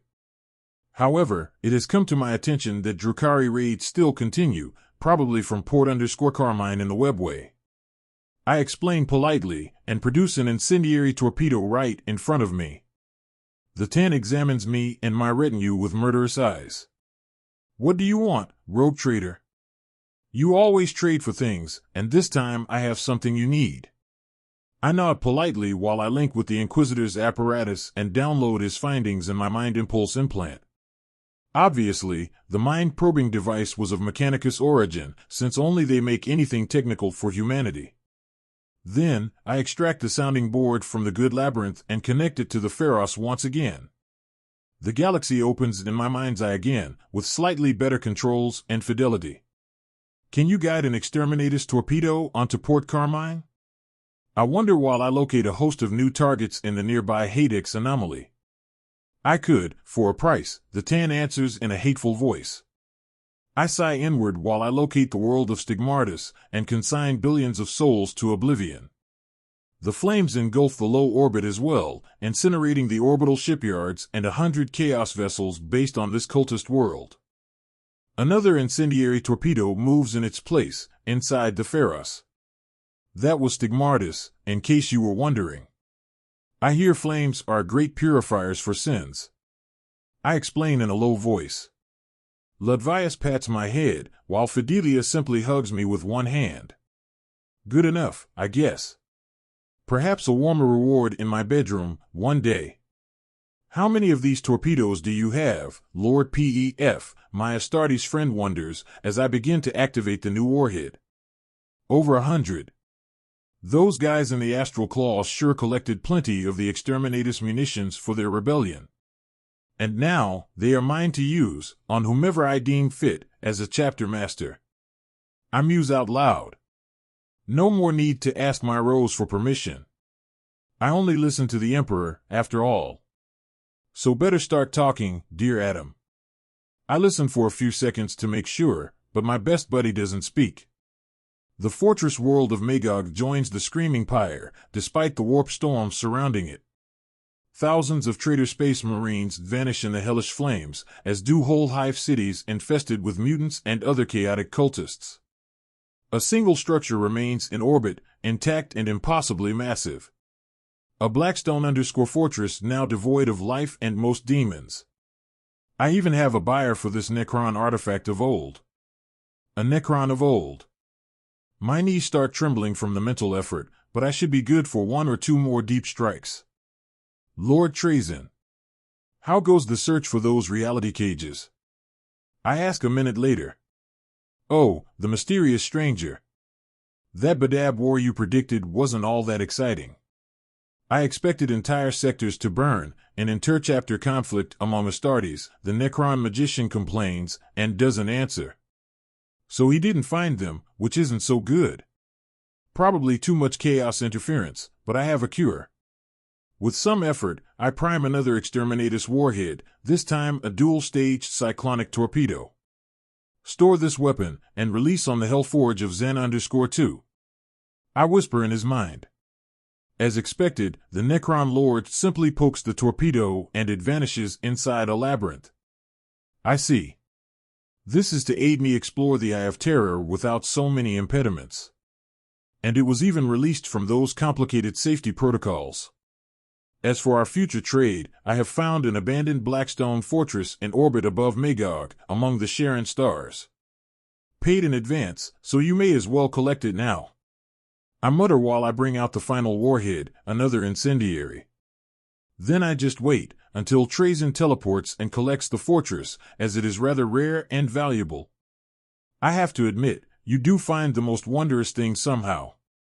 Do you even know how valuable such an ancient station is? Trazyn asks me, possibly to check my knowledge. I just shrug. Not that much value for me, since I wouldn't be able to activate it.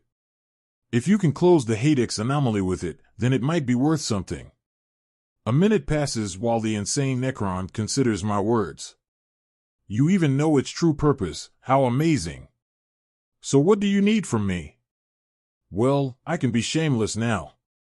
I want a certain tan shard called the Crimson God, from the Necron world of Dal. Of course, I want it trapped and enslaved and ready to work, in a tesseract with complete instruction manuals. The Necron Lord hesitates.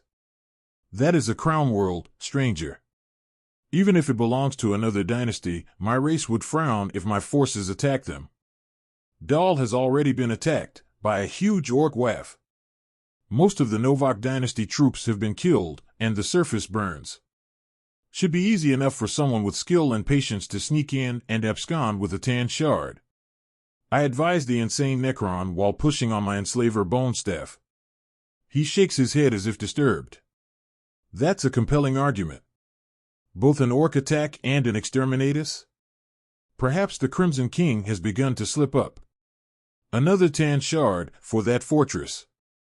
Ah, what to do? What to do, he mutters in indecision. Esteemed Overlord, have you heard about something called a Psi-Titan of the Ordo Sinistris? I add without letting him think too long. What? Tell me more, he demands in a rush. Look at the time. I have to go, for my other job. Do we have a deal, or should I contact, say, a certain Hollow Sun? I wonder in slight pain. Damn mental connection over thousands of light years is tiring, who knew? Yes. I'll manage somehow. And do not dare to trade with those criminals from the Hollow_Sun. Trazyn warns me in a categorical tone. I turn off the link and stare at the mighty Zaryalash. You were saying something about a trade, mighty Tan? I ask in fake innocence.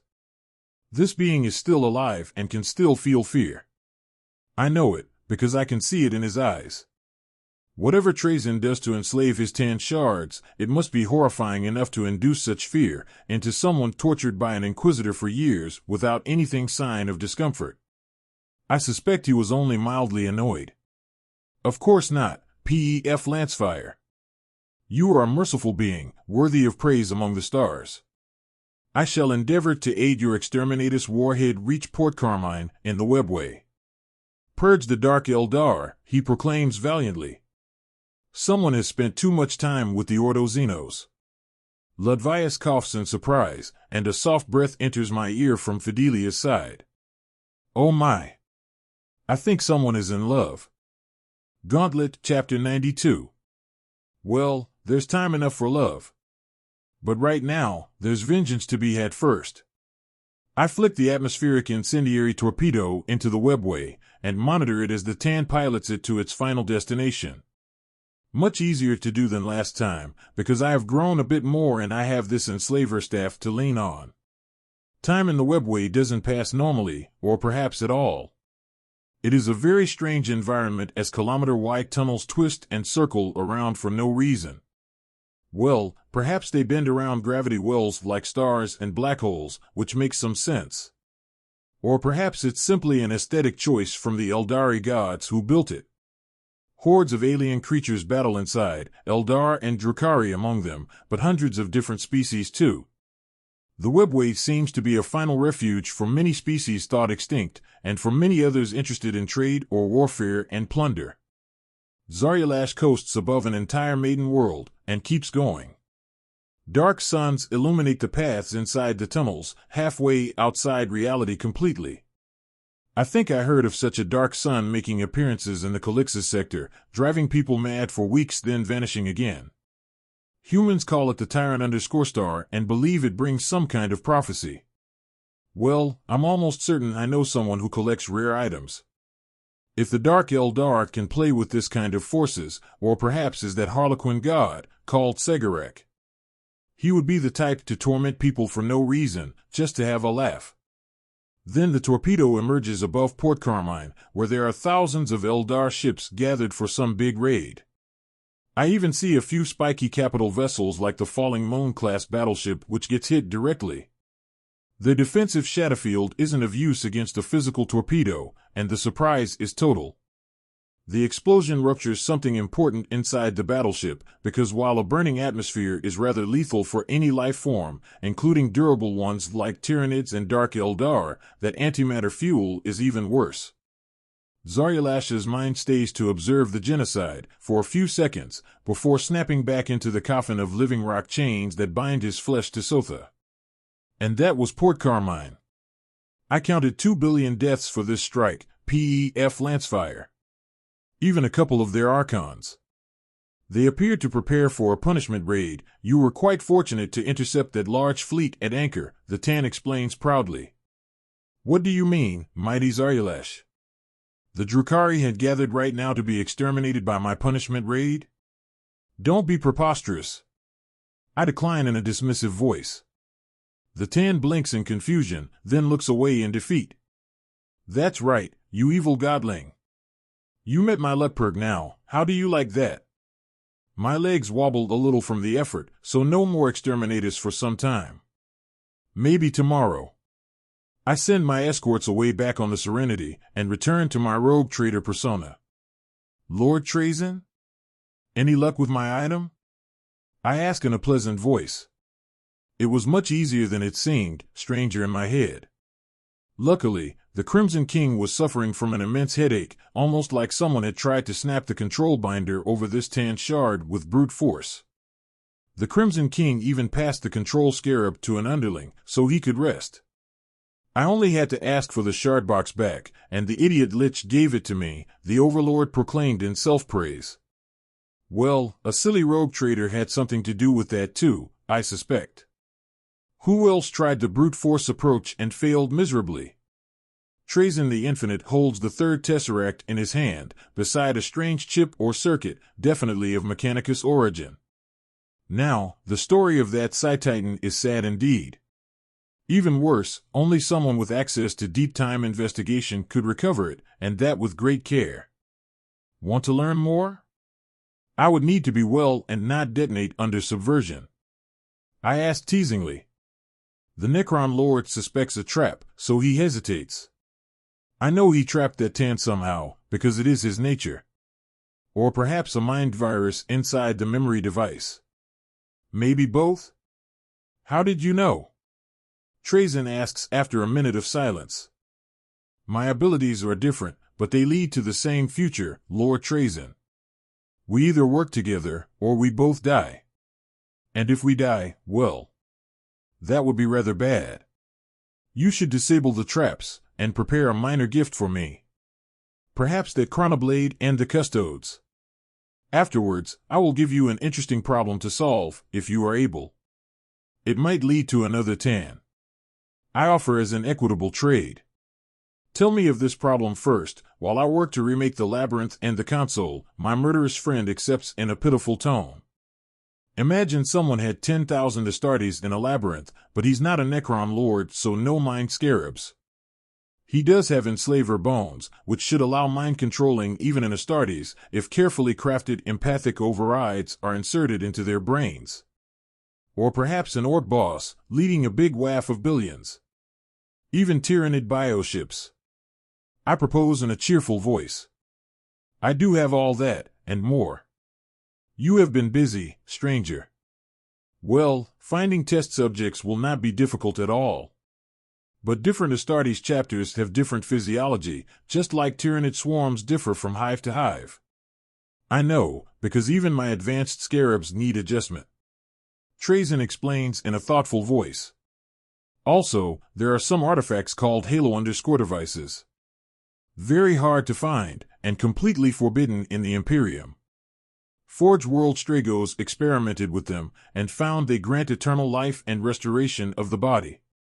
Perhaps an intact device can be found on Sonophia Magna, and then reverse-engineered, for Necrons and humans too. However, exposure over a few hours is unhealthy. I had to reduce his obvious enthusiasm. Most intriguing. I'd assume the origin is the halo stars that you researched a few years ago, the Necron asks in a knowing voice. Well, it seems he has eidetic memory, which I also have due to my implants. I am a well of knowledge, aren't I? So, my crimson god? I demand pleasantly. The Pharos doesn't reach on the other side of the galaxy, but why expose my weakness? With a pained sigh, Trazen the Infinite places the crystal and the memory node on his green coffin, which serves as a work desk. A tiny swirl of space from the Pharos and the artifacts appear in my blackstone-lined glove. Unlimited power, achieved. A quick glance at the Necron tomb of Drazik finds it deeply embroiled in a desperate battle. Tyrannid organisms have already landed on the surface and began devouring anything moving. Must have been hungry, the poor creatures. In the system, there are a dozen Necron battleships and 100 smaller vessels firing continuously at an unending stream of bioships and smaller flyers. They are still holding, but this last tendril from High Fleet Kraken is absorbing other smaller fleets like a river receives tributaries. Soon enough, it will be over. I strain myself and flick a Nova mine among the Necron escorts to hasten their demise. Perhaps 24 of the Necron frigates are caught in the blast area, and the Tyrannids exploit the weakness, grabbing the crippled ships and eating them with gigantic mandibles. I am too tired to send more right now, plus I only have one Nova mine left. But there's no rush, I have all the time in the world. Checking on Trazen again, I find him holding the Dawn Blade in front of him, in a curious stance. Almost like he tried to divine a purpose for this weapon. Then he lets it go, and the chronophagic blade disappears in mid-air and lands in my right hand. Another relic obtained. Sooner or later I will fight someone in melee, and extra years will be useful. Plus there are always traitors and cultists or even orcs. I have 1 billion orcs in my left glove, and a life-draining sword in my right. The future is dark, but I will probably see it now. I point at the imprisoned Tan. This Crimson God, was he a friend of yours? Never. We battled for eons, beyond the stars. We shouldn't have come to this horrible place, he says in a sad voice. I know, buddy. This is a grim, dark future, and there is only war. Keep silent about me. If the Inquisitor asks, say it must be some kind of automatic defense, interacting with the Tyrannid silence. Chronal turbulence or something. I add as I step on the teleporter. The sounding board folds back in the good tesseract, and so does my bone staff. I'll need to ask the Forge Master to craft me another slot for the next crystal. Soon, I will have an infinity gauntlet holding my tesseracts, like in those comics. I can only hope it will be enough. Dawn Blade, Chapter 93. The hunt for the High Fleet continues as I return to the Teleportarium, with Engineer Cygnus and my Blood Angel Rafin directing plasma warheads inside cruiser-sized bioship. It seems we have run out of atomic warheads, but the Hive fleet has also ran out of battleship-sized organisms. At least live ones. My destroyers keep shoving dead carcasses on descending orbits towards the Sotha's sun, while my barge and cruisers blast away at smaller Tyranids, who are still insensate from their synaptic links getting brutally broken. However, the Scythes and the Deathwatch ships simply stay in a defensive posture around the Agita fortress, their range too far to help anymore. This is annoying. Why should my ships do all the work? I hope you're enjoying the show, Astartes. Now that Pef Lancefire is here, the battle is won and there's no need to fire your weapons anymore. I send on their Vox channel. I think Ledvius snorts in amusement. Maybe it was Canis. We have orders, Chapter Master Lancefire, a voice I know answers in a sad tone. Captain Thrasius? It's all right then. If the Emperor himself spoke to you, there's nothing to worry about. Pef out. I answer and close the Vox box. Damn idiots. Chaplain Delos points his finger at me in warning. That's very close to the line, Captain. You don't know who gave them orders to hold station around the fortress. So you think it wasn't the Emperor? Pretty sure that's the exact letter of the Codex. You're very close to the line, Astartes. I mutter in dismay and leave the bridge, with my bodyguards and a few silent sisters escorting me to my rooms. Ledvius seems to want to argue, but I signal him not to. There is a greater play involved, and it might end with disappearing Inquisitors. A minute later I rest in my cogitator chair, the second one made of adamantium bars. Not going to remove my armor with Tyranids around. Then I extract my new toy and begin exploring the enhanced options available to Tesseracts, including complex manipulations of the inner dimensions, or speeding up passage of time at different locations, gravity controls, and many more. It is basically a sandbox universe, the size of a solar system. This gives me some ideas for later. Technically, I could grow people in a hyperbolic chamber. Or plants and animals, or all of them.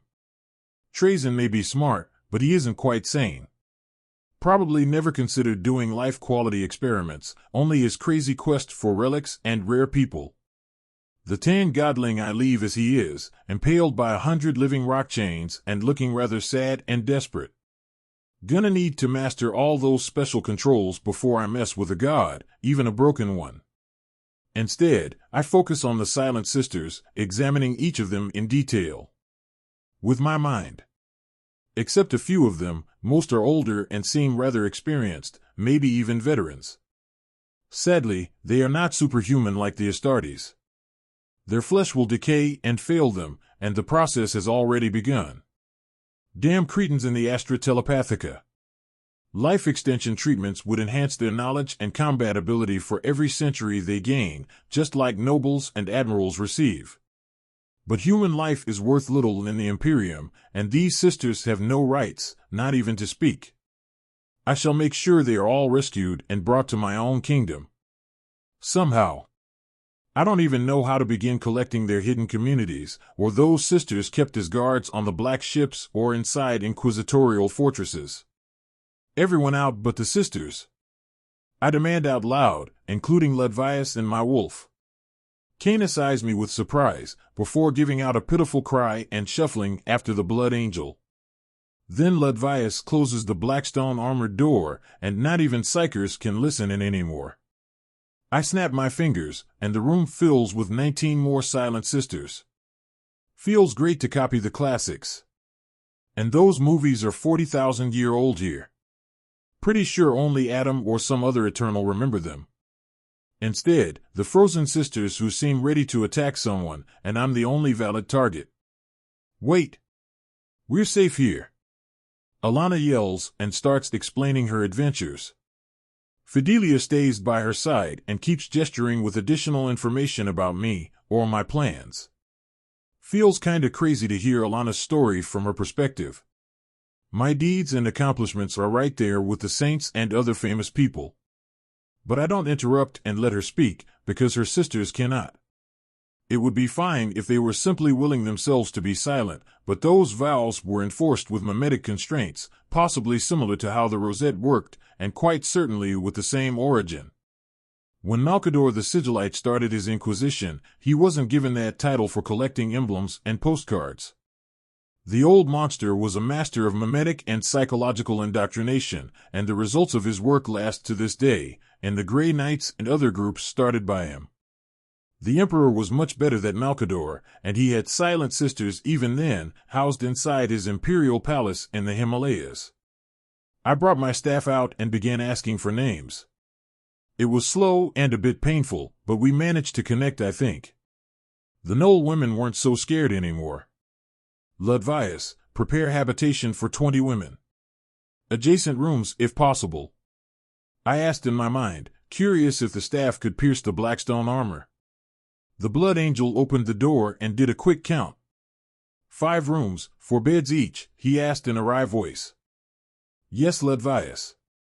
Wake me up in 10 hours. I muttered as I fell asleep, still in my power armor. Wasn't very comfortable, but I should get used to living in my armor. All Astartes did, when deployed. And some of them were deployed for centuries. Much later, I woke up to the smell of blessed CAF. I didn't drink much of that poison anymore, but I still loved the smell. We're almost at 10% with the Tyrannid fleet, Captain.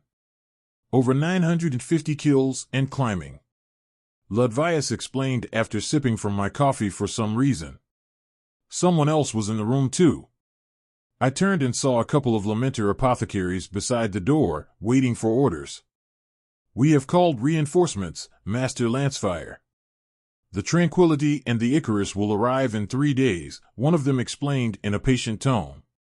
Made sense, and my half-working battleship plus 1,000 corvettes will speed up the cleaning duty, hopefully before the Xenos swarm recovered. I nodded and grabbed my cup before the ugly Blood Angel drank it all. Medical testing for the new sisters. Oldest first, get them into prime time as soon as possible. Blank recruits will need lots of hard work. I ordered after gulping half of my cup. Didn't taste so great anymore. One of the apothecaries tried to say something, but the first one just pushed him out. Hopefully nothing bad. What else? I asked Ludvius in a curious tone. The Inquisitor has disappeared. Or anyway, the Death Watch cannot contact him. It seems he was supposed to be underground, in the secret facility that nobody is allowed to know about, he says in a small grin. I smile widely. I still need the Pharos for myself. Plenty more torpedoes in my pocket. I knew it. The same trick as you used with the sisters? Also, the Eldar prisoners have vanished somewhere too. My brothers are very worried, and punches were mentioned by an irate captain, he added with a snort. I just shrugged and finished my CAF serenely. The Emperor works in mysterious ways. And an Astartes listens only to the Emperor. Maybe a Primarch, if he's not a traitor. Kinda even odds there. Ludvius grunted as if in pain. Inquisitors speak in the name of the Emperor, Captain. You must take care. I nodded gravely. I am taking all precautions, and gather evidence before I execute them. Of course, sometimes they never find a body. Much cleaner that way. Ludvius blinked with his single good eye, and then sighed. Please stop talking, Captain. Just find a way, somehow. You're right, brother. Let's go eat, and then blow up some Xenos. I exclaimed cheerfully and pushed myself up. Nothing invigorated me more than the promise of burning demons in the morning. Soon enough, we teleported inside the Pharos for another extermination round, this time the demon worlds of Bulwark, then Durrell, and lastly Coronine. All 3 worlds were rather close, still in the Hadex anomaly. I could have potentially burned one more, but didn't want to tire myself to exhaustion again. I decided to test the Dawn_Blade, the new relic I have received from Trazyn, so I did. A dozen orcs as a test, and then an Eldar. Didn't work quite as I expected, but that might be because of my blank nature, so I had to ask Ludvius to try it too. He decapitated a dozen confused orcs and another Eldar, and waved the strange weapon around. "Why are we doing this, brother?" he asked as I policed the crime scene and vanished the bodies near the sun. "I heard a rumor about this type of weapon. But I suppose we do have sanguineous blood and extended lifespan. Let me bring Letitia and Fidelia here." I mused to myself while kidnapping those sisters from their room. An armored hand arrived in front of my face, so possibly Fidelia wasn't too happy. "Peace, my dear Null Maidens. Take this weapon and strike at neck level." I explained and summoned an orc Shuda without his weapon. While the stupid mushroom checked his empty hands in confusion, Fidelia struck with excellent strength and control, parting the muscled neck like a green vegetable, perhaps. Almost instantly, an invisible wave passed through the blade into her. Not warp-based, because she was a pariah, completely immune to that type of emissions. But something life-related, or maybe fate. Chronal manipulation was also possible for Necrons or Hruds as well, and those were not Psykers. "Oh? Another strange ability of yours?" Ludvius asked with obvious interest. "It is merely a chronophagic blade, nothing special." Zaryalash spoke from his impaled shape on the cavern's wall. "Eternal life was pretty special, to me." I shook my head and began summoning more and more orcs, while observing Fidelia for changes. About 30 orcs later, those stolen years began coursing back through the sword and into my new girlfriend. Fidelia looked vibrant and healthy now, skin clean and rosy, and she seemed to have lost 30 years, although her eyes were still wise and stern like all the veterans. "Pass the sword to Letitia. I guess we won't need expensive rejuvenation anymore. I do have 1 billion orcs stored in my pocket," I explained while drawing the pretty red-headed maiden into a hug. She kissed my cheek in thanks, so I must be doing something worthy of praise, just like the imprisoned Tan claimed. Treaties Chapter 94. While the decapitation program continues with all the Silent Sisters with ease, I consider Zaryalash's words. Just one chronophagic blade is not enough, not even to maintain my growing clan healthy and young. I need a few for my sons as before they undergo gene implantation. I need a few for my daughters, for my officers, even for the loyal tech priests or my concubines or, yep. I'd need at least 12. So I have to go to the source. Or send someone trustworthy. Few of them around. Ludvius, my brother. You and Refitting have a small mission. Undercover insertion on Arthas_Moloch, and recovery of ancient artifacts of similar nature with this Dawn Blade. With those words, I brought down Refitting and a Land_Speeder scouting vehicle, held in the air by anti-grav fields. My dear Hestia asked to join them, and it made sense. As a pariah, she would be useful if they stumbled onto demons. Use your Voxbox during this mission, Hestia. And take these weapons, a power sword and inferno pistol. You're looking for old temples or other similar structures, with statues. Statues that hold weapons. I explained and kissed her for good luck. They all had blackstone armor plates, power weapons and force fields, so there wouldn't be any immediate risk. Plus, I would be on standby for rapid recovery. In a minute, I deposited their speeder on that artifact planet, next to the largest structure still standing. And then they sped up, since those anti-grav recon crafts could move. The planet was mostly desert, land broken and cracked and devoid of any life. Something has completely scoured the former inhabitants, possibly for good reasons.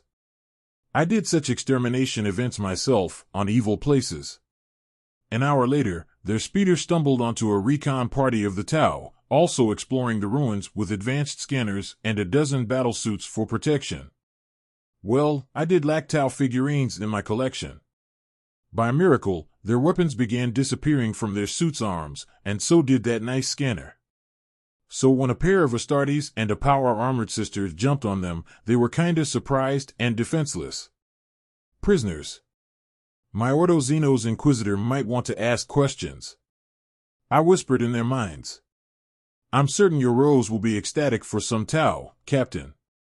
Refitting answered in my mind, while holding the Tau at gunpoint. One by one, when in contact with my Astartes, I could yank the prisoners from light years away and then store them in a labyrinth. Probably this was how Trazyn worked, sending his puppets and doppelgangers to explore and retrieve artifacts or people, instead of risking his immortal necrodermis. It was mentally tiring, but indeed posed little risk for myself. Are those Tau? They are so blue. Alana asked, leaning on me from the side. Yes, my dear. And they are all nearly blank. Very smart, too. I explained in an amused voice. Still, it didn't bode well. A recon party on the surface meant a Tau ship in orbit. They would come looking for their guys soon. I began searching the orbit, and indeed found a Tau Goliath_class_ battleship with 100 of spacefighters, engaging a side-strike cruiser and beating them back. Well then. I had a last Nova mine, and it would work wonders, with some timing. The MIU began computing the best deployment spot, and then, boom. A gigantic flare obliterated all the tiny fighters and dropped the battleship's shields. The Tau didn't stay and argue anymore, turning their explorer battleship around to escape. A plasma warhead on their bridge canceled the maneuver, leaving the ship drifting off into the void. Soon enough, the side's cruiser turned around and pounced, sending assault boats and boarding torpedoes to secure the engines and conquer the crippled ship. Another good deed that nobody will know how it happened. Such was my fate, to work from the shadows and strike at humanity's enemies. But it seemed that the Tau didn't learn the lesson if they were still contesting Imperial borders. I turned my eyes on their capital and bombed their shipyards again, flinging smaller plasma warheads and catching a dozen cruisers at anchor as well. Focus on defense, guys. Really? Expansion wasn't wise. I did a quick scan over my holdings in the eastern fringe and located a nearby orc planet battling a small Tyranid fleet. This was worrisome. In a few years they will reach my secluded kingdom, and we were not ready. We have located a polearm of similar make, Captain. Also, big flashes in orbit, that was you, right? Ludvius asked in my mind. Right. The artifact quest. Shouldn't let my mind drift. I returned my focus on my away team. That was just a Tau battleship. Our brothers from the sides of the Emperor are boarding the derelict right now. I explained in a wry voice. Just a battleship, huh? Well, we're continuing the search, the veteran space marine said in a snort. What can I say? I'm just that good. Eldari cruiser exiting the webway in 30 solar seconds. Zarlaw spoke from his perch, while observing me with curious eyes. Only a cruiser? I complained out loud. I had hundreds of Eldar cruisers. Still, they probably wanted their people back. Maybe even the intact ships. What to do? They have an avatar on board. Stronger than me, in my current state, the Tan warned me after the Eldar ship emerged from the portal and casually plowed through the improvised minefield. Do you want an Eldar avatar, Lord Trazyn? I asked in a teasing voice, changing my focus again to my best trading partner. Yes. Kind, I expect. But good enough. Where or when, the Necron overlord demanded in a rush. I placed him on hold and changed focus on the Eldar cruiser. It was possible I couldn't capture this avatar, as I was rather at my limit. But he was a psyker, and psykers were weak to pariahs. Purpose of your visit, Avatar? I asked in his mind. Rage. Destruction. Revenge. Your actions hurt the Eldari, human. Craft worlds and many ships lost to your folly, the being replied in my mind, nearly shaking my consciousness away. Damn powerful indeed, this resurrected Eldar god. Measured response, for every attack on humanity. You will run out of craft worlds sooner than I run out of torpedoes. You are now warned. I answered in a categorical voice. The Eldar cruiser stopped and began unleashing powerful lances on the dormant hive ships. Stronger than a battleship, and without needing to recharge or cool down. Just beam after beam of concentrated death. We shall aid in cleansing the great devourer. You will return the captured Eldari to us. We are not numberless like you, humans. Every one of us is precious beyond belief, the being boomed painfully in my mind, so I had to shield myself with the enslaver staff. I meditated on that for a few seconds. Local alliances of convenience with the Eldar were always broken later. It was in their nature, and in ours too. But perhaps something valuable could be obtained. I clenched my fist, and began vanishing the remaining Tyranid bioships in my labyrinth. Much faster than even an avatar could kill them. This will suck later, but right now I needed to project strength. Calling Trazen here would invite a host of problems that I didn't want to deal with. Your aid is not as valuable as you presume it is, Avatar. I was simply training my troops in a controlled scenario. I explained while setting aside 10 Eldar cruisers in bad shape but still able to fly, then filled them back with crew, and double crew at that. Then I released those 10 cruisers beside the Avatar's ship. Space manipulation? No wonder you are so arrogant, Astartes. And that 10 near you clearly helps. They are abominations that need to be destroyed, the Avatar demanded, this time at a more manageable volume, his empathic transmission buffered by my full-strength mind shield. I see. You propose we execute captured prisoners then? I quipped amused, and simply confiscated the released Eldar cruisers, again. That put a stop on his demands. Perhaps there could be a Geneva Convention after all. Maybe not for Tyranids, as they didn't have written language, so treaties on paper were only biomass to them. Oh? You really are merciful, Pef Lancefire. Protecting me from this vengeful Eldari avatar, the Tan asked in a surprised voice. The Eldar are very advanced, maybe on par with the Necrons. They are slightly deranged, but nothing compared to the Necron insanity, something caused exactly by the Tan, I believe. Humanity has numbers, but no advanced science. And then, there is the Chaos and Orcs and Tyranids, all waiting to devour and plunder. Am I right? I asked in a soft tone, patting Elena's back for comfort. This galaxy is insane, no doubt about it. We should all run away, somewhere, anywhere else. Zaryalash pleads in a desperate tone. He is correct, of course. This is even on the table, with warpless drives and tesseracts to store people during travel. A single tesseract could probably contain all humanity, frozen in stasis. Not my favorite option, but it would be better than exterminating thousands of populated worlds to create a firebreak for the Tyranids. I should probably work on that, and save a few trillions of souls from oblivion. That insane Inquisitor Kryptman was going to execute his galactic cordon, obliterating human worlds with virus bombs to deny the Tyranids replenishment biomass and stale their advance. Lack of transport ships and interest prevented the evacuation of those worlds, and thus countless lives were being wasted, not to mention habitable planets. Possibly the desire to keep things secret, as was the way of the Inquisition. No witnesses, no evidence, just dead worlds. What is your proposal, Astartes? The Avatar asked in a more reasonable voice. Just avoid attacking human ships and planets. And no more diverting enemies towards humanity. You know well enough what a dozen vortex torpedoes would unleash on a craft world. It wouldn't be humans killing your people, just Eldar nightmares entering the Immaterium. I offered in a pleasant tone. Of course, they will take my offer and soon forget about the pact. And then I'll have to insist. More bloodshed and lost souls, because reason was long forgotten. Disgusting threat, holding the craft worlds hostage. Will humanity respect the same for the Eldar? All over the galaxy there are raids from Astartes and other Imperium's forces. Even on defenseless Exodite worlds, the Avatar asked greedily. I do not have control over humanity, Avatar.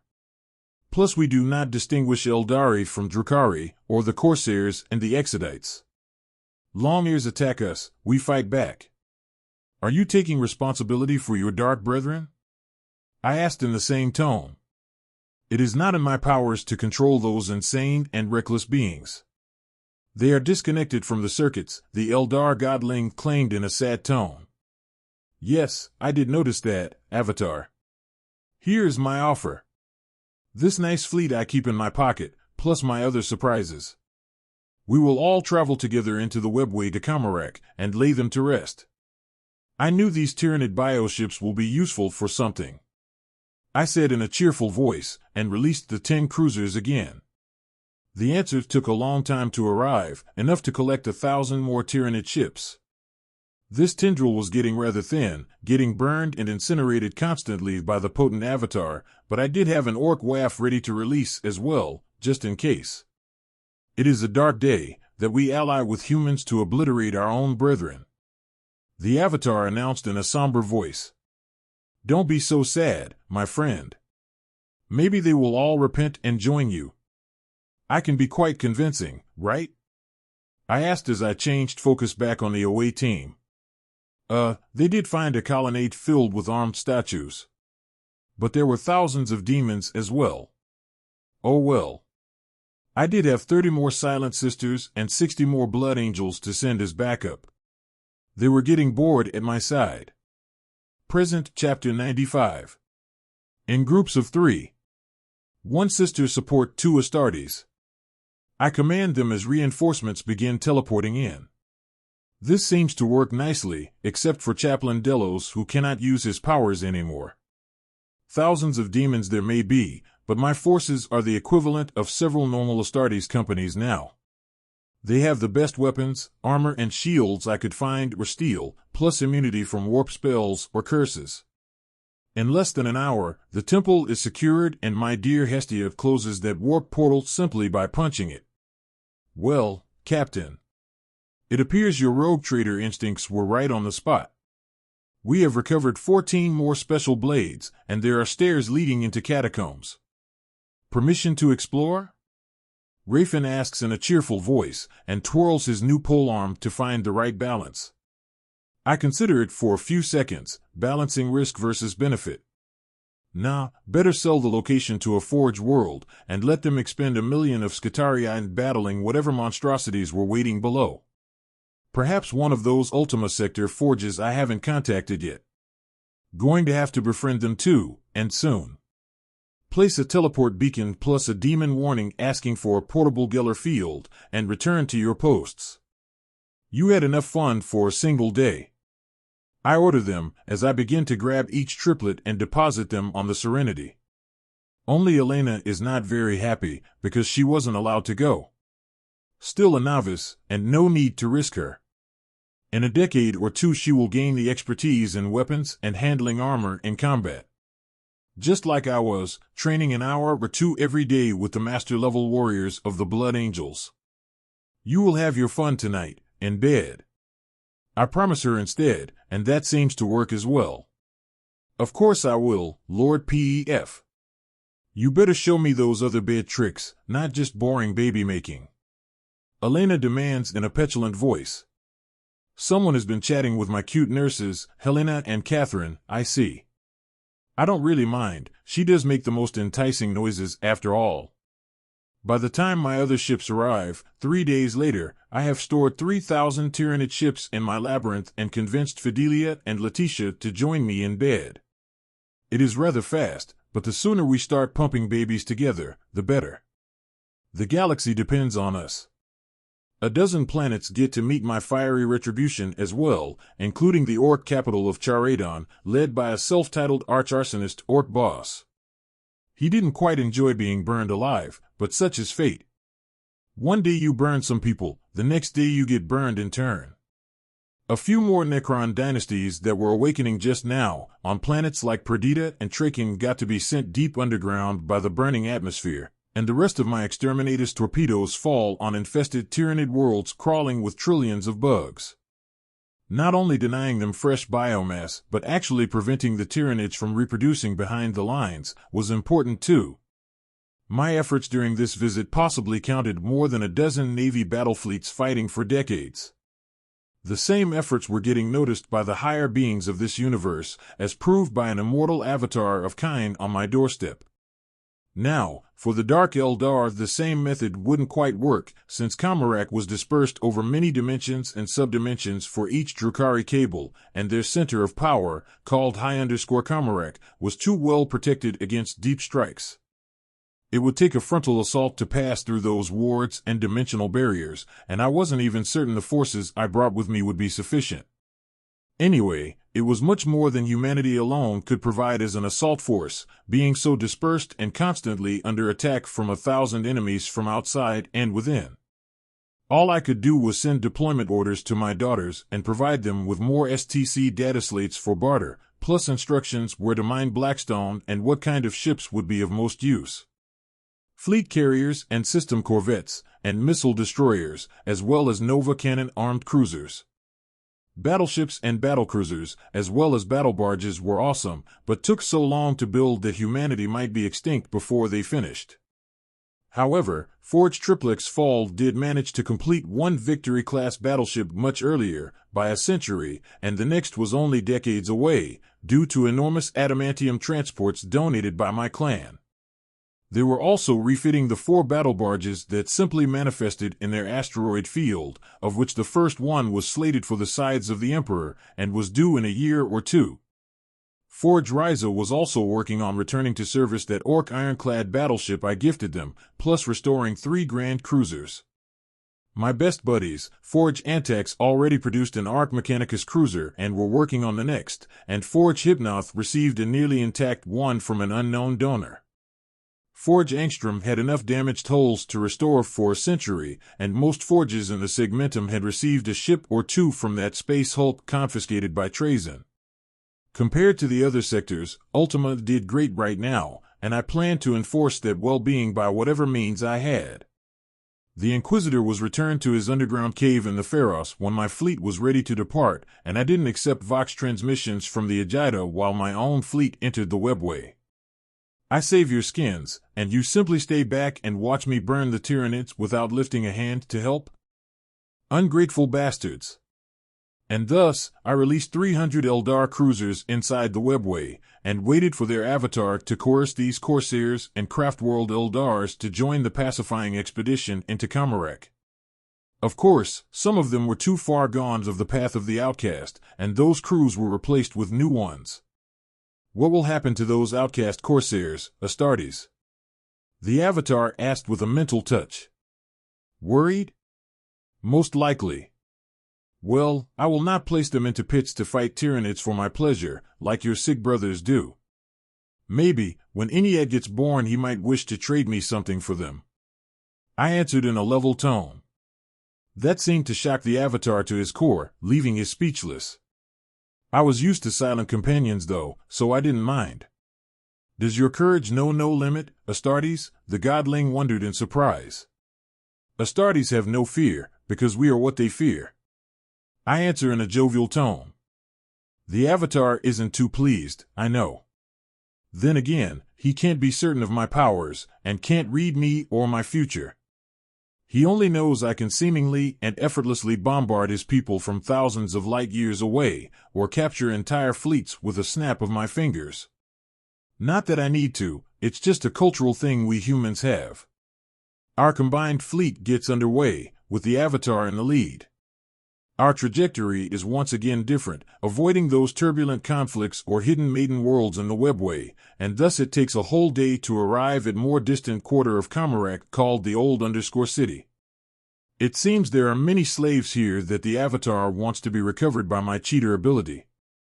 I kinda agree as I discover tens of millions of humans and millions of Eldar kept in captivity and forced to work in gruesome factories, places filled with anguished spirits and tortured souls. With an audible growl, I begin collecting the poor slaves, wherever possible. Some are interred into torture coffins after their skin has been peeled off, others have been maimed or deformed beyond anyone's ability to heal or restore their sanity.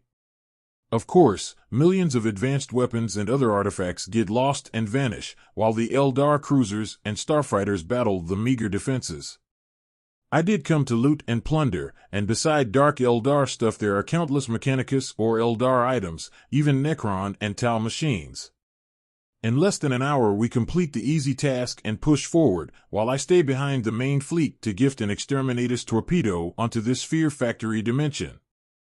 Denial of assets and the Emperor's mercy in a single packet.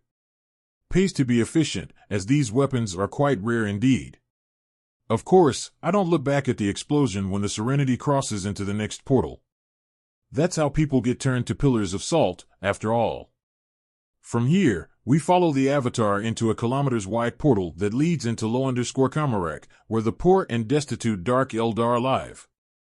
They are all murderous criminals and cutthroats, scavengers and mutated beasts of homunculi experiments. Nothing much to salvage except 1 million slaves in poor condition, and we move onward, while our lance and plasma batteries set fires to everything in sight. For thousands of kilometers, the ragged plastic in wood buildings and inhabitants burn, and we don't even need exterminators here. A firestorm forms in our wake, and nothing will survive once the oxygen all burns. That's a peril if you live in a cave, no matter how large. We enter another port city called Blackblood, which has now become the main center for raiding and slave trading, possibly due to losing a few ports to an accidental explosion. This takes all my concentration, capturing thousands of ships, some of which bear Dark Mechanicus and other Chaos markings. Most of them are Dark Eldar though, decorated with thorns and spikes and filled with torture chambers of insane designs. Their weapons are amazingly potent, as are the engines and the navigation controls. It will take a big trade with Trazyn to obtain manuals for some of this, if it's even possible. The Mechanicus forges would gleefully dissect everything, including Dukari or Mandrix prisoners, for any usable data, and I will generously grant them this gift. It's only fair we return the favor, right? I collect as much as can while the Icarus deploys the corvettes and fighters for our defense, and the Eldar fleet blasts everything into light.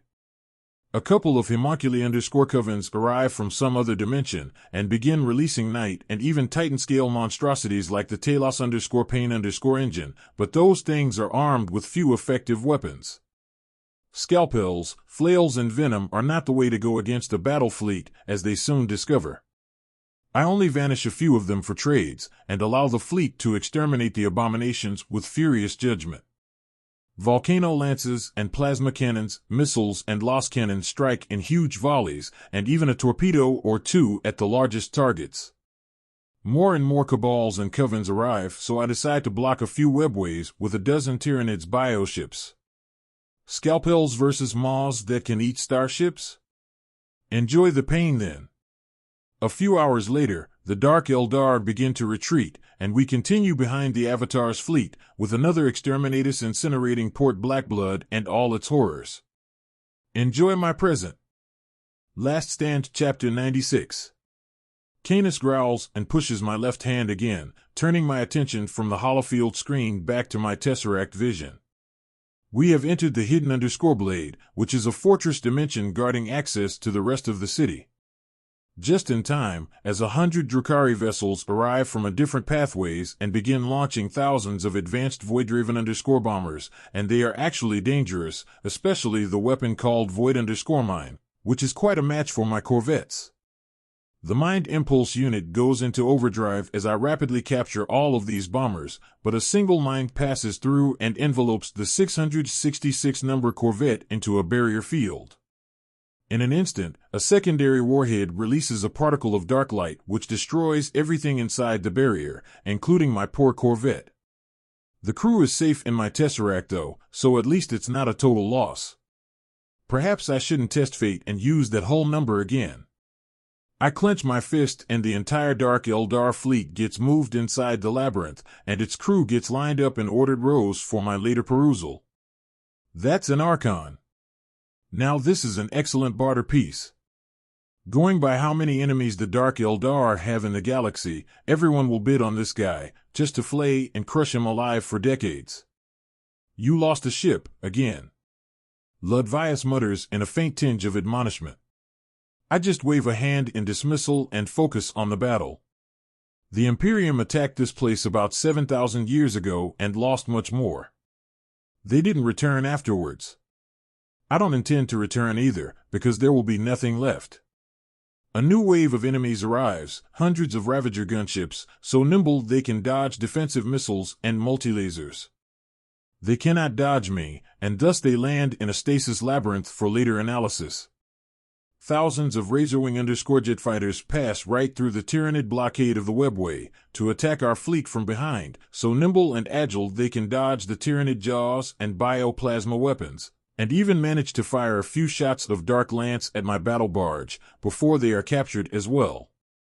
Another Archon was leading this charge, which doesn't surprise me.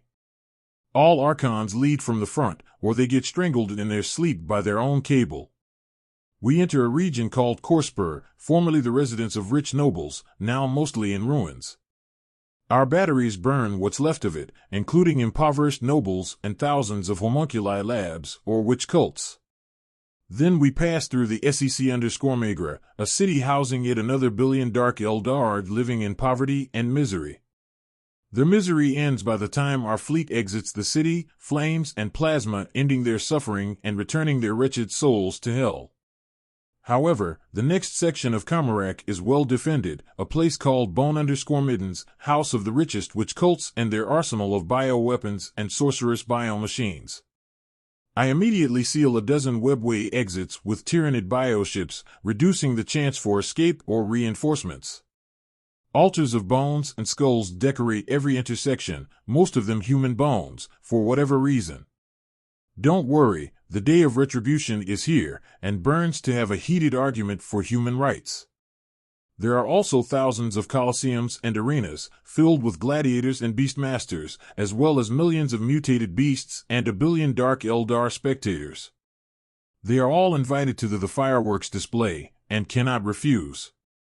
Perhaps 40,000 of the gladiators are human or Eldar, and they disappear in my labyrinth, where I notice with surprise a few hundred Astartes of every legion, and even a Primarch, the crazy swordsman named Khan.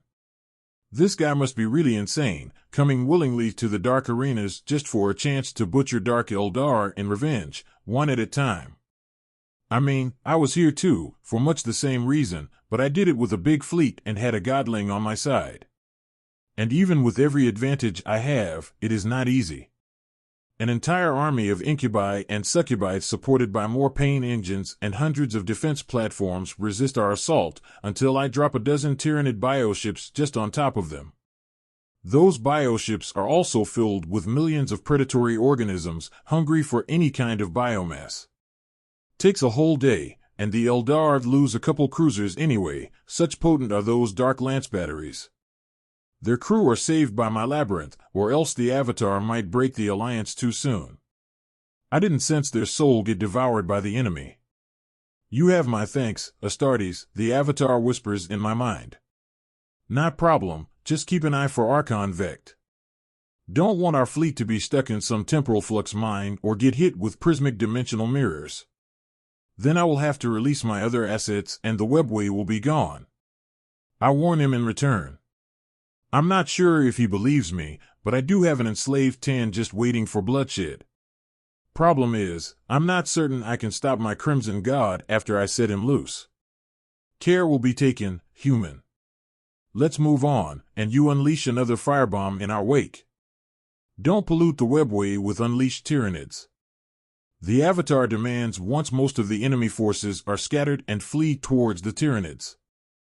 Some of these Drukhari are fast and strong enough to make it out, enough though millions of Hormagaunts and whatever other creatures are out here. We pass into the next dimension, and the Exterminatus obliterates the Wyshas and their arenas. Here is the Middle Darkness, sort of civilian sector full of brigands and assassins. Our batteries set them right, and turn them to the light. After this, we finally arrive at High Kamarak, the place of power for the Dark Eldar. The entire race seems to be waiting for us, billions of troops and carnage engines, mutated beasts, and 10,000 ships of every size. We are completely outnumbered and outgunned, or so it seems. I drop Tyrannid ships in 50 places, all to the sides of the awaiting armies, and keep only 100 bioships in reserve. The Tyrannid silence engulfs the city and quells most of their foul wards and dark magic, and thus I launch 2 vortex torpedoes, one into their front lines and one behind the enemy lines, right at the edge of the nearest spire, one covered in the strongest dimensional shield I have ever seen, even able to block the Tesseract. A few seconds after, I start kidnapping the bigger Drukhari ships as fast as I can, denying them their strongest assets. 5 more Archons are now captured, plus 98 battleships. Mines detonate in their place, as to confuse anyone where the ships are gone, but I suspect neither the Avatar of Kine, nor my friendly wolf are fooled. The Tyranids howl in hunger and plow straight into the waiting biomass, ripping into the Dark Eldar armies and crunching on their bodies in ravenous hunger. Tyranids are always hungry. The dimensional mirror defending the spire is slowly breached by the expanding warp rift, and demons of 1,000 types now flood Kamaraka's richest quarters. Of course, those rich nobles and archons had their private armies and pain engines and thousands of mine and traps, but the Immaterium is without end and will never run out of demons. The Drukhari cruisers and bombers still in the air struggle to split their fire in between the 3 attacking forces, and me and the Eldar are the most distant and less immediate threat. Warp weapons. They should be forbidden, the Avatar claims in a disgusted voice. See? The Geneva Convention is very close already. I flick a melta-torpedo deep inside the highest spire, and the deflection field only stops half of its effect, while melting plasma falls onto the troops and demons below, sending them all to hell, screaming in joy or terror as they melt in burning fires. The silence is not strong enough for a 3rd Vortex warhead to be used safely, but I'm in no rush. I record everything on my implant, while my fleet fires thousands of plasma torpedoes at the defending Dark Eldar army. I don't care how strong a Psyker is, while bombarded by Tyranid silence and 1,000 tons plasma torpedo, his mind will crack and so will his Psyker shields. Well, except one huge Mandrake who tanks 5 torpedoes before he dies. Must have been their boss or something. As durable as a Navy cruiser, so possibly on par with a Demon Prince. I don't really care though. My corvettes have 20,000 torpedoes to spend, and we're barely using 10% for now. I direct a wing of 100 corvettes to unleash a sequential barrage on the tallest spire. Not at once, because the most warheads will get vaporized in the previous explosion. There is no rush, anyway. I have all the time in the world, and a silent sister whispering hot promises in my ear. How do you like the show, guys? I asked to make sure. Looks great from up here. Probably quite nasty at ground level though. Rafin quips with a snort. The Tyranids are eating well today. Ludvius observes in a calm voice. They are, huh? Poor creatures. Coming all the way from distant galaxies, just to serve as actors in my pic show. I bet a throne my kids will love this recording. I comment in a wry voice. Which throne would that be? The chaplain interferes at my heresy. Rafin flips a sliver coin and holds it up. 1 throne coin, Lord Pef. But all your kids must love it, the Astartes demands, waving the coin like it was made of spirit stones or something of value. What's not to love? Should I add some orcs in there? I ask in a naive voice. No, everyone on the bridge yells in terror. Probably a good idea then. Necrons? I ask in fake innocence. That's even worse, Captain. Stop talking while you're ahead. Brother Ludvius advises me and pats my head in a familiar gesture. I pat Canis on his head for comfort, while we wait for the damned dimensional field to break. The Eldar cruisers keep lancing everything approaching our formation, creating a rather powerful barrier of light and antimatter. We fire plasma and lances as well, and I keep stealing sleek bombers and fighters as soon as they leave their underground launch bays. Every one of these babies would be worth 1 billion thrones, sleek and nimble death machines with millions of years of advanced technology hidden under the spikes. One day humanity will have such nice fighters too, but for that I need some respite to grow my kingdom in relative peace. Technology is a hard quest, and religious restrictions do not help. As it happens, the Tau and the Dark Eldar are the easiest enemies to defeat due to their localized concentration. Sadly, most of the Tau stuff is only on par with the Astartes' weaponry and armor, or even below, not to mention the Mechanicus. Some Mechanicus tech is almost at Necron levels, Altoad they of course forgot how to make them or even how to power them up. The Tau instead create things on a logical progression, getting better every year. The Tau still need to grow and discover more nice stuff to be worth a raid from myself.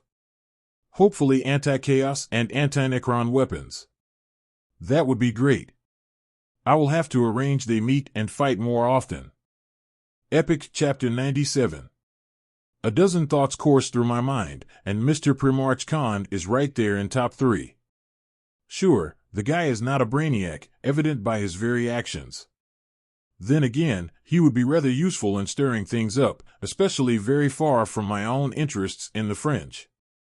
The bad part though, this guy is a moron.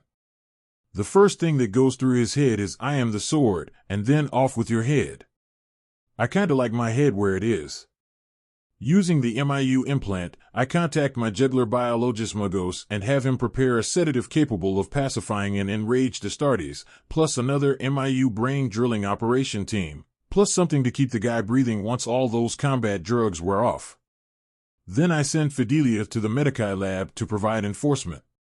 Once everything is in place, Jagatai Khan arrives in the room to receive a paralytic spray in the face. No weapons, of course, because the guy is lethal enough. He even manages to punch Juggler halfway into the next room. And Juggler is very good. I have seen him scoop out the brain of that traitor Marine in a millisecond. Then, Khan falls on his face, and Fidelia places him on the operating table. There must be 10,000 white scars on his body, and inside as well. Makes you wonder how he survived till now, but Primarchs are bullshit, everyone knows that. Doesn't look like one now, merely a battered gladiator in leather pants. Half of those too. I return to watching the show, just as the last 100 plasma torpedoes detonate and collapse the defensive barrier around the high spires of Kamarak. Thousands of high-level nobles are forced to enter combat beside their bodyguards, massacring demons with ease. But I want my full set, so a few more Archons and their retinues get captured in my labyrinth.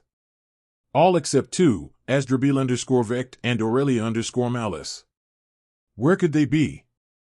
Hidden in some subdimension maybe. Well, anyway, there is plenty of looting here, artifacts from hundreds of species, though most of them are Eldar and human.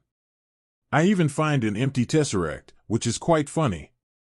They could have stopped my assault easily with it, if they knew how to use it. Their loss, my gain. I could make it my Lancefire's clan treasure after I taught Victor how to use it intelligently. Managing the defense and safety of a small kingdom would be a piece of cake with such a tool, even if assaulted by orc wafts or Tyranids hives. Also, one of those chronophagic blades, and the clan would be set for the next 40,000 years. This was the great advantage of a blank dynasty. I wouldn't need to fear my heir falling to chaos or getting ensorcelled. Sure, stupidity or fanaticism could always strike, even the best of us, even me at times. So far, his Astartes bodyguard had kept him safe from plots or assassins, which was also good. Soon enough, his brothers will be Astartes as well, and that will count for something. Coven by coven and army by army, the Dark Eldar slowly get decimated by the three-pronged attack, and in some places demons and Tyranids begin to meet and devour each other as well. We don't have troops on the ground, because I'm not that stupid, and there is no need. I can loot whatever I want from my captain's chair. All batteries, focus fire on the nearest warp rift. I demand out loud. While the Tyranids are numerous enough to devour any world, demons are infinite. Better not play it too close. The Eldar observe the change in focus and turn their lances on the forward rift as well, which helps close it quite fast. Then again, they have an avatar and the Tyranid silence is suppressing the warp to some degree. The remaining Dark Eldar ships turn their attention on the warp rift to their back, which makes some sense, but not enough. I do want a large armada of advanced ships, so their cruisers also begin to vanish now, leaving only the smaller ships, from which I only collect a dozen per class, just to analyze the technologies. Of course, this leaves the ground armies without cover, and hordes of hive_crones and millions of gargoyles dive on their prey unimpeded. Even a greater demon arrived at the final moment, eager to feast on the well-deserving Drukhari. This finally breaks the Dark Eldar morale, and they attempt to flee and scatter. Tyranids all around though. Exterminatus inbound in 60 solar seconds. All ships retreat. I order just as the second warp rift is finally closed by suicidal self-detonations of a dozen Dark Eldar destroyers. We turn tail and head for the portal, while Kamarak becomes a feast for Tyranids and demons. Anyone knows who that is? Just asking, for no reason at all. I say in a gentle voice. Ludvius chuckles and pats Rafen's shoulder. That's Heartslayer, a keeper of secrets. And? I think there's something more to it, and as that avatar plunges straight through the hordes of Tyranids and demons, I think I have tiny clue. Well, the avatar will get a bit burned, but he should be fine, I guess. I murmur to myself and Canis. My wolf nods wisely at me, so he agrees. Avatars are tough, something as minor as an exterminatus shouldn't bother him much. Only fire after all. I think I should delay the explosion a little and record more. I mean, who else has recordings of 3 factions of the Eldar race battling each other in the middle of their ancient capital? And the Tyranids all around make it even more interesting. The Serenity holds position right at the edge of this dimension, with the Icarus above us and 999 corvettes like a rainbow and honor guard. I'm not sure why I stopped. Logically, it made sense to just bomb the place and run away, but it's good that I did. On the other side of that transparent portal, the 2 remaining Archons have circled around to strike from behind, as the Eldar cruisers find out right now. Unseen weapons and dark beams strike those peaceful Eldar cruisers, and they all scatter in panic, losing half their numbers into temporal minefields, and doing little damage, as a thick shadow covers those Archons and their reserve armies. Well, I am kinda caught in the middle now. What to do? I try to extract the Eldar cruiser from beyond that barrier, but the real distance must be light years, not a few kilometers. Corvettes, 10% expenditure, through the portal. I command on a hunch. Beams will not cross over, or else we would be taking fire already. But torpedoes were physical objects. I lean in my chair and target the raised platform with 2 Dark Eldar with the barge's machine spirit, and launch my own warhead among the 2,000 torpedoes volleys from my corvettes. He might be a potent psyker, but this Vortex warhead has a blank Logis engine, and thus the Archon doesn't sense the danger, not until it's too late. That shield of his is no protection against a Vortex warhead that can break a battleship in 2. The warp rift splits the reserve army into a few smaller groups, and the rain of plasma torpedoes incendiate and immolate their decorated armors, and then ignites their souls as their corrupted flesh gets evaporated. Demons pour through the rift and engage those armies in melee, with little effect except holding them still as more plasma torpedoes rain from above. Those 2 titanic beings are still fighting behind us, surrounded by monstrous aberrations and demented Medusae, while a throng of massive Tyranid pyrovore bombards the dregs of the Dark Eldar with acid bombs that dissolve flesh and metal. Mountain-shattering blows rain on each other, but the Avatar is made of burning metal and simply reforms, while the greater demon is made of nightmares and make-believe. There are plenty of nightmares around to empower the creature, and I am wary of my crew getting corrupted. Time to burn it all. All ships advance at speed and bombard that warp rift. I order as I mentally load another incendiary and detonate it near the ceiling of the cave. With a last look at the demolished Kamarak, I collected 100 more Razorfiend underscore cruisers and loaded them with the largest Tyranid organisms still alive, a dozen broodlords and a tyrant among them. Might need them for some ambush, or just in case. I already had several narvals, and those were the most useful and problematic bioships too, being the gravity-tunneling little bastards. Didn't find any STC here, so perhaps that panacea was already saved by my comical STC containers, littering the Ultima sectors on thousands of transport ships and cargo haulers. Hopefully, that caused a million psychers headaches as well. The last Archon was still running, already a dozen kilometers away, when the Serenity crossed over, but she wasn't faster than a Tesseract. Lady Malice joined my collection, frozen in a desperate rictus. Or perhaps it was excitement. Hard to say with the sadistic Dark Eldar. She did have a lot of great loot though, including some kind of super powerful pistol called a blaster. It shot dark light, so it might pierce through battleship-grade armor. Like I said, good stuff. Might need to disguise the shape into a more imperial weapon, using molded resin or plasteel, but just in case anti-traitor Primarch showed up, I wanted a surprise. I named it Chekhov's gun, for old time's sake. A recon drone entered the burning dimension to send a short transmission, confirming those two monsters were still fighting each other among the ruins of Kamarak. Oh well, I could sell tickets to that epic fight. Right? Kind Chapter 98. My two capital ships and the corvettes kept bombarding the rift for an hour until it closed. Of course, we could have sent a sister for the same effect, but the floor of the webway was crawling in demons and Drukhari and Mandrix and all kinds of exotic or dangerous creatures. I mean, their personal weapons were rated to shred an armored tank, so risking a precious blank, even in power armor, wasn't an option for me. Instead, I headed towards the biolab, flanked by my angels and two apothecaries from the Lamenters. Khan was waking up and screaming his lungs out. Probably in need of more combat drugs of Dark Eldar make. Must have made someone a lot of revenue with this simplistic look at the world. Release me at once, the Primarch shouted and struggled against his adamantium binders just when I entered the lab. Next time he screams, punch his throat. Perhaps later, we can fuse his jaws and remove his vocal cords? It's not like he has anything wise to say. I asked from the Jebbler, who clicked his scalpels in anticipation. Of course, Captain. Such beasts are better used to pull plows, the Mechanicus Muggos replied in a wry tone. You are Astartes? What legion? The Primarch demanded in a command voice. One of those legions who kept their duty, unlike you, Primarch Khan. You abandoned your Emperor-given duty, and now it is my right to pass sentence.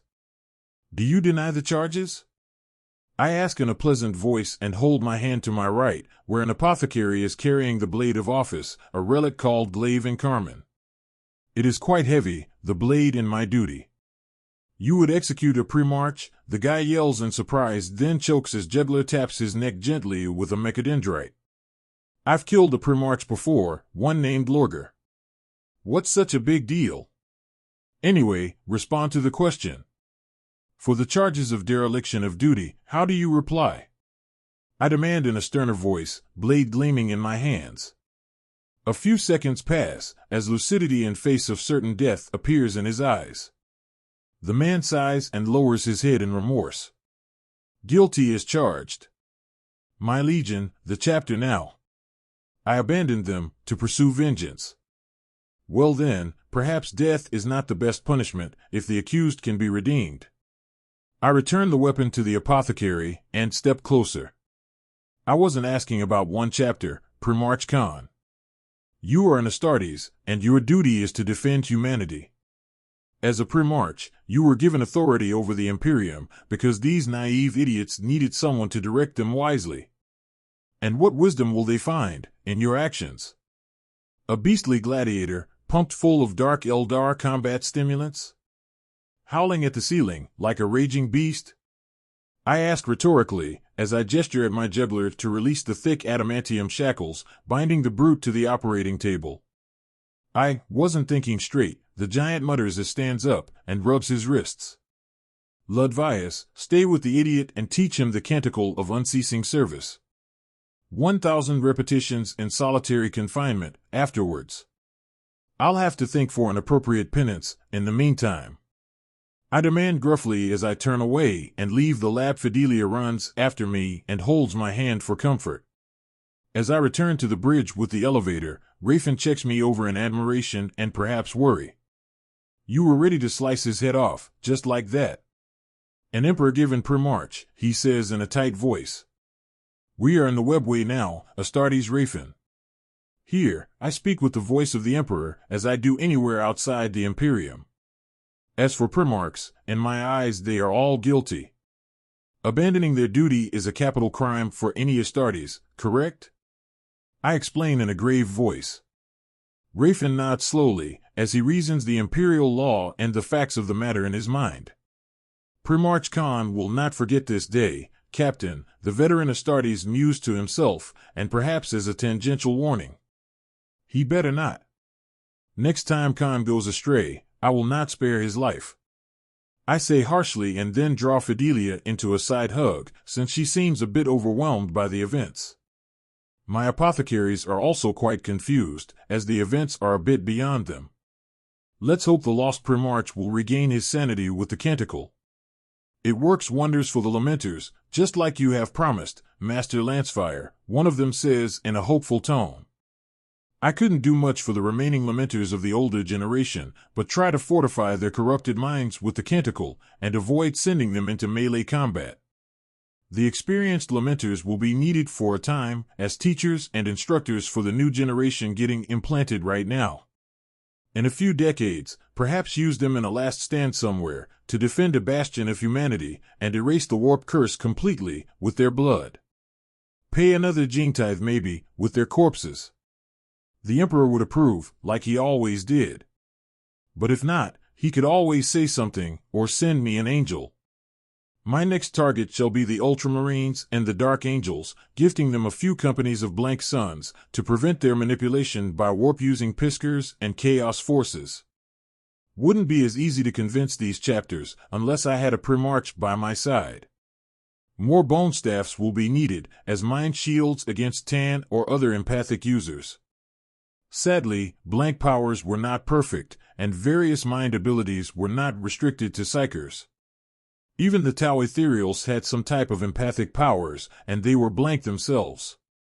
The navigators themselves were proof of this, some of them being able to cover a ship in a self-made Giller field, and protect their passengers through the warp when the generators failed.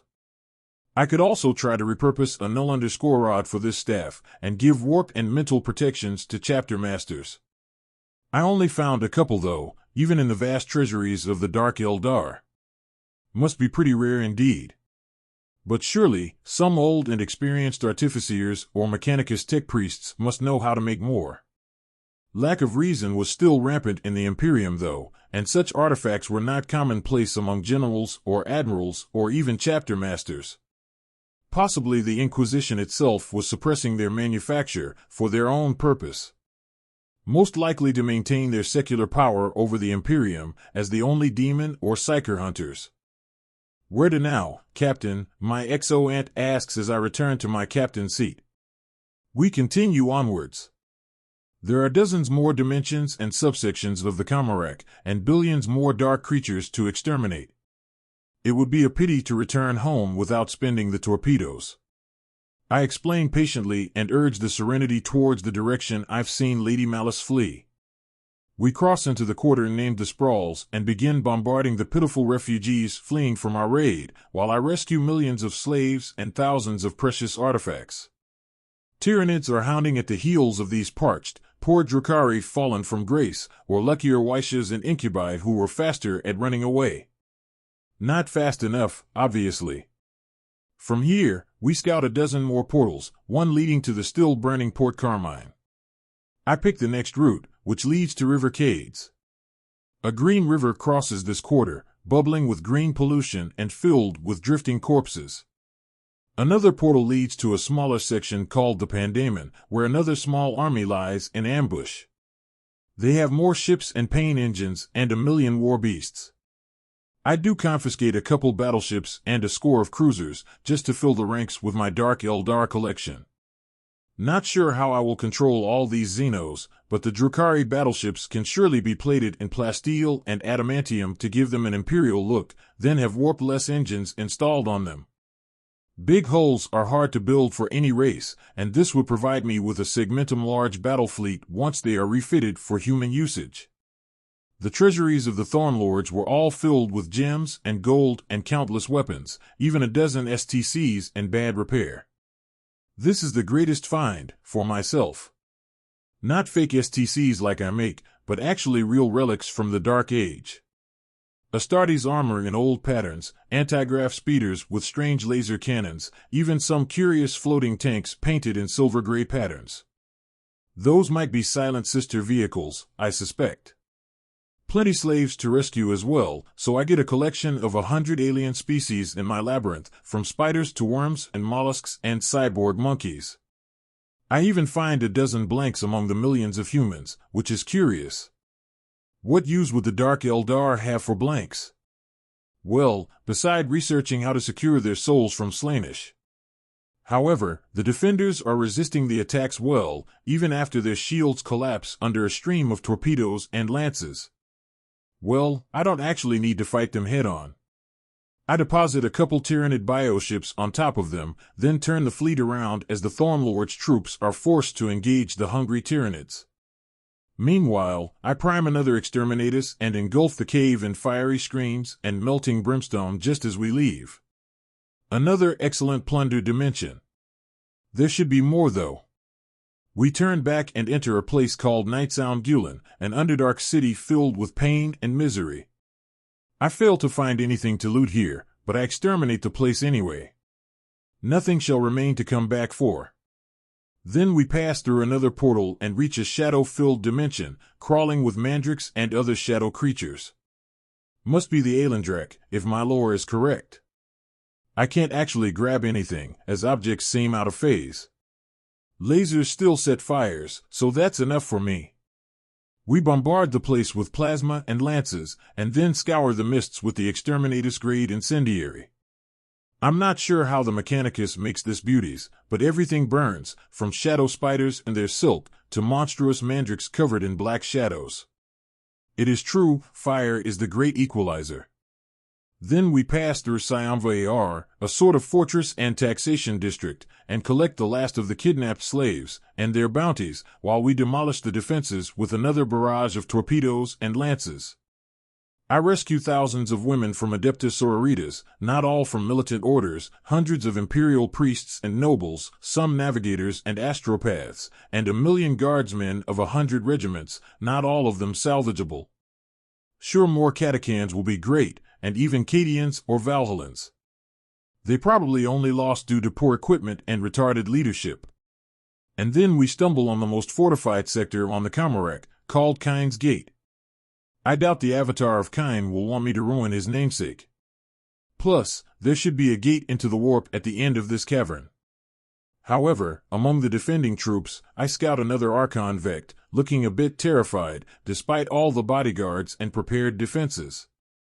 I grab him from among a troop of Harlequins, and all his court and courtiers. I hear pounding, Captain. Like something is trying to break inside the webway. Chaplain Delos announces as his eyes start bleeding. Elena, pat the chaplain's head while he recites the canticle. I command as I lean on my bone staff and reach towards the nicest dressed Harlequin. You defend the Kyne Gate from She Who Thirsts? I ask to make sure.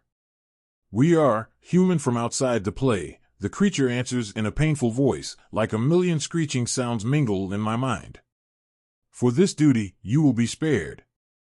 Kyne himself is here, having fun with some big demon.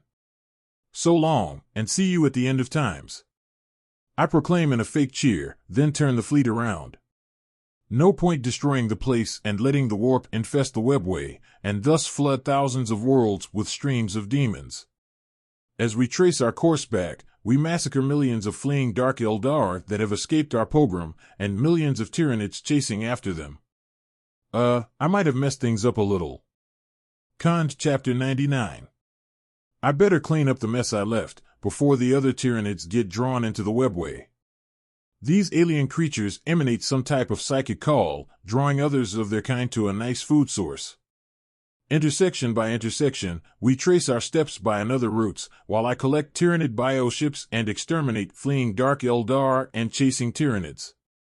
This takes weeks of hard work that I made for myself. Well, it made sense at the time, blocking passageways with hungry Tyranids. Shouldn't have expected them to stay put though. Poor guys were awfully hungry after all. However, chasing after stream of Tyranid bioforms leads my fleet into dozens of new subdimensions, because these cute fellows can smell prey and blood from 1,000 kilometers and keep track of wounded Drukhari without fail. They do make great hunting dogs. Of course, I rotate my officers in the captain's seat to give them all more experience in fleet maneuvers and webway navigation. A dozen blank daughters already have a pilot badge, and a barge is much slower than a starfighter. I can't wait till I have a few thousand of such daughters or maybe granddaughters to captain all my ships. Especially those ships not yet discovered. By the third week, the found Primarch has recovered enough to walk around, dressed in a white robe as a sign of penitence. I mostly ignore him, except his meals and debriefings, where Khan is invited due to his status, but only allowed to listen. His advice is not required, not wanted. I trust my own judgment, and I do have advisors, maybe too many. Even my nurses think they could run a battle fleet inside the alien webway. The tech priests all want to get their tentacles all over the Xenos machines and bio-warfare organisms and disregard my questions about quarantine and safety protocols. So, their lack of common sense ensures they don't get to touch anything. The juggler is the most displeased among the tech priests, even after collecting enough gene samples from Mr. Khan to create an entire new chapter. We can solve your quest for knowledge easily, Mugos. You jump outside from my armored warship and have all the fun you want with the creatures below. No need for safety protocols. You have 5 seconds to agree. 4, 3. I tell him after he retracts his tentacle from a certain orifice. He is my personal doctor too, and isn't that worrisome? The biologist Mugos grumbles something in Benharic and sanitizes his mechadendrite in disgust. I like the shields and armor around me. He explains in a pleading voice. And I like my crew healthy and not infected with a billion pathogens and bioviruses from a million insane homunculi. One day, I will build you a biolab on an airless moon in an unpopulated star system armored in blackstone 10 meters thick with a cyclonic torpedo under it that needs a red button to be pressed every hour to stop the already primed detonation. And that button keyed only to your still breathing person. Then, you will get to experiment with these captured creatures, one at a time. Until you forget to press the button or something eats you, and finally the exterminatus erases your stupidity from the gene pool. I explain patiently. That seems absurd. I can deal with any pathogen, the idiot savant claims in denial. You're right. It is too little, right? Make that a virus bomb first, then a vortex warhead, and lastly the cyclonic torpedo. That should take care of every security risk. Perhaps I can find a way to make the star go supernova too. I'm used to myself and real concern. Juggler blinks at me and tries to find the joke, but I'm not joking at all. You're too paranoid, Lord Pef. Not so many planets have been destroyed by investigating too deeply into the mystery of the Omnicia. Thousands at most. And then, we should add a black hole weapon to sink everything into a gravity well. Not many things can climb out from that. It worked on Fulgrim too. I continue in a casual voice and go to play with my wolf a little. He needs love too. You threw Primarch Fulgrim into a black hole? That sounds intriguing, the idiot mutters as he exits my rooms and dodges around Primarch Khan. The other idiot has good hearing though. Fulgrim as well? Khan mutters in dismay as he sneaks elegantly into my room. I only helped from the sides in that event. Lady Justine, my blank mother, was the main protagonist. And Sanguinius helped as well. Not in the flesh, as his corpse is now held by the Blood Angels, in stasis. Just a psychic construct in his image. Healed my wrist too, so it almost paid off my mother's sacrifice. So, you made up your mind? I asked curious. Yes, Lord Lancefire. I'm thinking to lead a crusade into the maelstrom. I've read about your own exploits in the Badab War. The folly of the Mantis warriors is on me, for my absence, the Primarch says in a gentle tone. A crusade, huh? It would fail horribly, and waste even more ships and troops for no gain. Why a crusade? I ask instead. The Lamenters sacrificed most of the chapter to end the Badab rebellion, and you haven't even been granted a noble title on Terra, even though you risked your clan's personal ships and arms men to aid the Imperium. I will use my son's blood to wash off the shame, the idiot explains in a retarded logic. How about this? What use are arid worlds filled with Xenos or cultists? Who will live there or defend them, while our enemies burn hive worlds and plunder our forges? You and those chapters willing to listen to your amazing genius as a Primarch, start reinforcing hive worlds and forge worlds with orbital defenses and thousands of ships each, while the local army units receive those weapons and tech priests they need to secure the surface. You saw those torpedo corvettes, right? Easy and cheap to build, and 1,000 of them can launch 20,000 torpedoes at any invading fleet, be they Tyranids or Orcs or Traitor Legions. Build Geller generators in every city, to keep warp intrusions at the minimum. I comment in a dismissive voice. Crusades? What for? The Imperium is crumbling under his feet, and he wants to conquer even more. But what about you? Didn't you crusade as well? He asks in confusion. A rogue trader has different priorities. Plunder and loot like gems and thrones, captured ships and weapons, liberated slaves or serfs and convicts turned into servitors. Everything I plundered and liberated from those pirates and criminals keeps my clan rich and safe, because we can now defend a dozen worlds in the fringe much easier. And then, there is the STC for Macarius pattern drives, which allow the largest human ships to travel without entering the warp. I heard Forge Angstrom tries to repair the ancient template and allow even large cruisers the same benefit. I explain while diverting his attention from my actions. I never heard of those drives. Even just on battleships and converted conveyors, are they really that common now? He wonders in amazement. I wouldn't know. I did hear of a dozen forges building those drives, but then both my Lancefire clan and my new chapter are mostly isolated in the eastern fringe, surrounded by Orcs and Tyranids, Tau to our south and Necrons farther north. I explain in vague terms. It isn't actually that bad, or at least not until more Tyranids arrive and Necron awaken. And these Eldar? You made an alliance, he asks in a worried tone. Just followed them to Kamarak. I sort of convinced their avatar to lead the way and bear the brunt of the assault in return for not blowing up more craft worlds. Worked quite well, and we didn't even get betrayed. Anyway, I do have a warrant of trade, so it's my right to deal with Xenos as I please. Not by chopping Eldar heads one by one, instead burning their whole corrupted city to the ground. Not that anyone is going to repay my costs, the spent torpedoes and fuel and the lost corvette.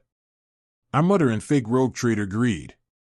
I shall arrange you receive a battlecruiser instead, Lord Lancefire. And double your expenditure in ordnance. 40,000 torpedoes, for your service to the Emperor, the Primarch proclaims in a glorious voice. I smile sweetly, as my good mood suddenly returns. 40,000 reasons to smile, so why not? With a Nova cannon. And 100 Nova shells. I did spend all my precious munitions blasting away at the traitor Astral Claws and that Tyranid hive fleet attacking Sotha. I barter with my familiar demeanor of a slimy traitor. Yes, yes. 100 Nova shells it will be. Are we returning to Sotha now? Khan inquires in a lower voice. Probably next week. Still need to burn down everything related to the Dark Eldar and cleanse the tunnels of the Tyranid infestation before they reach humans' worlds. Damn tunnels go everywhere into the galaxy, even Terra and Cadia. Someone should work on closing those gates before something nasty crawls out. I say in a warning voice and point at the door. Khan has a mind implant now, so he can understand a command that most dogs can. I shall return next week. Lord Lancefire. And I shall consider your advice. Or was it an order, he asks to make sure. Only the Emperor can order an Astartes, Primarch Khan. Let me know if he speaks to you. I answer in a cheerful voice and power up my cogitator. Time to work on those STCs and derive 100 more slightly better templates. Ludvius escorts the Primarch as he leaves, and Rafen stays to watch me work. Well, he kinda has to stay as my personal bodyguard. Edge Chapter 100. After this week passes, we meet up with one of the Eldar cruisers roaming around, and simply ask politely for an escort back to Sotha, lest we roam at random and perhaps reach some sacred Eldar Exodite world, by mere accident. A minute later, their captain agrees to our wonderful offer and leads the way to our destination. Not sure if he got my meaning, or the Avatar told them to. I could trust my luck and try to navigate blindly, but fate works in mysterious ways and would possibly throw me in front of a hive fleet or a chaos fleet or a herd migration. The Tranquility awaits us beside the portal, the mangled prow barely repaired after the battleship had been extracted from the remains of the Orc Space Hulk. Sure, the prow is hermetically sealed now, and there's a mechanical Geller generator right behind the armor, so warp travel is quite safe. The noises and other warp emanations have mostly been controlled as well, with several Geller field generators working nonstop. The hull and machinery are functional, but sadly infested or possessed by whatever figments of imagination or living nightmares manifested during the long voyages through the warp. It would be safer to scrap it and reforge the metal again, but a new battleship would take millennia to build by my small forge, if indeed possible at all. Retribution is building simple tanks and slightly more advanced fighters, and that won't change for at least a century. We're on the bottom tier, and will need to grow a technological society from ground up. Most likely by stealing basic science, and advanced science too, from our town neighbors to the south. What humanity has forgotten already, they are discovering right now. And not being too cautious about who gets to learn and use their technology, even allowing conquered humans in their military. I already have plans to use that to my advantage, by donating them bits of Eldar and Dark Eldar equipment, even Necron or Orc machinery that appears somewhat easier to engineer and reproduce. While a few millions of tech priests chant and pray and anoint machines in complicated rituals just to get a simple tank to start, the Tau are already building advanced battlesuits with energy shields and battleships with formidable railgun batteries.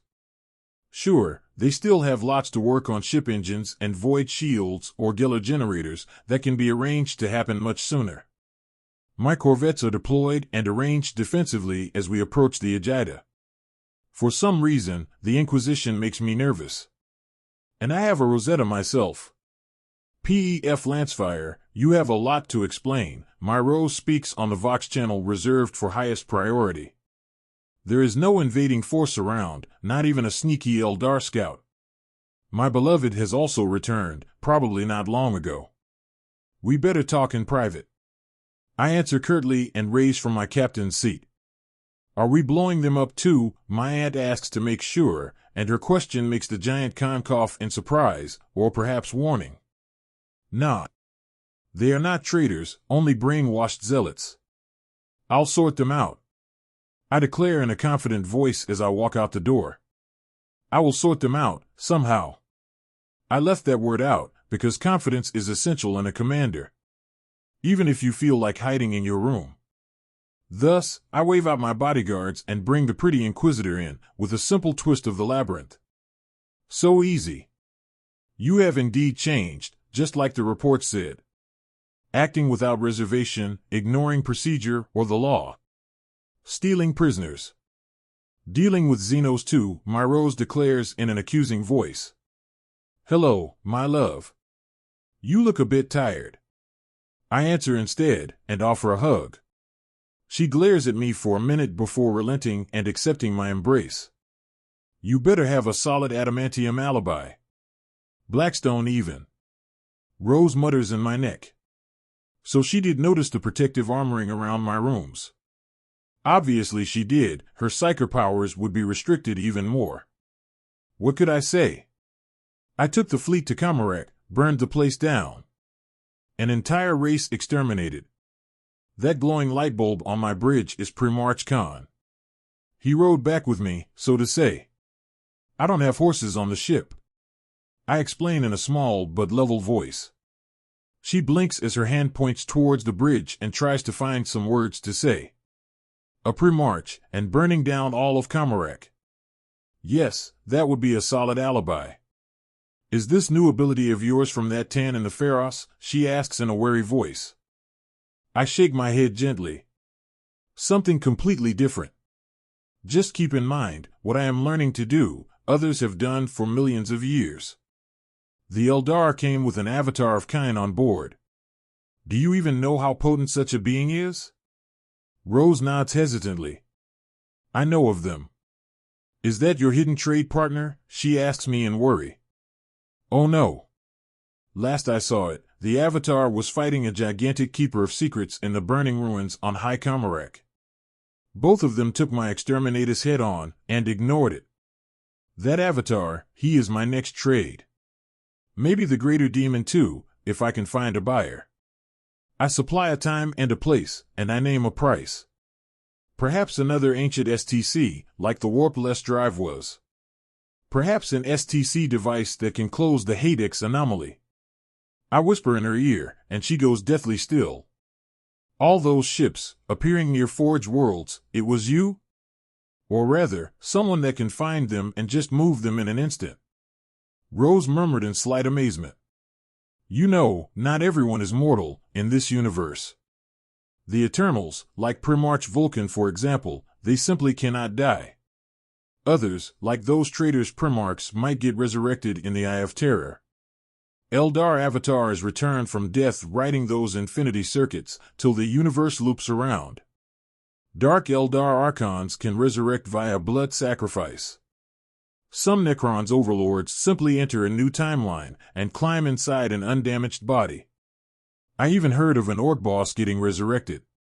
I continue in a more somber voice and sit on my adamantium chair while Rose sits in my lap.